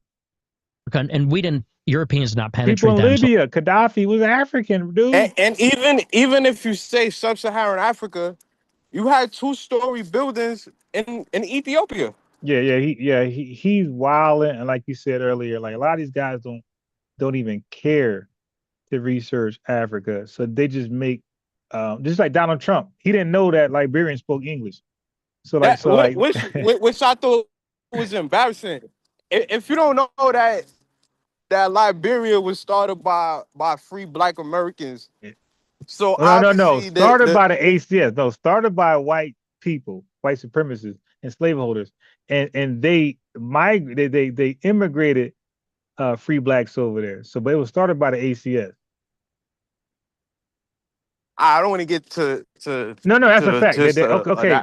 So look, it's called the American Colonization Society. This is I already shared my screen the other day because I had a Pan-Africanist call in, and he kind of pissed me off. I ain't gonna lie, he took me off my game, and I didn't do the best I could. Because he was like lying so much, I got emotional, and I'm eating too. He made my pizza go cold. I'm mad as shit. So he kind of threw his name Black T. He kind of threw me off my game, bro. But he didn't know that the colony Liberia was created by white people in America. That's 100% a fact. And so so Ron, did the ACS write the Constitution for Liberia? No, because they asked them to go independent in 1847 because they was done funding it.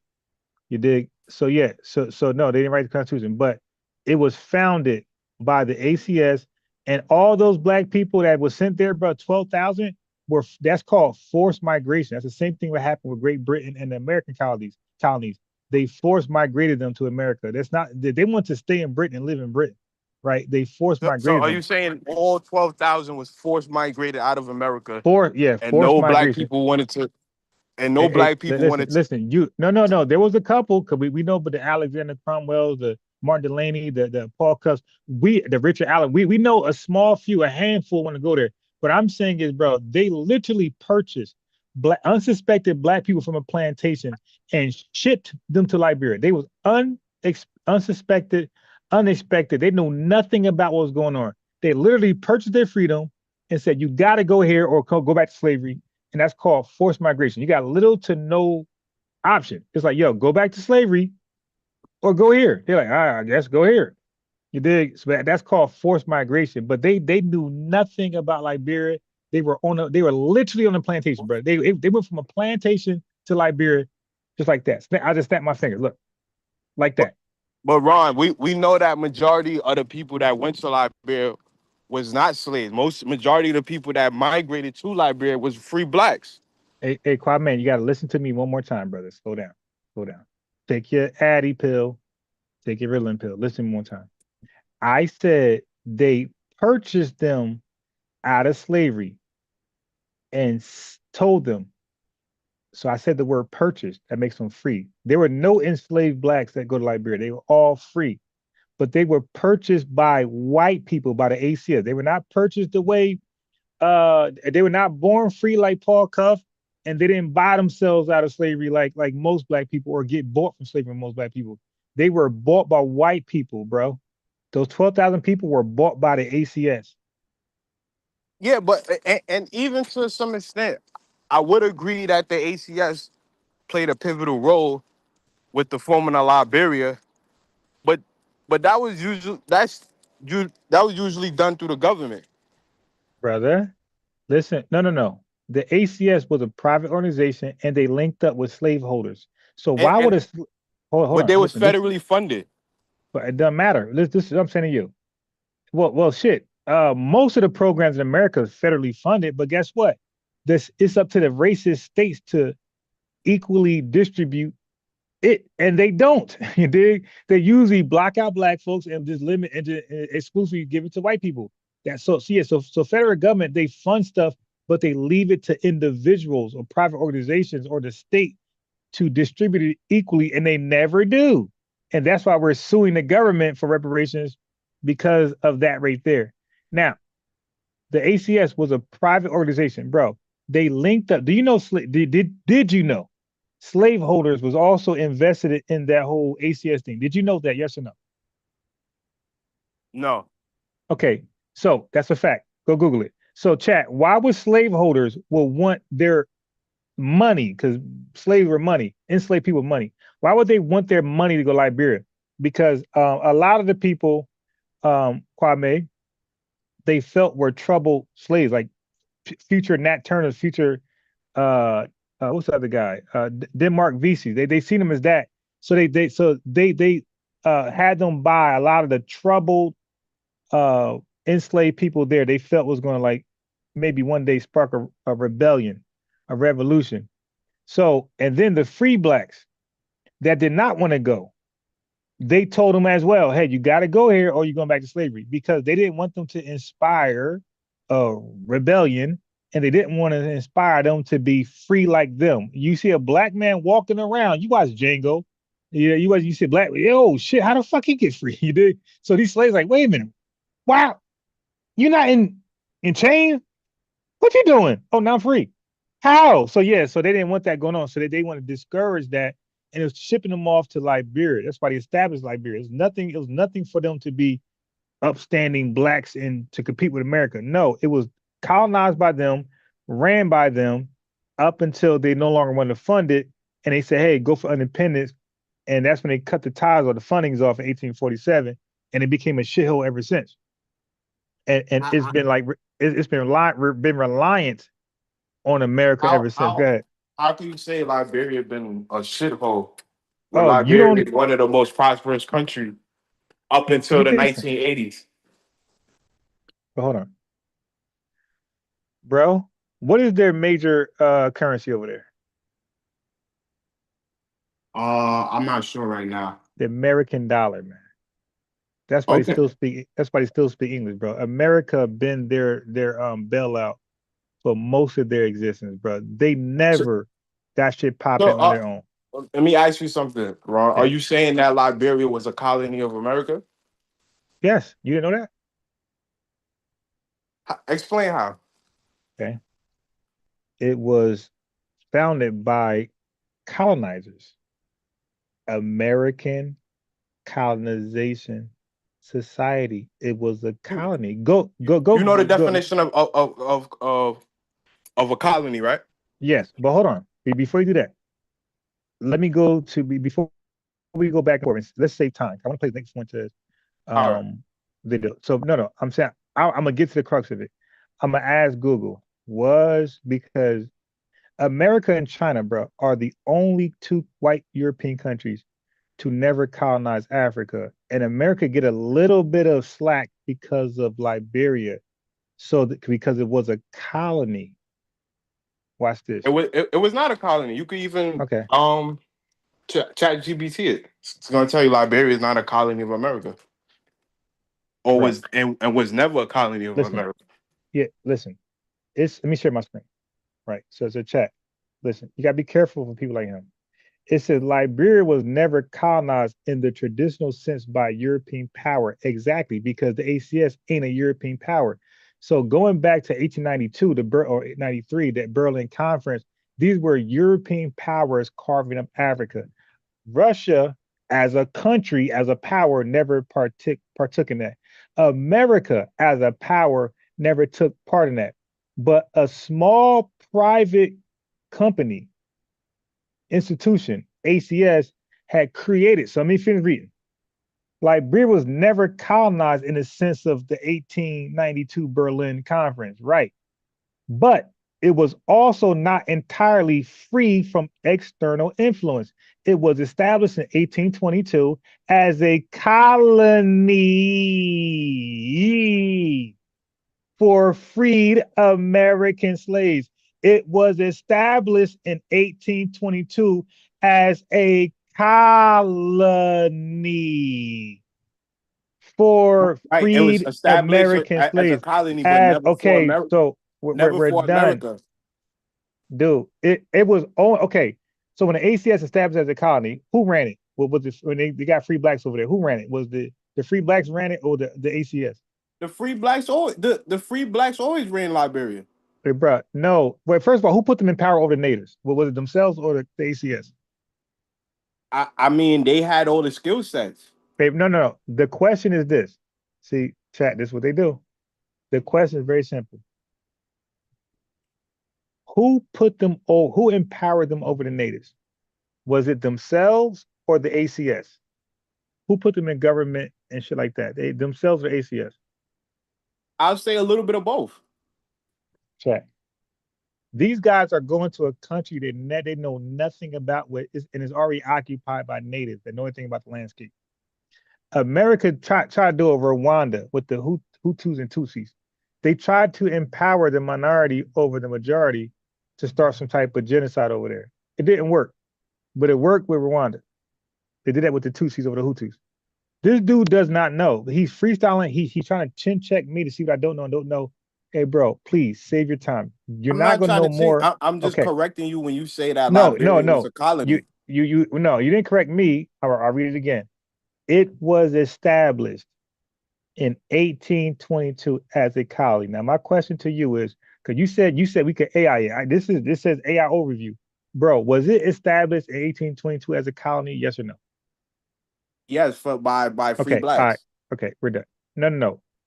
Okay, let me share my screen. You said by or was it for? Which one? Well, I mean, let me for free blacks. Okay, so if something is for you, did you do it somebody or was it somebody did it for you? So for example, if I planned a birthday party for you, did you plan it or did I plan it? You planned it. Okay, but if there was a birthday party by you, did you do it or I do it? I did it. Right. So this don't say by like you just said. It says for. So this was the ACS creating a colony that you said didn't exist for freed American slaves, not by. But it's okay. You can have the last word. I said what I said. I'm good. You can say the last word and I move on. Go ahead. What you got to say? I'm not disagreeing that the ACS had some involvement in the foundation of Liberia. I'm just saying that Liberia was never a colony of any foreign country, like i.e. America or Great Britain or France. Liberia has always been an independent black country started by. Wait, so if it was always independent, why did they establish independence in 1847? Huh? Because right here, okay, yeah, huh? So here it says 822. So 1822 was it a free country, independent for black folks in 1822? No, I Dude, don't think 18. I would say from the time period the Constitution was written in the 1840s. Hey, bro, but you just said it was always an independent country for black people, and we see they got the independence in 1847. So 22 years of their existence, it was not a independent nothing for black people. So 22 years, the ACS ran it and determined the politics. I mean, yo, this is a chat. I already got videos on this. I got hella videos on this. Y'all could just type in ChatGPT and y'all get the full scope. You can ask what role did Americo-Liberians play on the infrastructure as opposed to white people early on, and you guys are going to see black folks were absent for the first 22 years. It was the white folks who dominated that shit. But anyway, let me finish playing Nick. Talk about Africa couldn't write, and there was no will. So late 19th century, they didn't have any of this. To the extent that you have infrastructure in Africa, it's from the Muslims in the Sahel and the Maghreb in northern Africa, where the Arabs colonized. And then you had, Carthage and Egypt, you had ancient civilizations. But sub-Saharan Africa, they didn't have that. You take these people out of that land and put them here. Hold on. Can you pause that for a second? They're enslaved. Yeah, go ahead. Yeah, Nick certainly don't know about Great Zimbabwe, Kareem Borono in Central Africa that literally build structured structures out of stone and brick. So I don't understand what he's talking about. And Kikongo has a whole script way before 1860. So I don't know what Nick need to do further research before he make these bold claims on that or on a public platform. But this is why I say Pan-Africanists, Tethers, and white supremacists are the biggest lies in the world. They cannot have an honest conversation. They gotta revise history. They gotta say shit like Liberia was always independent by blacks, and they gotta say it was by blacks. Like they gotta remix the language and always lie, and just never state what history documents. It was for them, not by them, and they were independent in 1847 and not always independent. So Tethers, Afrocentrics, and white supremacists, they always lie. All right, I'm gonna press play. Enslaved people, you let them free in a modern liberal republic, they're not going to succeed. It's not going to go well for them. And that was one of the arguments against abolition. People said if you free them without any assimilation, without any kind of process for them to be acclimated, they're going to die. And that's exactly what happened. Many of the bottom 10% of the lowest IQ Africans just died off for generations. And it had a, pardon the expression, but it had a eugenic effect, because over time, if the weakest are dying off, that's one argument for why blacks in America have a standard deviation higher IQ than the blacks in sub-Saharan Africa. So this dude's making up shit. Go ahead. Just one more time. If the weakest are dying off, that's one argument for why blacks in America have a standard deviation higher IQ than the blacks in sub-Saharan Africa. So, so I do believe there is something intrinsic going on there. And what makes... Well, I think so too. Like you could go to Africa, in some parts of Africa, and you could see them living. Yeah. Like now, I want Nick to talk. His some dude sitting there. you some very, and they're still living like that to this. Desire for universalism. We do believe that there's a common humanity and a common human community and all of that. We hate the idea that we're born a certain way and we can never change. And that's just the way it is. And we even think about this in terms of, it's become not so popular these days to tell children, you can be whatever you want to be. Because we know that's not the case. Some people are tall, some people are short, some people are smart, some dumb, some ugly, some handsome.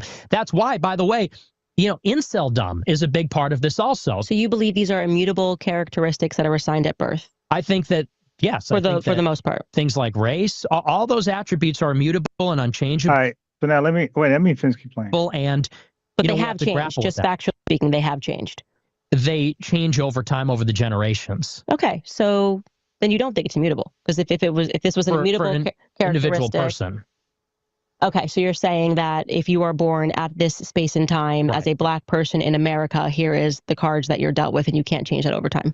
Something like IQ does not change. It doesn't change wildly. It only changes genetically over. IQ is a big one, and that changes.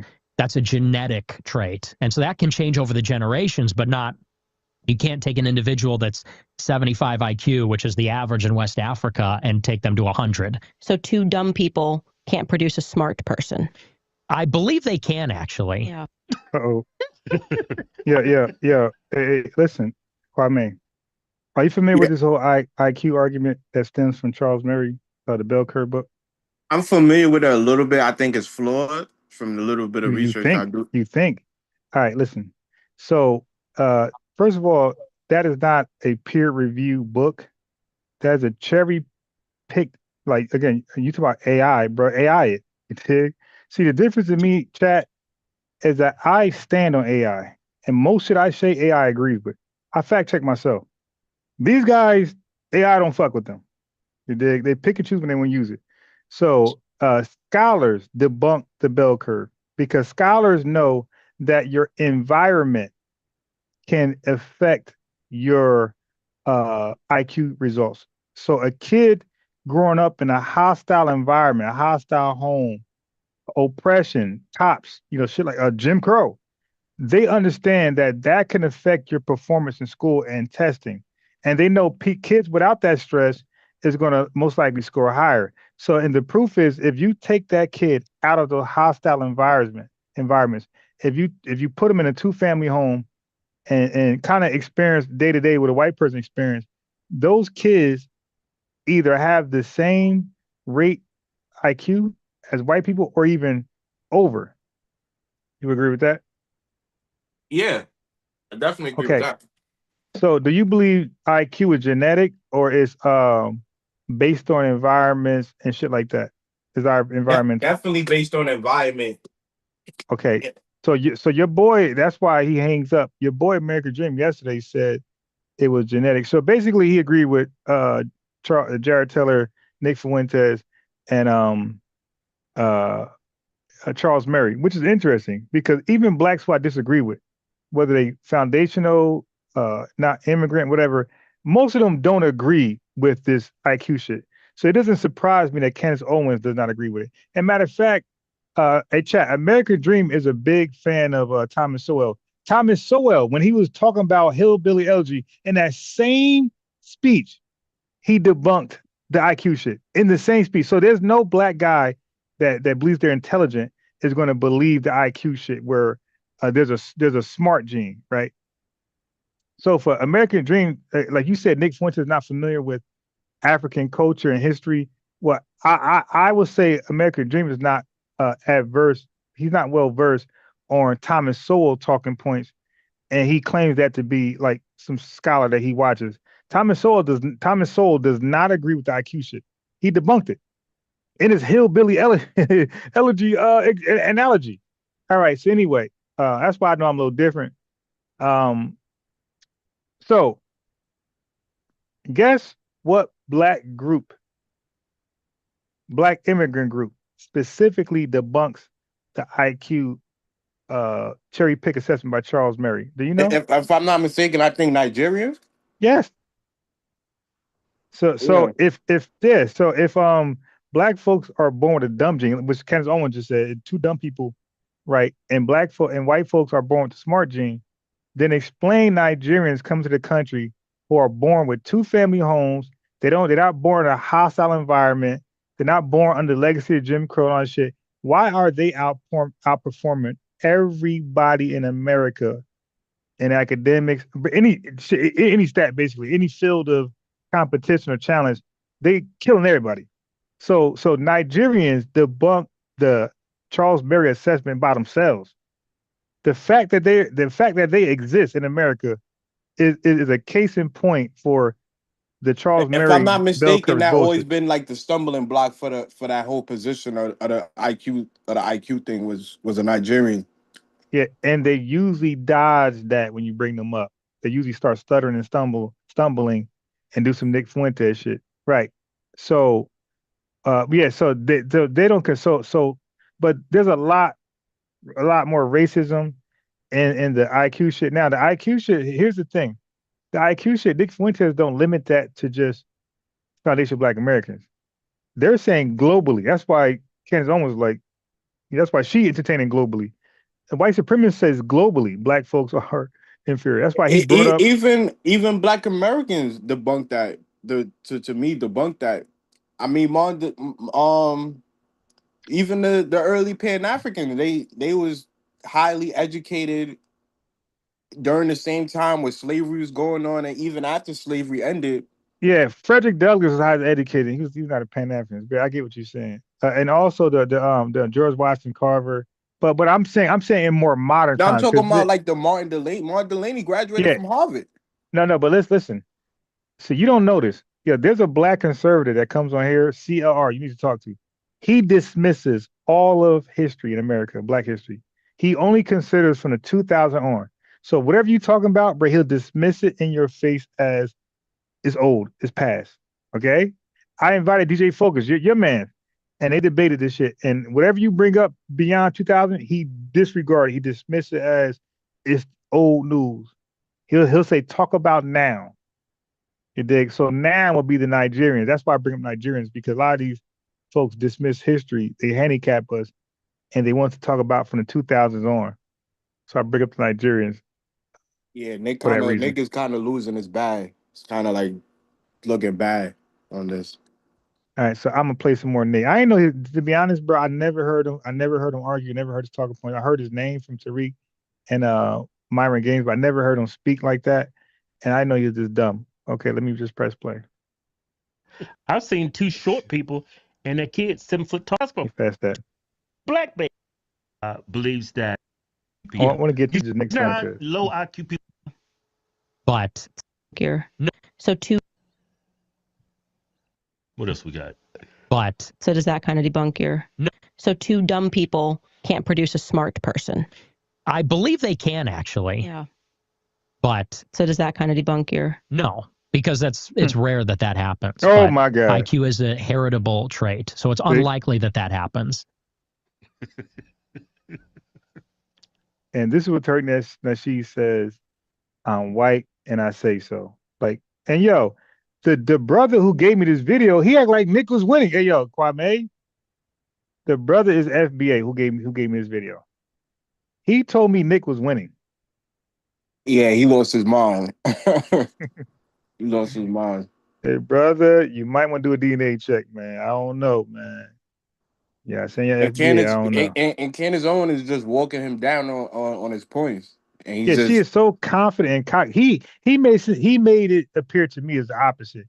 She was insecure. Nick was confident and was killing her, but it's the opposite. Like she's confident and cocky, and he's the one going backwards on what he said earlier.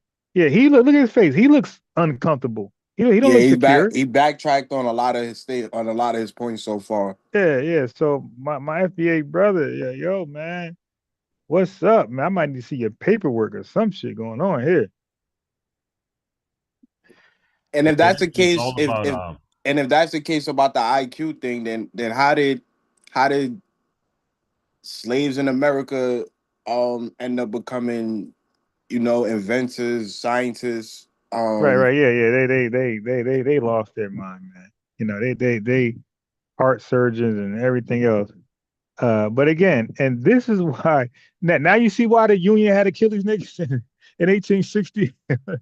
They had to kill them. They're like, yo, y'all, wow, y'all, this country cannot advance with you guys in the position you're in. We got to kill y'all and demote y'all.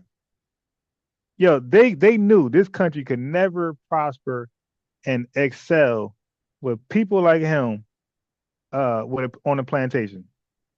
Like, Yeah. yo, nah, the slavery is outdated. It's old. And nobody in the world's doing this but you guys. You dig? And you're holding us back. We see, because at that time, Great Britain was like leading the new world in like industrialization. So America, you know, they want to keep up. They're like, yo, man. And that's why when America killed the Southerners, Great Britain, yo, listen, you got to watch a video why Great Britain didn't help out the Southerners, because they were doing both. They were doing business with the South and the North equally. But when the Right. North waged war on the South, Great Britain could have sided with them and gave them arms, and because you know the railroads, it was the advantage the North had. It's like Great Britain could Yeah. have stepped in and made it difficult. They stayed out of it.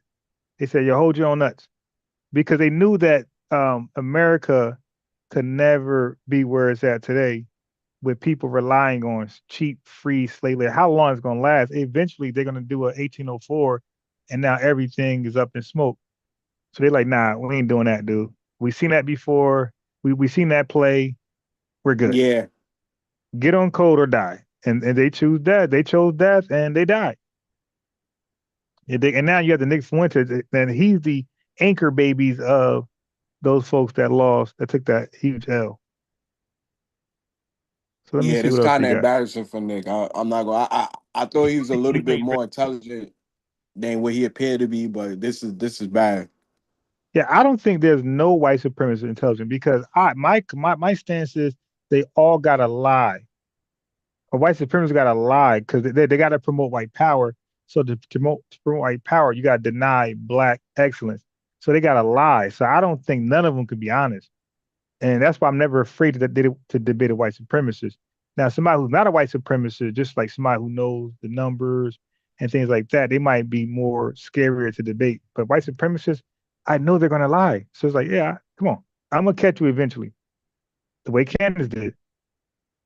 Africa had no written language. He says Egypt with the hieroglyphics He from said until Metanessa. He said until the 1860, which I thought He was said just. he said 1860 there was no written language and no will. This dude is nuts. And then when she debunked him, oh well, they're not black like you and I. Well, are they African? Yeah, but oh okay. So see, but she's being nice, and that's what I don't like. Okay, I don't some chief key shit. That's shit I don't like. I don't like how everybody handle these white supremacists like kitten gloves. I don't like that, dude. You lied. No, I'm gonna hold you to that. So like Roland Martin would No, have I like been think more aggressive. I think from watching it so far, I think Candace already know that she got her points. So Yeah, but she but kind of. but Candace will go harder on certain people and she'll make it like more of a show. But when it comes to white supremacy, what I'm saying is people always handle them with kitten gloves. White supremacists, I'm saying all of them. When people debate them, they usually handle with kitten gloves. I'm saying like somebody like I give Roland Martin a little credit and Rashad Ritchie and Dr. Umar, because they will go crazy. Like they're not gonna keep their composure and be Oh nice. yeah, nah. All right, let me see what else is there. Nick Fuentes he lucky he debated Candace Owens. If he ran into somebody more Right. astute, he would. Yeah. He got But like ripped apart. Umar would Yeah, have killed him with the written language shit. Yeah, Umar would have tossed would have shredded him. So I think that was He it was as far as this clip right here. Okay. Let me see what it is.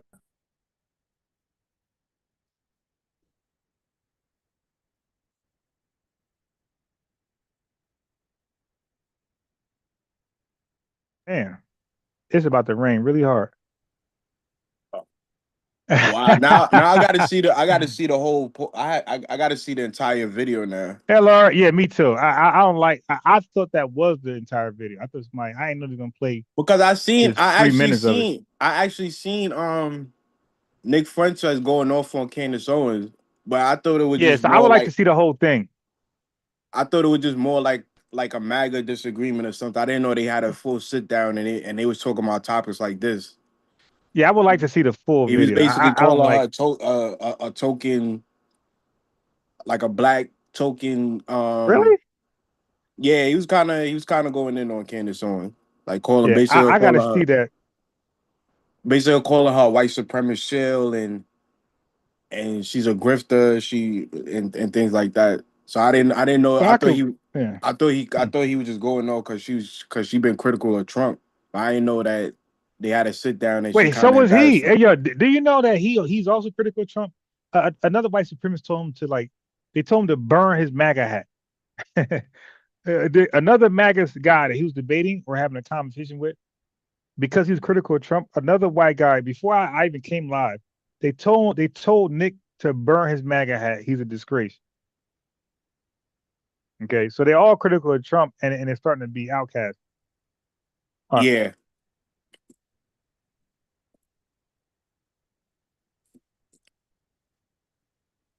Got any filth, y'all? Got a damn good show.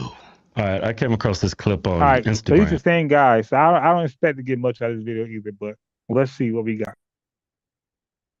It is Dick Fuentes, but they took the point of this as plainly as possible. I don't want to live around black people. I just don't. It would be irresponsible if I had a wife and kids. Now he didn't say Foundation Black Americans. He said black people. And that's what Tethers and Coons don't understand.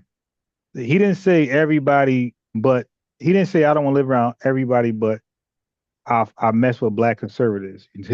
He said black people.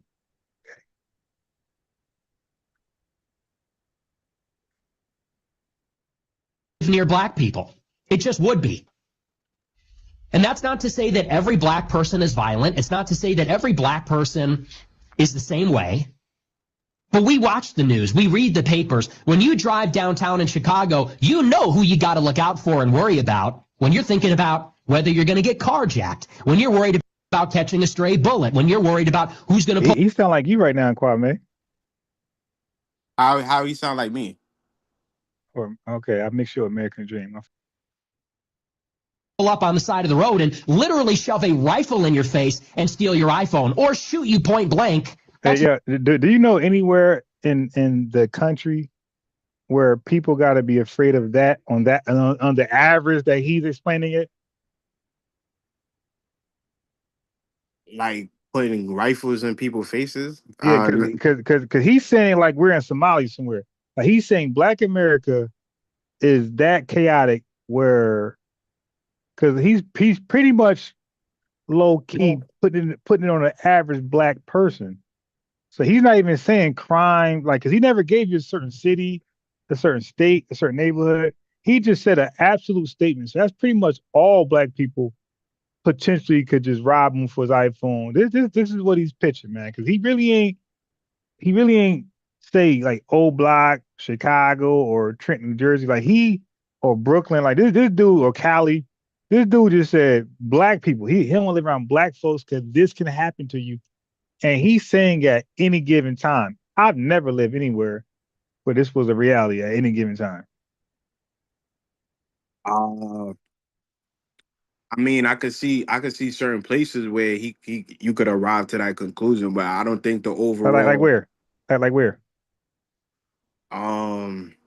South Central Los Angeles. Okay, wait, stop. Inglewood, No. This supposing that. Okay. Do you know? Okay, so when there's an armed robbery, a carjacking, there's stats to that, and they're published when it happens.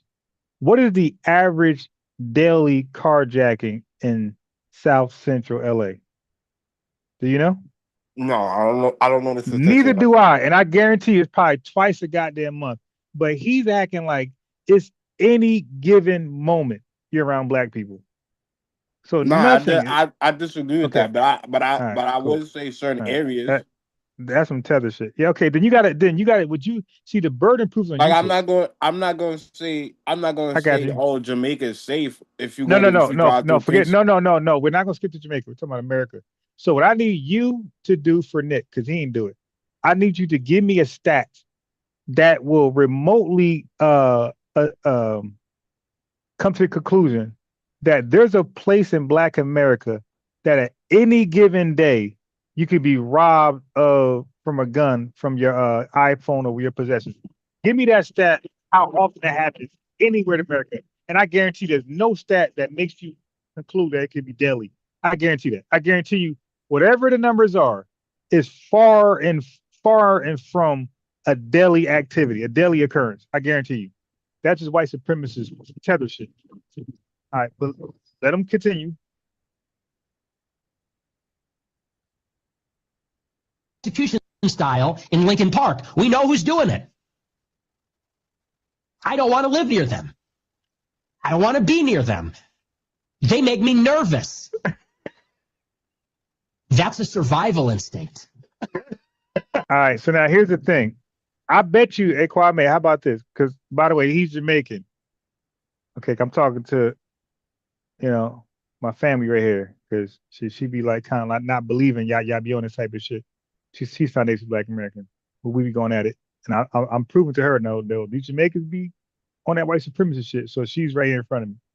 So, Kwame, what's more likely to happen? Somebody go drive through a Black neighborhood and get carjacked, or somebody pull through a white neighborhood and get racial profile? Probably racially profiled. Okay.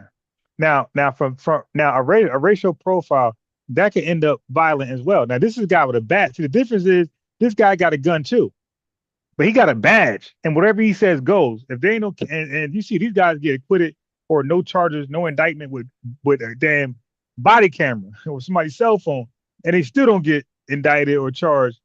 Okay, so I believe that's more frightening for a person with a badge to confront you or make contact with you than somebody that's supposedly a criminal in some phantom Black neighborhood who's just out there in the bushes like Freddy Krueger waiting to jump out on white people. You dig? Because when they jump out on Black people, they get locked right the hell up. But somehow, white folks who never come to Black neighborhoods, this one guy in the bushes is waiting an entire month for that one Nick Fuentes to jump out on. Nah, it's definitely more likely for you to be racially profiled, whether it be stopped by police or. Man, I had this figured out when I was like 10 years. Of course. I mean, it just that's why like we know what it is. We don't complain about races anymore or tethers. Like we at this stage, like we kind of know what it is. Like niggas are ops. All right, so let me just play. So Caribbeans and Africans are Black American ops. Brother, I said tethers and white supremacists. That's not gonna work on a bias run. That's not gonna work, brother. Okay, so what make tethers? Because I'm putting myself in the tether class. Because when you say tether, there you go. I interpret it as Africans and Caribbeans, Black Africans and Black Caribbeans.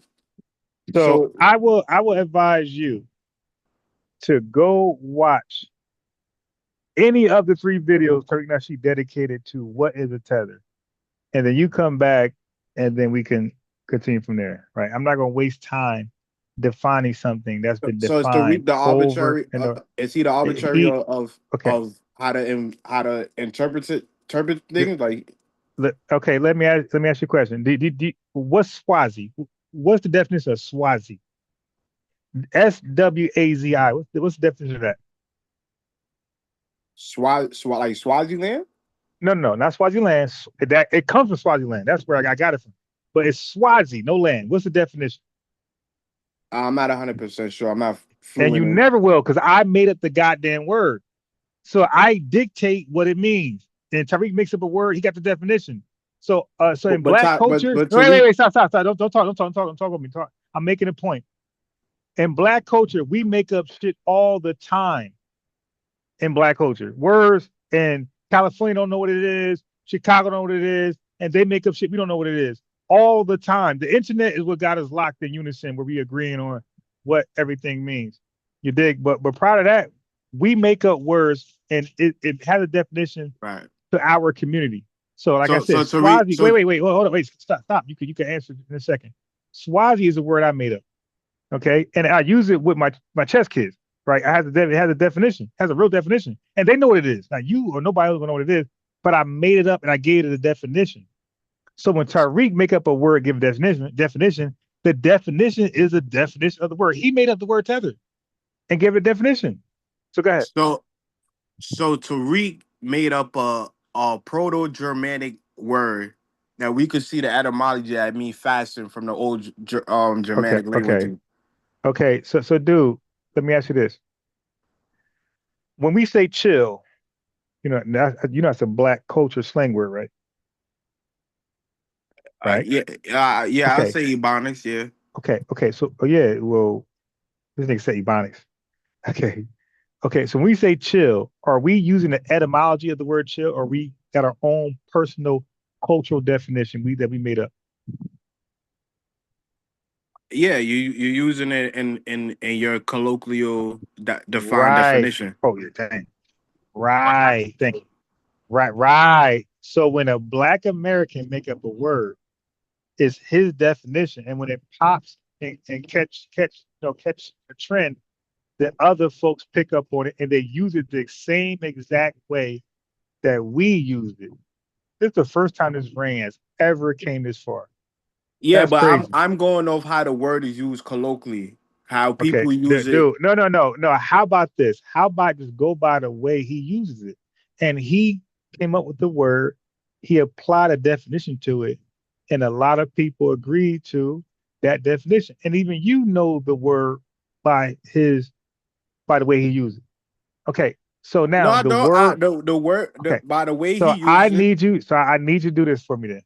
I need you to go because I'm not gonna waste time. I got hella videos to play. I'm not gonna waste time because a tether is always asking what it means, bro. Just go I and don't watch need to this ask video. you. Okay. I could define So the why so word so why you ask me then what it means then?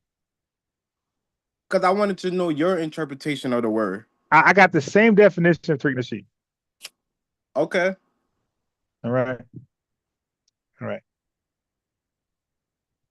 So now Black T's in the building. So Black T, you got a lot to say in the chat. I'm not done with you. I'm gonna need you to call back in. Not now. This is my main session. Okay, but Herschel Reed, they said Herschel Reed said you confused colony with colonization, and I believe you did too. I believe when you go replay it during the confusion, that's why ChatGPT didn't even consider what you said. So yes, you're confusing a colony with colonization. Colonization is a foreign power European country, not a colony, dude. So you're done right there. So Herschel Reed, I gave you a wrench. All I asked in exchange is to like the video. Jaquan, I see you. I believe Pinky, most of your chat think you're wrong on that point. sure they do. We got San Francisco FBA. The chat little lady. Yeah. So that's what look. So this was supposed to be. Let me be honest. This was supposed to be the American Dream Hour, right? We were going to talk about the IQ thing. The Nick. That's why Nick on here. But I'm glad you showed up. I wanted you to come on as well because I wanted you to hear him justify the IQ thing as being real. So now we talked about culture. So it's important to go back to culture. So now, wait, let me ask this question because I asked American Dream, and I'm not going to give his answer because he's not here to defend himself. I will just ask him again while you're present. But let me just ask you real quick. Do you believe systemic racism is real in America in 2025? Yeah. Okay. He didn't have now he's gonna defend himself. All I'm gonna say is he didn't have the same answer as you. All right. And that's why I wanted him on here today, because we're gonna talk about that. So to be honest, we were not supposed to talk about hip hop and things like that. But the thing about, and I'm not glazing, the thing I like about you over most guests, even FBA, because I brother Reggie's FBA, right? But he be lying too. The thing I like about you is that you not going to over talk or try to be wordy, like extra wordy. You're going to just address the topic, the situation, and the talking points, and we're going to at some point either agree or agree to disagree. The thing I don't like about American Dream, he even tried today. He likes to be really wordy and want to ask this and ask that. It's like, dude, I just want to hold American Dream. If you ask me a question, I'm going to answer where you could pigeonhole me. I just want to pigeonhole you too. And you allow me to do that. He doesn't. Brother Reggie doesn't. Like, I even offered Brother Reggie $50 to come back over here. He wouldn't take it. These are liars. And yo, by the way, hey, Kwame, do you know I reached out to Unc? Oh, really? Yeah. I text him too. Because he had some slick stuff to say about FBA. So I text him. I let him know it's me. I said, bro, I need you to pull up. Yeah, I need the Ankh, like the Egyptian Ankh, not uncle, like Ankh, the Egyptian. Yeah. So Ankh, I reached out to him to pull up. Got some slick stuff to say on his podcast, and he, everybody's comfort in their comfort zone. So it's like, all right, well now you're about to be behind enemy lines. Let's see if you keep your composure. Because I've been on his channel 1,000 times. He's been over here a couple of times too, but not nearly the same. But and not on this topic. So he had a lot of negativity said about the acronym FBA, how it doesn't make sense. So now I want him to stand on his 2 feet like you do and American Dream tries to do. So I text him. I was gonna call him, but I said, let me text him first because I know he don't know this number. Let me text him first. He could, at least I gave a name so now he can associate the number with a name. But I'm gonna need him to pull up. And I won't be no nicer than I am with him than you and American Dream or anybody else. I'm gonna talk to him the same exact way. Ain't no brownie points. Ain't no, hey man, what's going on? None of that stuff. No, bro. Let's get to the topic. Bro. Because he had Laura Abo on there who represents the American Freedmen thing. He had Ngozi that does that Foundation of African American. I spoke with him. But now it's only right to speak to me. He spoke to the Foundation of AAA, right? The FAA. He spoke to the American Freedmen. Now speak to a Foundation of Black American. It's only right. And all of us are like his boys. So I find that interesting that he never invites me to talk about that. So I'm gonna need him to do that. I text him. Let me see if he responded.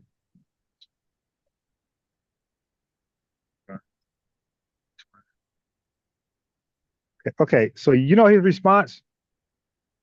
Nah. LOL. Okay, he So you responded. trying to say Bobby Bang is scared of you? Brother, if I invite you over to the most lit channel right now, that's the fastest growing channel in these spaces, and you put LOL, like, because we're not on the same level right now as far as live viewers and views. We're not. Like, I'm definitely the superior channel, and I got a fraction of his subscribers. So I'm a fast growing channel. So for him to put LOL, and I know this guy for 5 years, maybe more. Been on this channel. I'm original pseudo killer. And for him to be like, all right, man. Now normally he'll say, all right, set it up. Let me know. He put LOL. Right. So you tell me what that means to you. I know what it means to me. To me, it means he's playing. To me, he plays for the LA Dodgers. That's what it tells me. He likes the LA Dodgers. Not Unk. I don't believe that. But all right. Well, when he go live, just go there. Just like, yo, man. Yeah, I asked Unk the next time he's live. I'll super title. But be like, yo, pull up. Unbiased invited you. Pull up. So you're open to debate, but not Mashi Warrior. Hey, bro, no, it's not a debate. It's not a debate. It's not a debate. A conversation. Okay. Well, again, listen, bro. I just said they all know where I'm at, like I know where they're at. Right. Okay, so it's been a mutual thing. I haven't been over there talking. They haven't been over here talking. So it's not like they're mention my name or coming over here, and I don't send a link or phone number because my name is a can man. Anybody can get it, but I'm not gonna like start stuff when I don't need to. So what did Ankh say that make you like, okay, we Okay, gotta have a conversation about this. okay, because I just said it. He invited a foundational African American and Ngozi to speak. He invited the American freedman, Laura Abba, Naeem Freedman, but he invited no FBAs, and the only FBA he knows more than anybody is me. So it would seem only right and logical to, hey, I'm biased, come over here and represent FBA, and let's have the same conversation. That never happened. I thought it would, because I'd be in the chat, by the way. I'd be like, hey man, so whatever, and nothing. So I now had to just text him like, yo man, what's up? And the LOL reply lets me know everything. All right. Let me know. So I'm gonna leave him alone. I don't want to bully nobody, bro. I don't want to bully nobody. I send an invitation. You say LOL. I'll leave it alone. I'll leave it to him to now. You dig? But yeah, we had so many private conversations, private debates. So he already know how I come. And if he choose not to talk, it's a reason. That's what I'm saying. It's a reason. It's the reason why he chooses not to talk. But I'm gonna end this one right now. I might be back at 7:30 because my son about to wake up like 5:30, something like that. And he comes hooping and hollering. There's no way to go live, so I got to wait for you to calm down. All right, so I got more videos, but it just when Yeah, I men get there. appreciate the conversation because now I have to watch the entire Candace Owens and Nick Fuentes Yeah, back and yeah, forth. I gotta find the whole thing because I could have sworn that was the whole thing. Like now, that's clickbait. You dig? When people say clickbait, that's clickbait. Like, if you're gonna do a review, at least review the whole dialogue, the whole debate. They reviewed a small section. So Yeah, maybe he got her a few times because they clearly, I don't like that. I don't like that. All right. So I'll find the whole thing. I'll watch it in this now that I'll try to watch it in advance because I want to make sure I don't make the same mistake. And then if that's the case, we can link up. But yeah, man. So look, you have to sometimes check out my posts. So I do posts. The community post, you gotta watch that. One time I called you out by name and you never replied. oh yeah, I gotta start checking the poster. Yeah, because I'd be calling you out like, you available? Hey, hop on.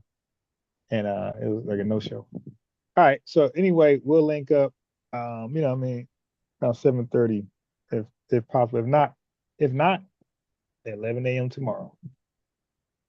All right, All right. Ron, I appreciate the conversation. Yes, sir. Yeah, I'm made me more interested to check out this interview and the back and forth. And God willing, come back at 7:30. See what else topics you got that you discussing. Wait, hold on. Wait, before I end this one. Hold on, wait.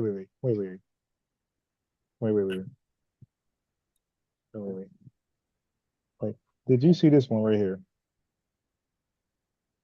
Like Black Americans and how basically they are not happy that Caribbeans or people from other countries come in here and taking their jobs, whatever the case is.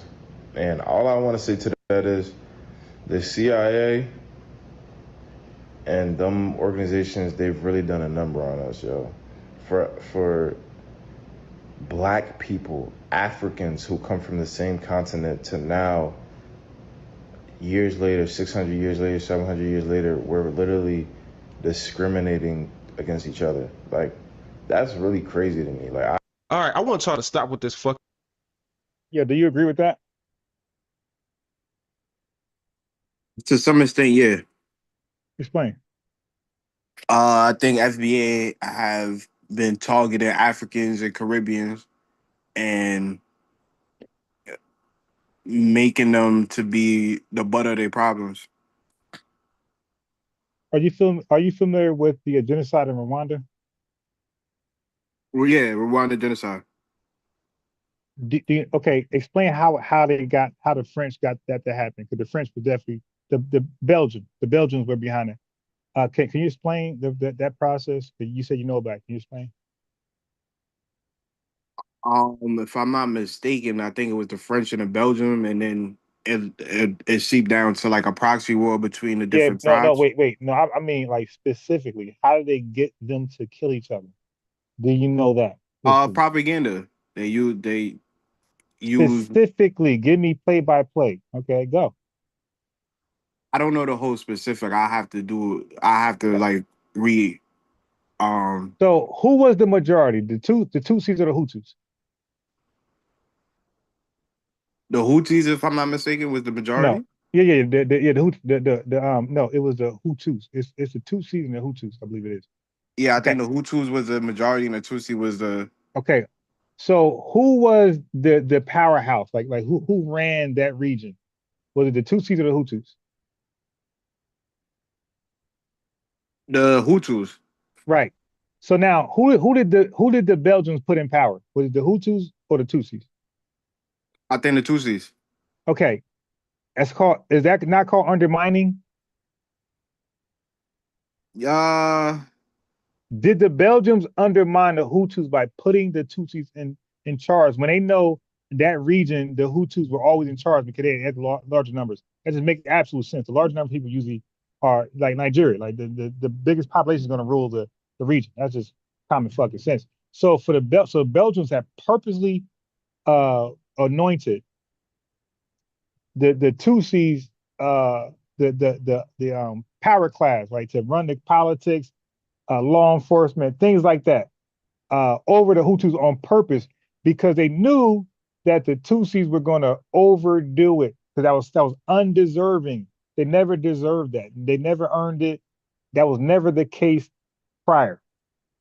Right. So that was building. So same thing over here. Americans are the Hutus. Foreigner blacks are the Tutsis.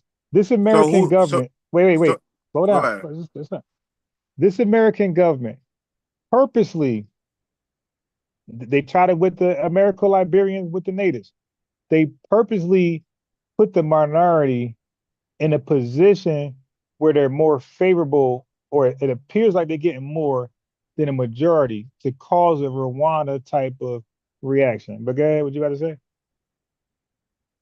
Are you you're comparing the United States of America to Rwanda, and basically saying that the government is using Black Caribbeans and Black Africans as a minority group over the majority Black Americans. So the government is purposely undermining us by putting people who look like us in this country that they don't agree with us on nothing really. They come with their own agenda, and they're favoring them in certain positions. They're rewarding them in certain positions, right, to piss us off. The same way they do across the world. Now I mentioned Americo-Liberians as an example with the natives, and I mentioned the Hutus and the Tutsis as an example. So I give you two different but same examples of white people doing that. They empower the minority group over the natives or the majority group to cause tension. I mean, you'll have to substantiate that claim that the government is willingly or conspiring against Black people, Okay. Black Americans, to put Africans and Caribbeans over them. So watch this. Now you had the stats. You mentioned the stats. Who own more homes? Caribbeans or Black Americans in America? Caribbean or Black American? Who own more homes? Per capita. Um, I don't know that I don't know, but I Okay. could from a New York perspective, I would definitely say immigrants. Okay, so now do you believe that's just hard work and not being lazy? Or there's some government influence, or there's some political influence, there's some redlining, policy influence like that an underlying, like yeah, an yeah, underlying yeah, motive, plot.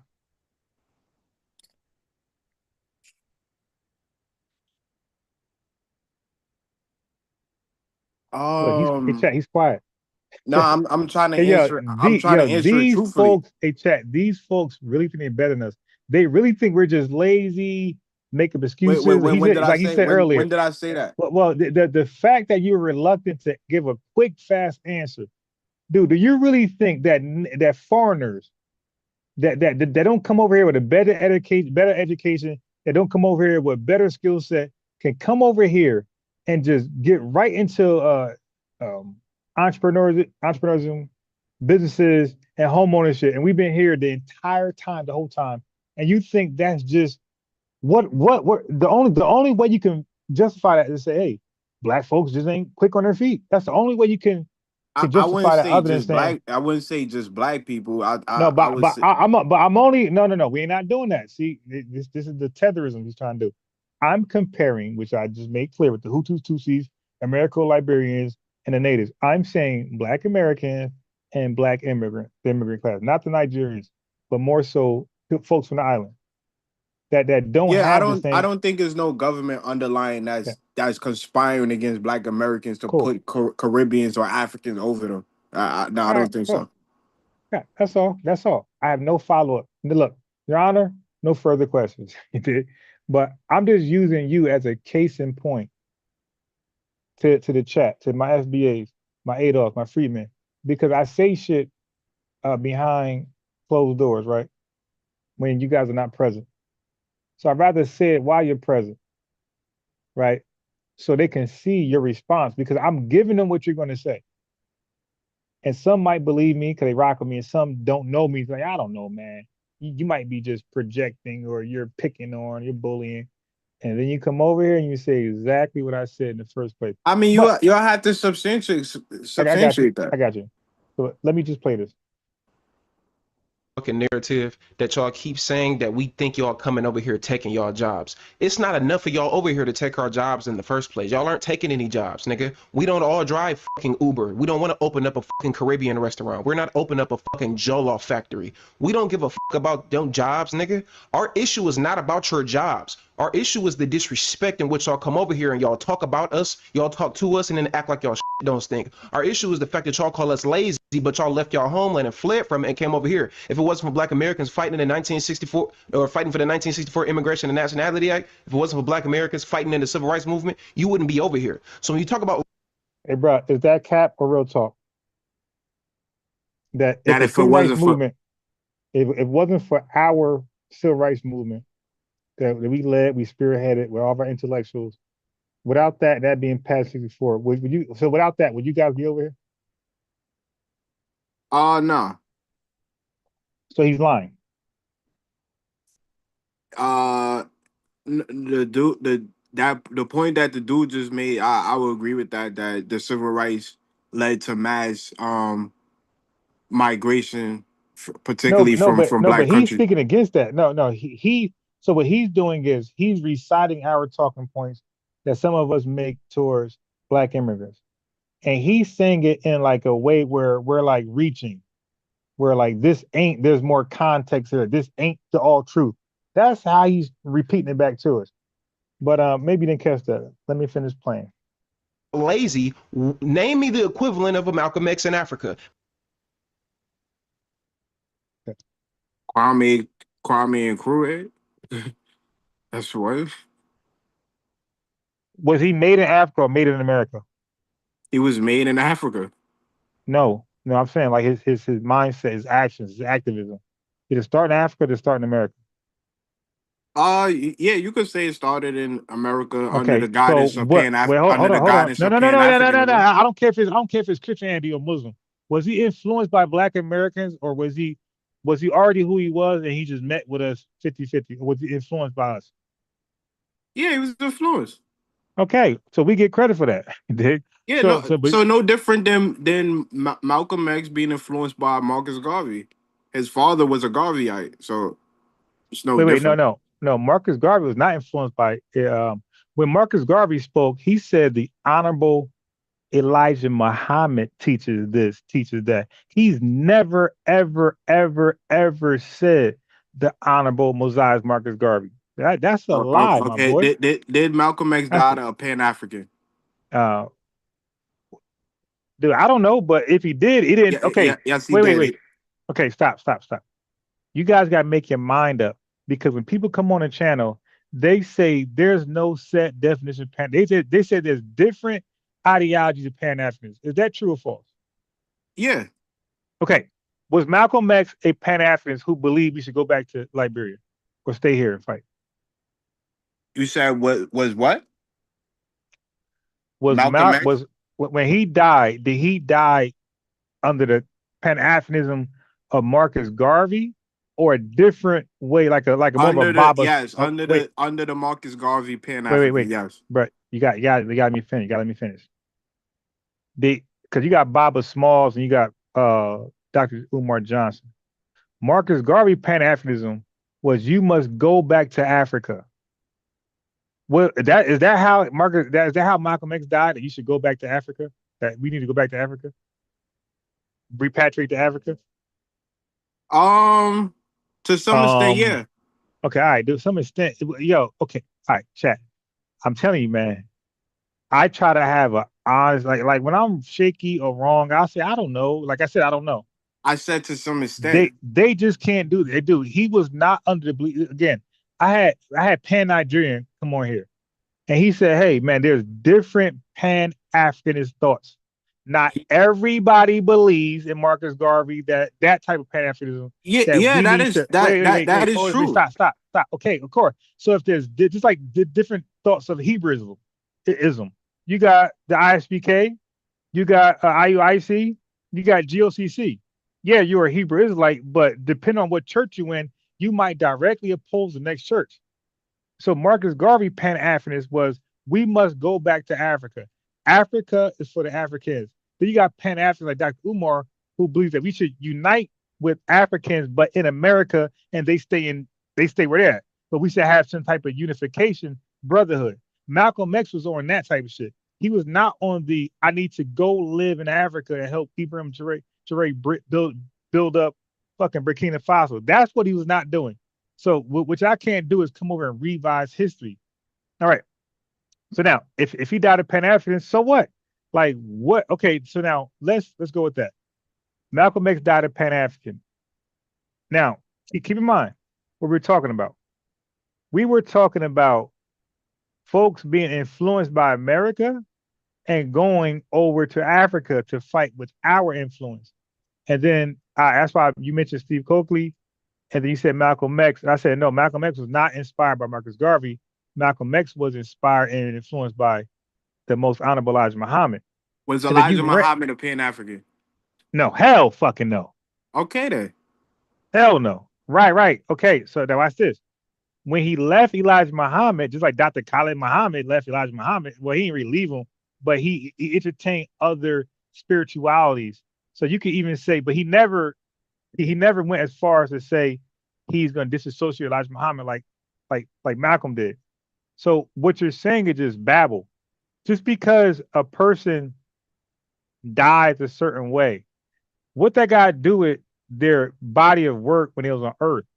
Most of Malcolm X's body of work came through the Nation of Islam. What did he say about the Congo and Alabama? Do you remember that quote from Malcolm X? What year? I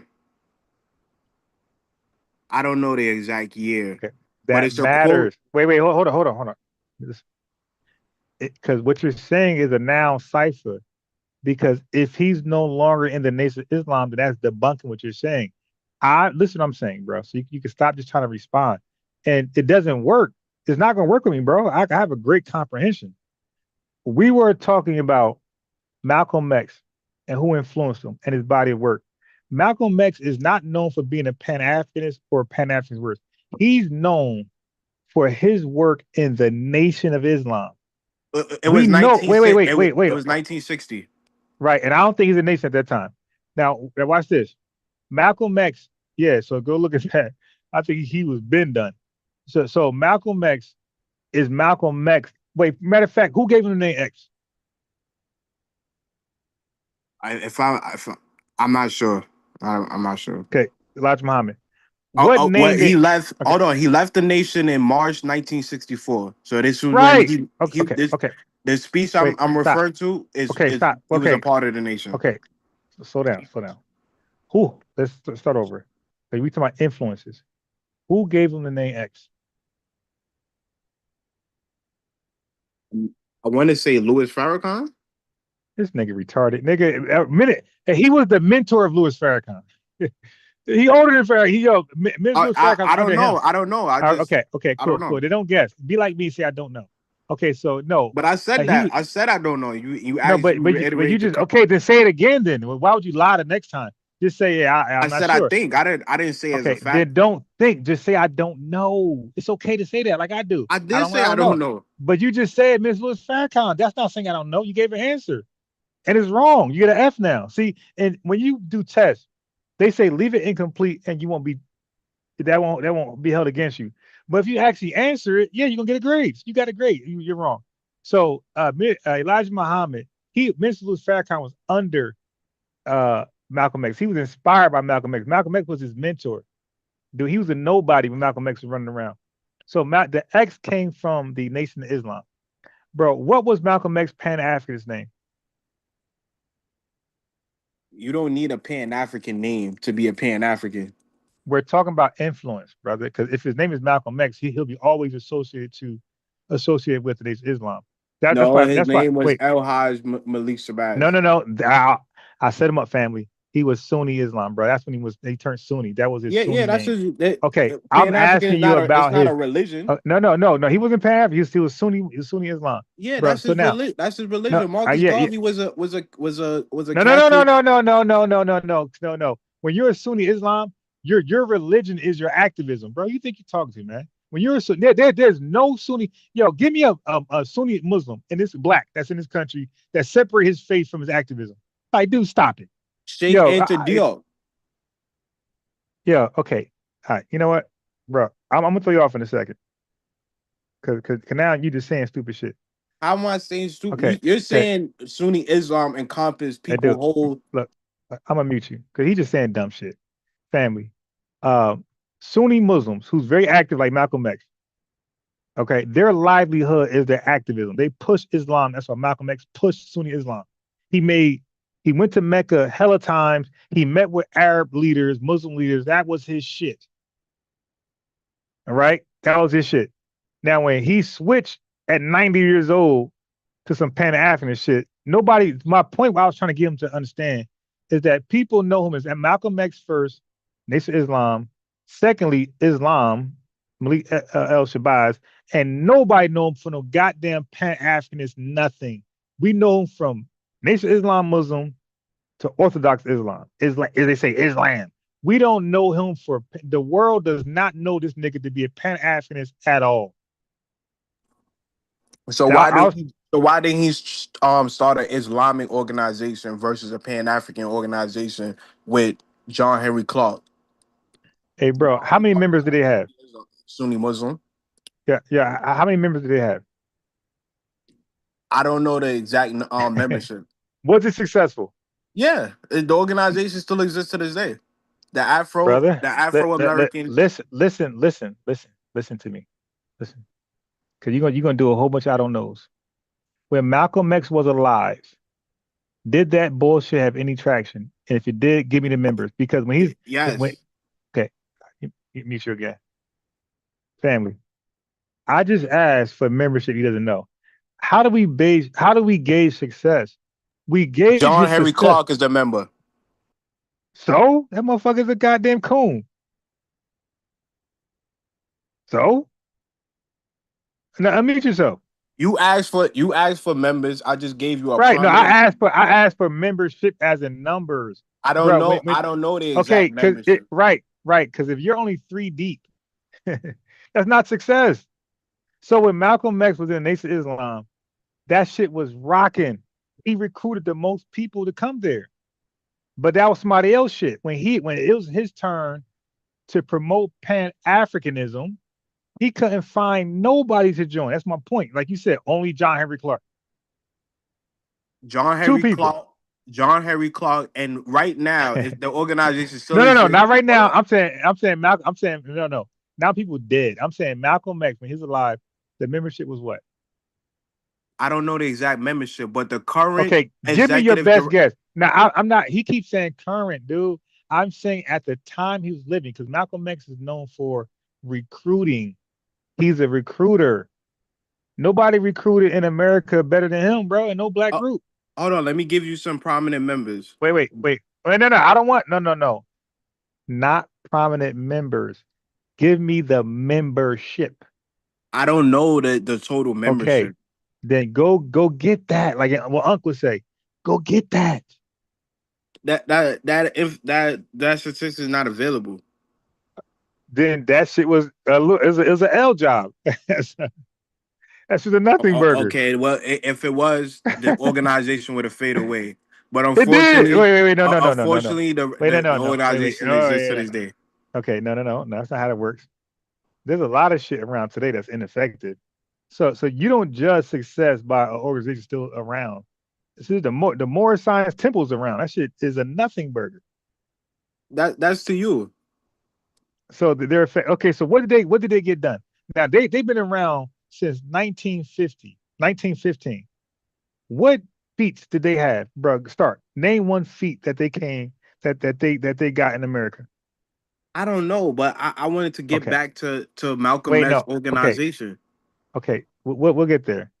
So just because right now, family, you got LLCs that are shells. They never had no business, no membership, no money, nothing. And people like him, scamming tellers like him, use that for the PPP. The government locked their ass up. Okay, because although it's an existing business for 10 years, it never had a bank account associated with it. It never had money. It never paid taxes. So now all of a sudden you want PPP loan. Okay, we'll get you this PPP loan. Here you go. We'll take it back from you and lock it for 30 goddamn years. So just because something is in existence, it didn't go away, it doesn't mean it was productive. It just means it was inactive or ineffective. So now go ahead with the organization. Update us. Yeah, the current executive director is Dr. Leonard Jeffries. Okay, so And what? it's run by Leonard Jeffries and Ella Little Collins, which is Malcolm X's half sister. So what is their aims, goals, and like what do they plan to achieve with this organization? It's a Pan-African organization that's seek for political, economic and social involvement between all right. Black people of the diaspora and the continent. Damn, that's a big task. Okay, so now when did they gain? Give me some of their accomplishments. Some of their accomplishments. Well, they attended. I don't understand. No, not what they the attend. last. What? Because you said that they were here to liberate Black folks in the diaspora. Give me some of their wins, right? What did they fight and they won since they've been in existence? I'm not sure. It's a shell company, bro. Okay, so what have FBA accomplished since 2018? It's well, for one, we're growing in vast numbers. We're a fast growing, you can say, quote unquote, movement. So for anything now, when you have organizations that's built on membership and numbers, like the Nation of Islam, numbers are everything. Like the Mormons or any other group, even what the Burkina Faso and Burkina Faso, he's looking for numbers. He's looking for people to come to his country in massive numbers so he can grow. So when you have an organization like that, that's like political, that's working on activism, you need numbers more than anything, because numbers bring about influence. Numbers bring about people notoriety. So the Civil Rights March was about numbers. If it was just Dr. King and 10 people like Malcolm X organization, it would have went nowhere. So numbers gets people eyes. it gets notoriety, it gets attention. So with us, everybody's talking about us because we're in massive numbers. If we were 13 deep, nobody would say anything about us. You're over here because of our numbers nationwide. Everybody and their mother is talking about it. Nobody's even getting views if they don't talk about us. So now that is what 7 years in, and we're already doing better than anybody. Leonard Jeffries, Malcolm X, all these guys you name, we're already doing more than they ever did. And guess what? We How? got So okay. notoriety is your biggest is FBA Got biggest you. Got accomplishment, you. right? That's your Got you. biggest Wait. accomplishment. No. It's not the biggest. It's one of them. So for So one, what's the other ones? okay, relax. So did you hear when Bernie Sanders and Hillary Clinton debated? Did you hear them talk about systemic racism? I didn't watch that debate, Okay. unfortunately. Did you ever hear a president candidate talk about state of word systemic racism ever in your life? Not that I know of. Okay. See, so you're not qualified, man. You're not qualified to have these conversations. So because of people like Tariq Nasheed that always mention systemic racism on Fox 5, this channel, that channel, the Breakfast Club, and he had that going. Charlemagne had used Tariq Nasheed talking points to ask Kamala, to ask Hillary Clinton, Bernie Sanders, Biden. He used his when he's tangibles. Can we agree tangibles is a Tariq Nasheed talking point? No. So, all right, I'm gonna kick you off. So when he said tangibles 2020, who said that before him? When he said, "Hey, no more trinkets, no more biscuits. We want tangibles from any political party." You're telling me somebody said that before him? Tangibles for Black Americans. Are you saying there's another somebody who said that before him? Yeah, family, Tethers just can't be honest, man. They just can't take a L. They'll lie and sit here and take back all of the props I gave him earlier. He'll sit back and make me take it all back. So Tariq Nasheed is not the father of Tangibles 2020. Maybe for that slogan for the presidential election. No. Yeah. Okay, chat. I'm trying to be respectful and not throw him off calling names. When he said tangibles, can you give me the context where he meant it in? When he said tangibles, talk to me. I don't know. I guess he's talking about reparations, I guess. Okay, no, not reparations. He's saying set aside equity, whatever, exclusively for Black Americans. Can you give me another politician who ran on the word tangibles and said exactly that? For tangibles exclusively for Black Americans that has lineage to slavery. Can you No. give me another? Okay, No. cool. So tangibles was, like I said, you lied earlier. You couldn't admit it.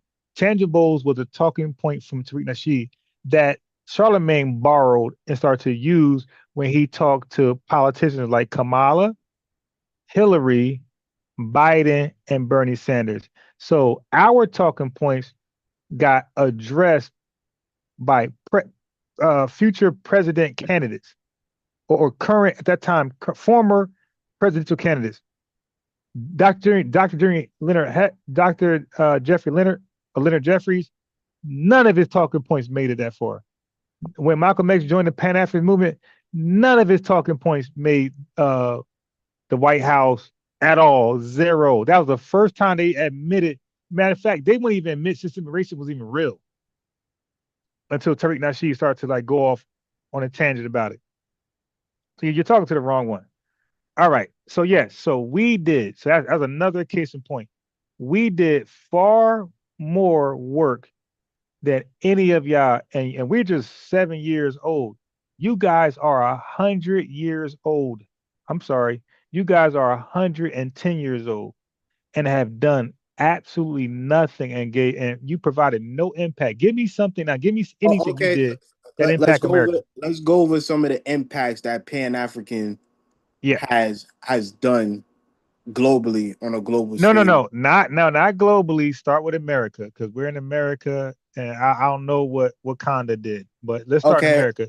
Okay, Pan-African was able to garnish a official Black holiday that is now um celebrated by the federal government, i.e., Kwanzaa. Bro, ain't nobody in that mother be on that shit, but yeah, about 30 people be doing that bullshit. It's a national holiday. You don't have to celebrate it. It's a I national don't holiday. care. It's garbage. Okay, now watch this. Okay. So now give me something where you guys have Pan-African was one of the leaders for the reparation movement, and Cobra. no, it wasn't. No, it wasn't. So who Now, did reparation before in Cobra? okay. Dude, reparations go back all the way to the goddamn late 1800s, man. Who was With Frederick Douglass. With Frederick Douglass. Wait, okay, Frederick Douglass, and so yeah, this is why Tethers. I'm saying Tethers could never ever sit with me on Foundation of Black American History. Reparations were talked about all the way since we were free from slavery, bro. You know what the fuck the 40 acres and mule is? That's reparations. Frederick Douglass was involved in that. See, this I'm trying to say, man. None of y'all, I made this claim months ago. None of y'all know more foundational Black American history than I am. 40 acres and a mule was a form of reparations. Okay. The Freedmen Bank was a form of reparations, man. Okay. Dude, so you gotta humble yourself. Now in Cobra, that's like some 1980 shit. And in Cobra, bro, although I appreciate the efforts, I believe maybe Conyers were into that. I don't know if the HR 40 bill tied into that. I don't know. But I appreciate the efforts to keep the fight alive by in Cobra. But in Cobra had no real way of distributing the wealth.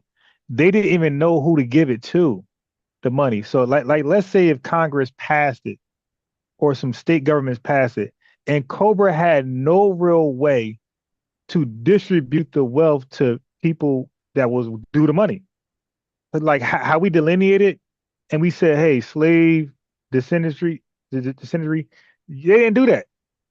They allowed almost anybody who entered the country like yesterday to qualify for reparations. They had no real way to distinguish who's old and who's not, as far as Black people.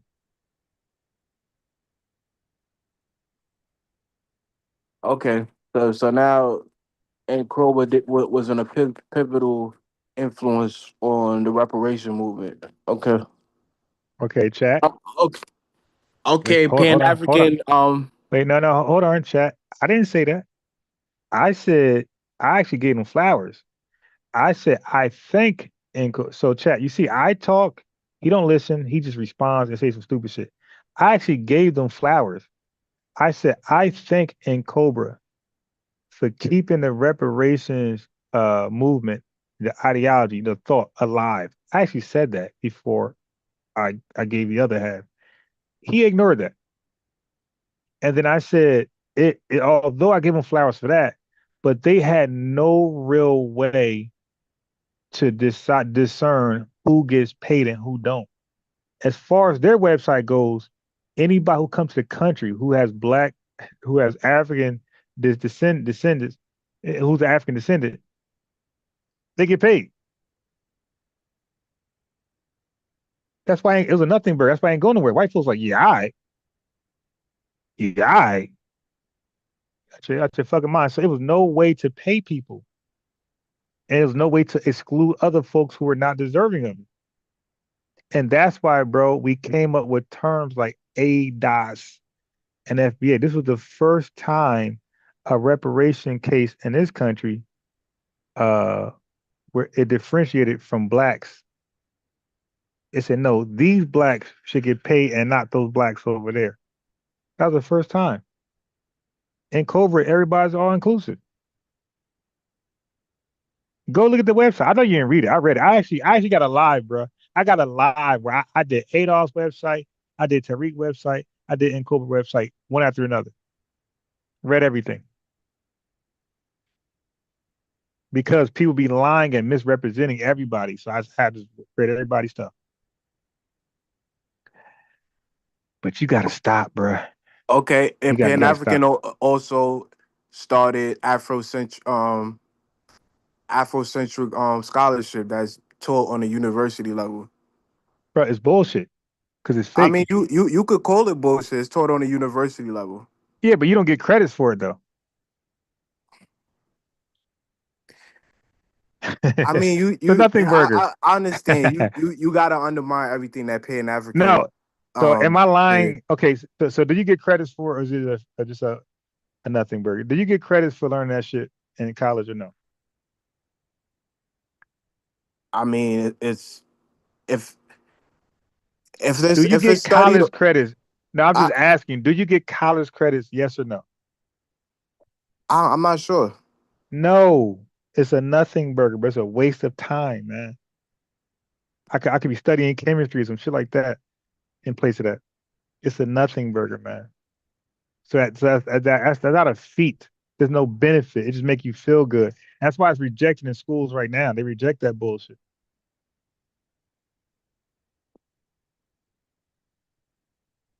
And from what I just from my simple research, yes, you do get you earn credits for studying Africana studies. Let me see this. No. Well, let me see. Let me see. So you didn't say that word before. You said something else, but no problem. That's the official name of the So why I didn't say that? Okay, hold on. Do Africana studies. hold on. Gotcha. It's a course on the university level you get credit for. Let me see. It's fucking nothing.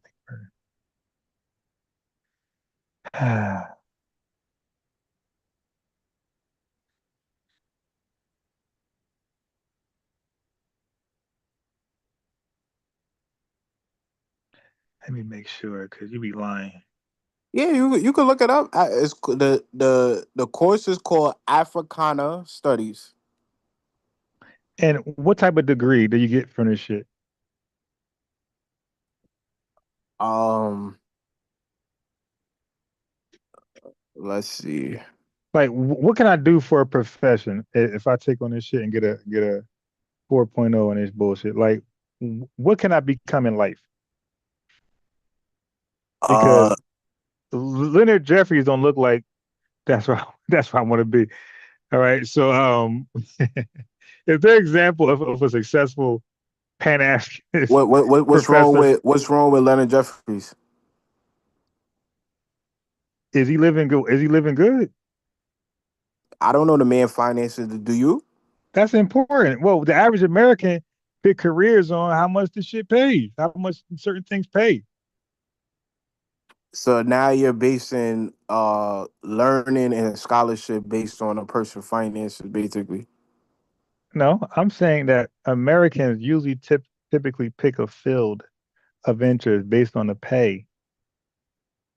So Oh, okay. I'm asking you, if I waste my time in substitute chemistry and where I could be a chemist and I take on African studies, Africana what studies.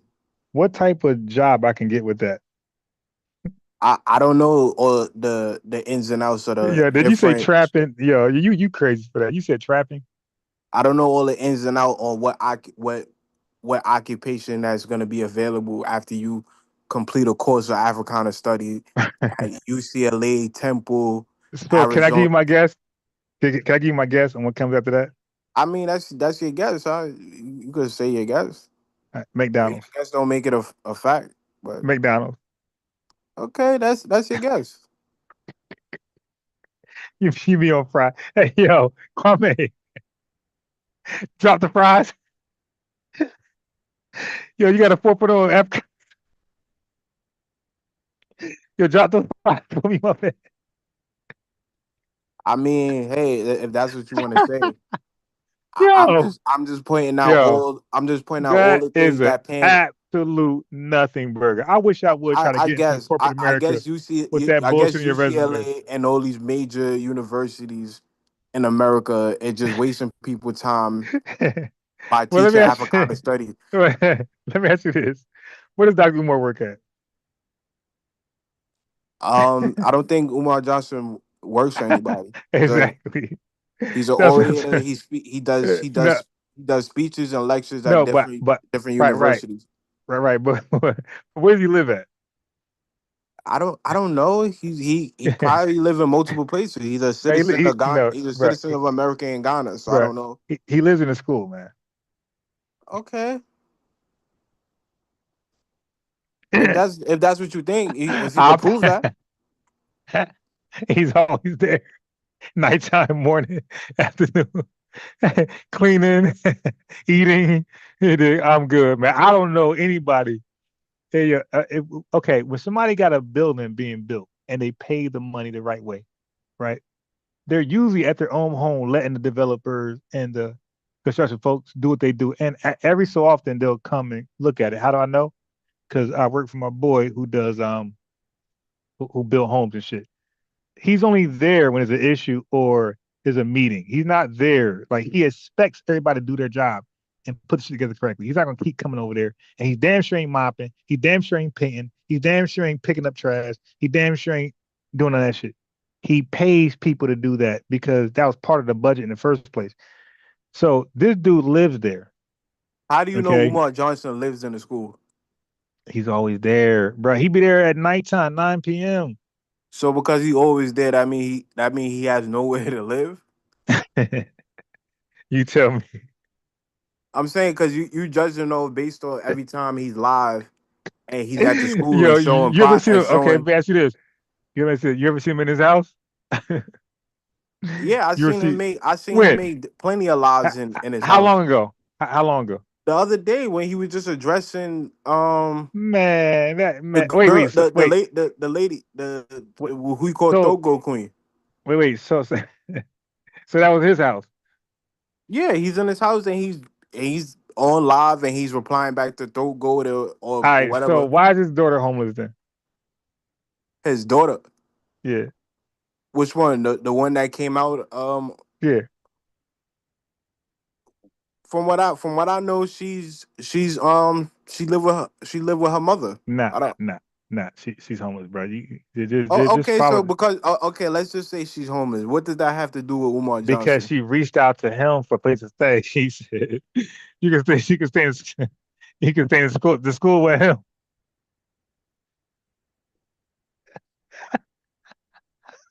Hey, if that's what you want to believe, then He said, "You can take the gymnasium. He'll take the auditorium." can you provide that? You got a source for that? Oh my god, yo! Why is Umar asking for donations to paint? Can you explain that? The same way Tariq need donations for the museum till this day. Yeah, but here's the difference though. The difference is this: when you ask for donations to build something, because the museum is up and running, it's functional. People go there. He has events there. What The school artifacts is is in wait, no, no, that wait, smoke wait. shop? Listen, I can't tell you what's in there. All right, but all I can say is this. But you calling it a museum, so it should have artifacts, right? Listen, man. Listen, follow me. Is it up and running? Yes or no? Yeah, it's a good All right. comedy club. All I like it. right. He do the All comedy right. show every Friday. So, but let me ask It's you cool. this: is the school up and running? The school, nah, Yeah. it's not up Okay. and running. Which one came first? Huh? Which one? Which one came first? The hookah lounge. Hookah lounge came first. No. I'm saying idea, like the inception, the conception. Which one came Oh, the first? school. School, Okay, most definitely. but it's not a. Okay, so now listen. Did he claim he got the money for it? Yes or no? Umar? Yeah. No, I don't think he No, he claimed had to to. because he isn't it. Didn't he buy it allegedly? Yeah, he bought the So, building. And he right. bought the So okay. buildings. So slow down. So you got the money for it. Did Tariq Nasheed do a painting, like a public painting display or some club shit that Umar did outside of it where he was like, that nigga proposed to some random damn African out there. But look, did Tariq Nasheed do a free painting thing for folks? Hey guys, pull up and help me paint. Did he do that? Nah. Okay, you know why? Because when you pay somebody right? To fix your building, bro. There's something called a materials list. Let me educate you in the chat. For somebody who comes from this industry, there's something called when you get a house built from scratch, bro. You sign a contract because you want to know what because they're gonna ask for upfront payment, right? And you're not a fool. You're gonna know what the fuck. What are you doing with this money? So they come up with something called a materialist. They're going to tell you where every dollar is going, and then they're going to tack on labor afterwards. So they're going to say, hey, this is for paint, this is for sheetrock, this is for this, grass, or whatever demolition, whatever they got to do, bro. Everything is visible. You sign it. So if he hired contractors, like my boy's a contractor. So if Umar hired contractors, like he said he did, then that means that he signed, he's seen, he got a copy, and he signed off to the material list. So that means that he shouldn't be painting shit. Everything's covered by the contractor. The contractor either does it himself or he contract painters, he contract roofers, he contract other folks to do it, to build a patio. Like those his connections. But the person who pays the money, they just be hands off. The contractor is there cooking up. You could watch this from any rehab show, which I watch all of them. Any of them, Home Improvement, watch them, bro. The owner, the person who paid the money, they back off. They only come to assess it, make sure it's looking like you promised. But they don't go there and paint. They don't go there and throw parties and shit like that. You don't do that. You don't go inside, open the door, and look at the gym and look at everybody. You don't do that. You get the fuck out of there because when you do that, you could violate the terms and conditions of the contract. They do. What the fuck you doing in there? And no, don't touch shit. Yo, get out. Yo, this is us. This is off limits. And they also got a set time where they should so it's like a quarterly thing. They'll update you the first quarter. Okay, look, we're on pace, or we're behind, but you're updated like far as progress. You ain't never you got it from him, but he's always lying. For 10 years, the school's supposed to open every year. Well, he said there's a couple more things left to do. Said the school should like what? No, but listen. See, you kind of missed what I was saying, bro. The couple things that he said left to do is not his job. It's the contractor he paid. They got to get that done, not Umar. Umar, what he does is when they can't do it at a certain time frame, he recoups some money back from them because they told that it should be 3 to 6 months, not 10 to 12 years. It does not take that long, bro. You look, just Google, ChatGPT, YouTube, but to get a school up and running, it takes, bro, 3 to 5 years. That's it. Even from ground up, we got to gut it. 3 to 5 years. It does not take 12 years. Is that with government funding or without government funding? Both, because listen, government funding is out the equation because that's why I started by saying this. He got the money. He got the money. He purchased it. He went shopping for a building for a school. He bought two. So the funding is no longer in it. You only say funding. I think it's more than two buildings. I think it's about 3 or 4. Okay, but even then, you got the money. Now you got to go shopping and you got to invest in a wise way. You don't buy 4 buildings when you can't even get one up. So if you buy 4 buildings with the money, that's on you. You could just bought 1 building. You bought 4. So now when progress is slow, you're the only person who can answer those questions from your donors. And yo, by the way, can you admit the first donors aren't all of their kids in college right now? Yeah, most definitely. Most definitely. Yeah, you don't think that's an issue, bro? Yeah, so these folks just took an L, right? I mean, hopefully they got some equity or something. Really? Bro, he ain't got shit to show for it, man. And let me ask you this, bro. Now he's from Philly, right? Yeah. Now Philly is is the mecca of like charter schools and independent schools. You know that? No, I didn't know that. Okay, so when me and DJ Focus debated Umar and school shit, I showed you a school in Philly for this black lady who been running shit for like children's years. It's called like Science and Mathematics Institute, something like that. Y'all can Google it. It's Philly ran. Bro, it's very popular. They have a high graduation rate, high, GPA rate. Like everything is high. Like it's like Black Excellence School. Excellent school. Black Excellence School. There's no way Umar never heard about it. And guess what? It was government funded. So I'm saying his whole agenda, his whole But that was idea. one of his key. That was one of his key selling point that it's not going to be government ran or a Okay. charter school. He said he didn't want to do a charter school. Okay. Listen. Okay. Watch this. The reason he lied.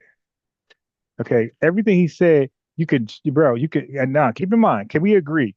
When he made up those excuses to not do charter school, can we agree there was no Chat GPT? Can we agree? Public, accessible, Yeah, right? yeah, it Okay. wasn't. So now it's there now. So now, bro, you can go Chat GPT. Exactly what he said. Why I say he's lying. Saying no, he's lying. Okay, so he made up some bullshit. The reason why he don't want the reason why, bro, people like him and Marcus Garvey, they don't want to be funded by the government. They want to have absolute control over the project. They don't want no investors. They don't even want donors. They don't want nobody second guessing anything they say. They want all autonomy. And it usually never comes to fruition. Garvey tried it, no fruition, never came about. His dream failed. Umar dream we see is going the same direction as Garvey, and everybody calling him a scammer right now, like they call Garvey. So these approaches, bro, historically shows us they do not work. All this no government, bro. Every rich person in the world got linked up with some type of government regulation, some government fundings, man.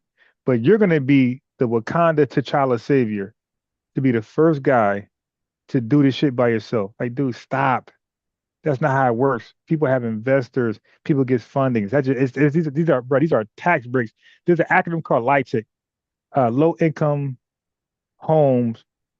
I forgot what the TC stand for, but bro, these are tax breaks for developers. So basically, bro, if you're a developer and you're gonna build in New York, let's say Manhattan, right? And you're going to charge, luxury apartments, luxury condos, and you're going to charge top dollars. What the mayor or governor of that city will say to you, the mayor, he'll say, yo, or she, yo, Kwame, can you build homes for low income people? You're like, hell no. What they're going to do is, bro, they're going to guarantee you so much shit, and the tax breaks they give you bro, you're not going to say no. And that's why you have so many low income houses that's in the form of luxury apartments today. And then like in 10 years, they could kick everybody out and make it luxury anyway.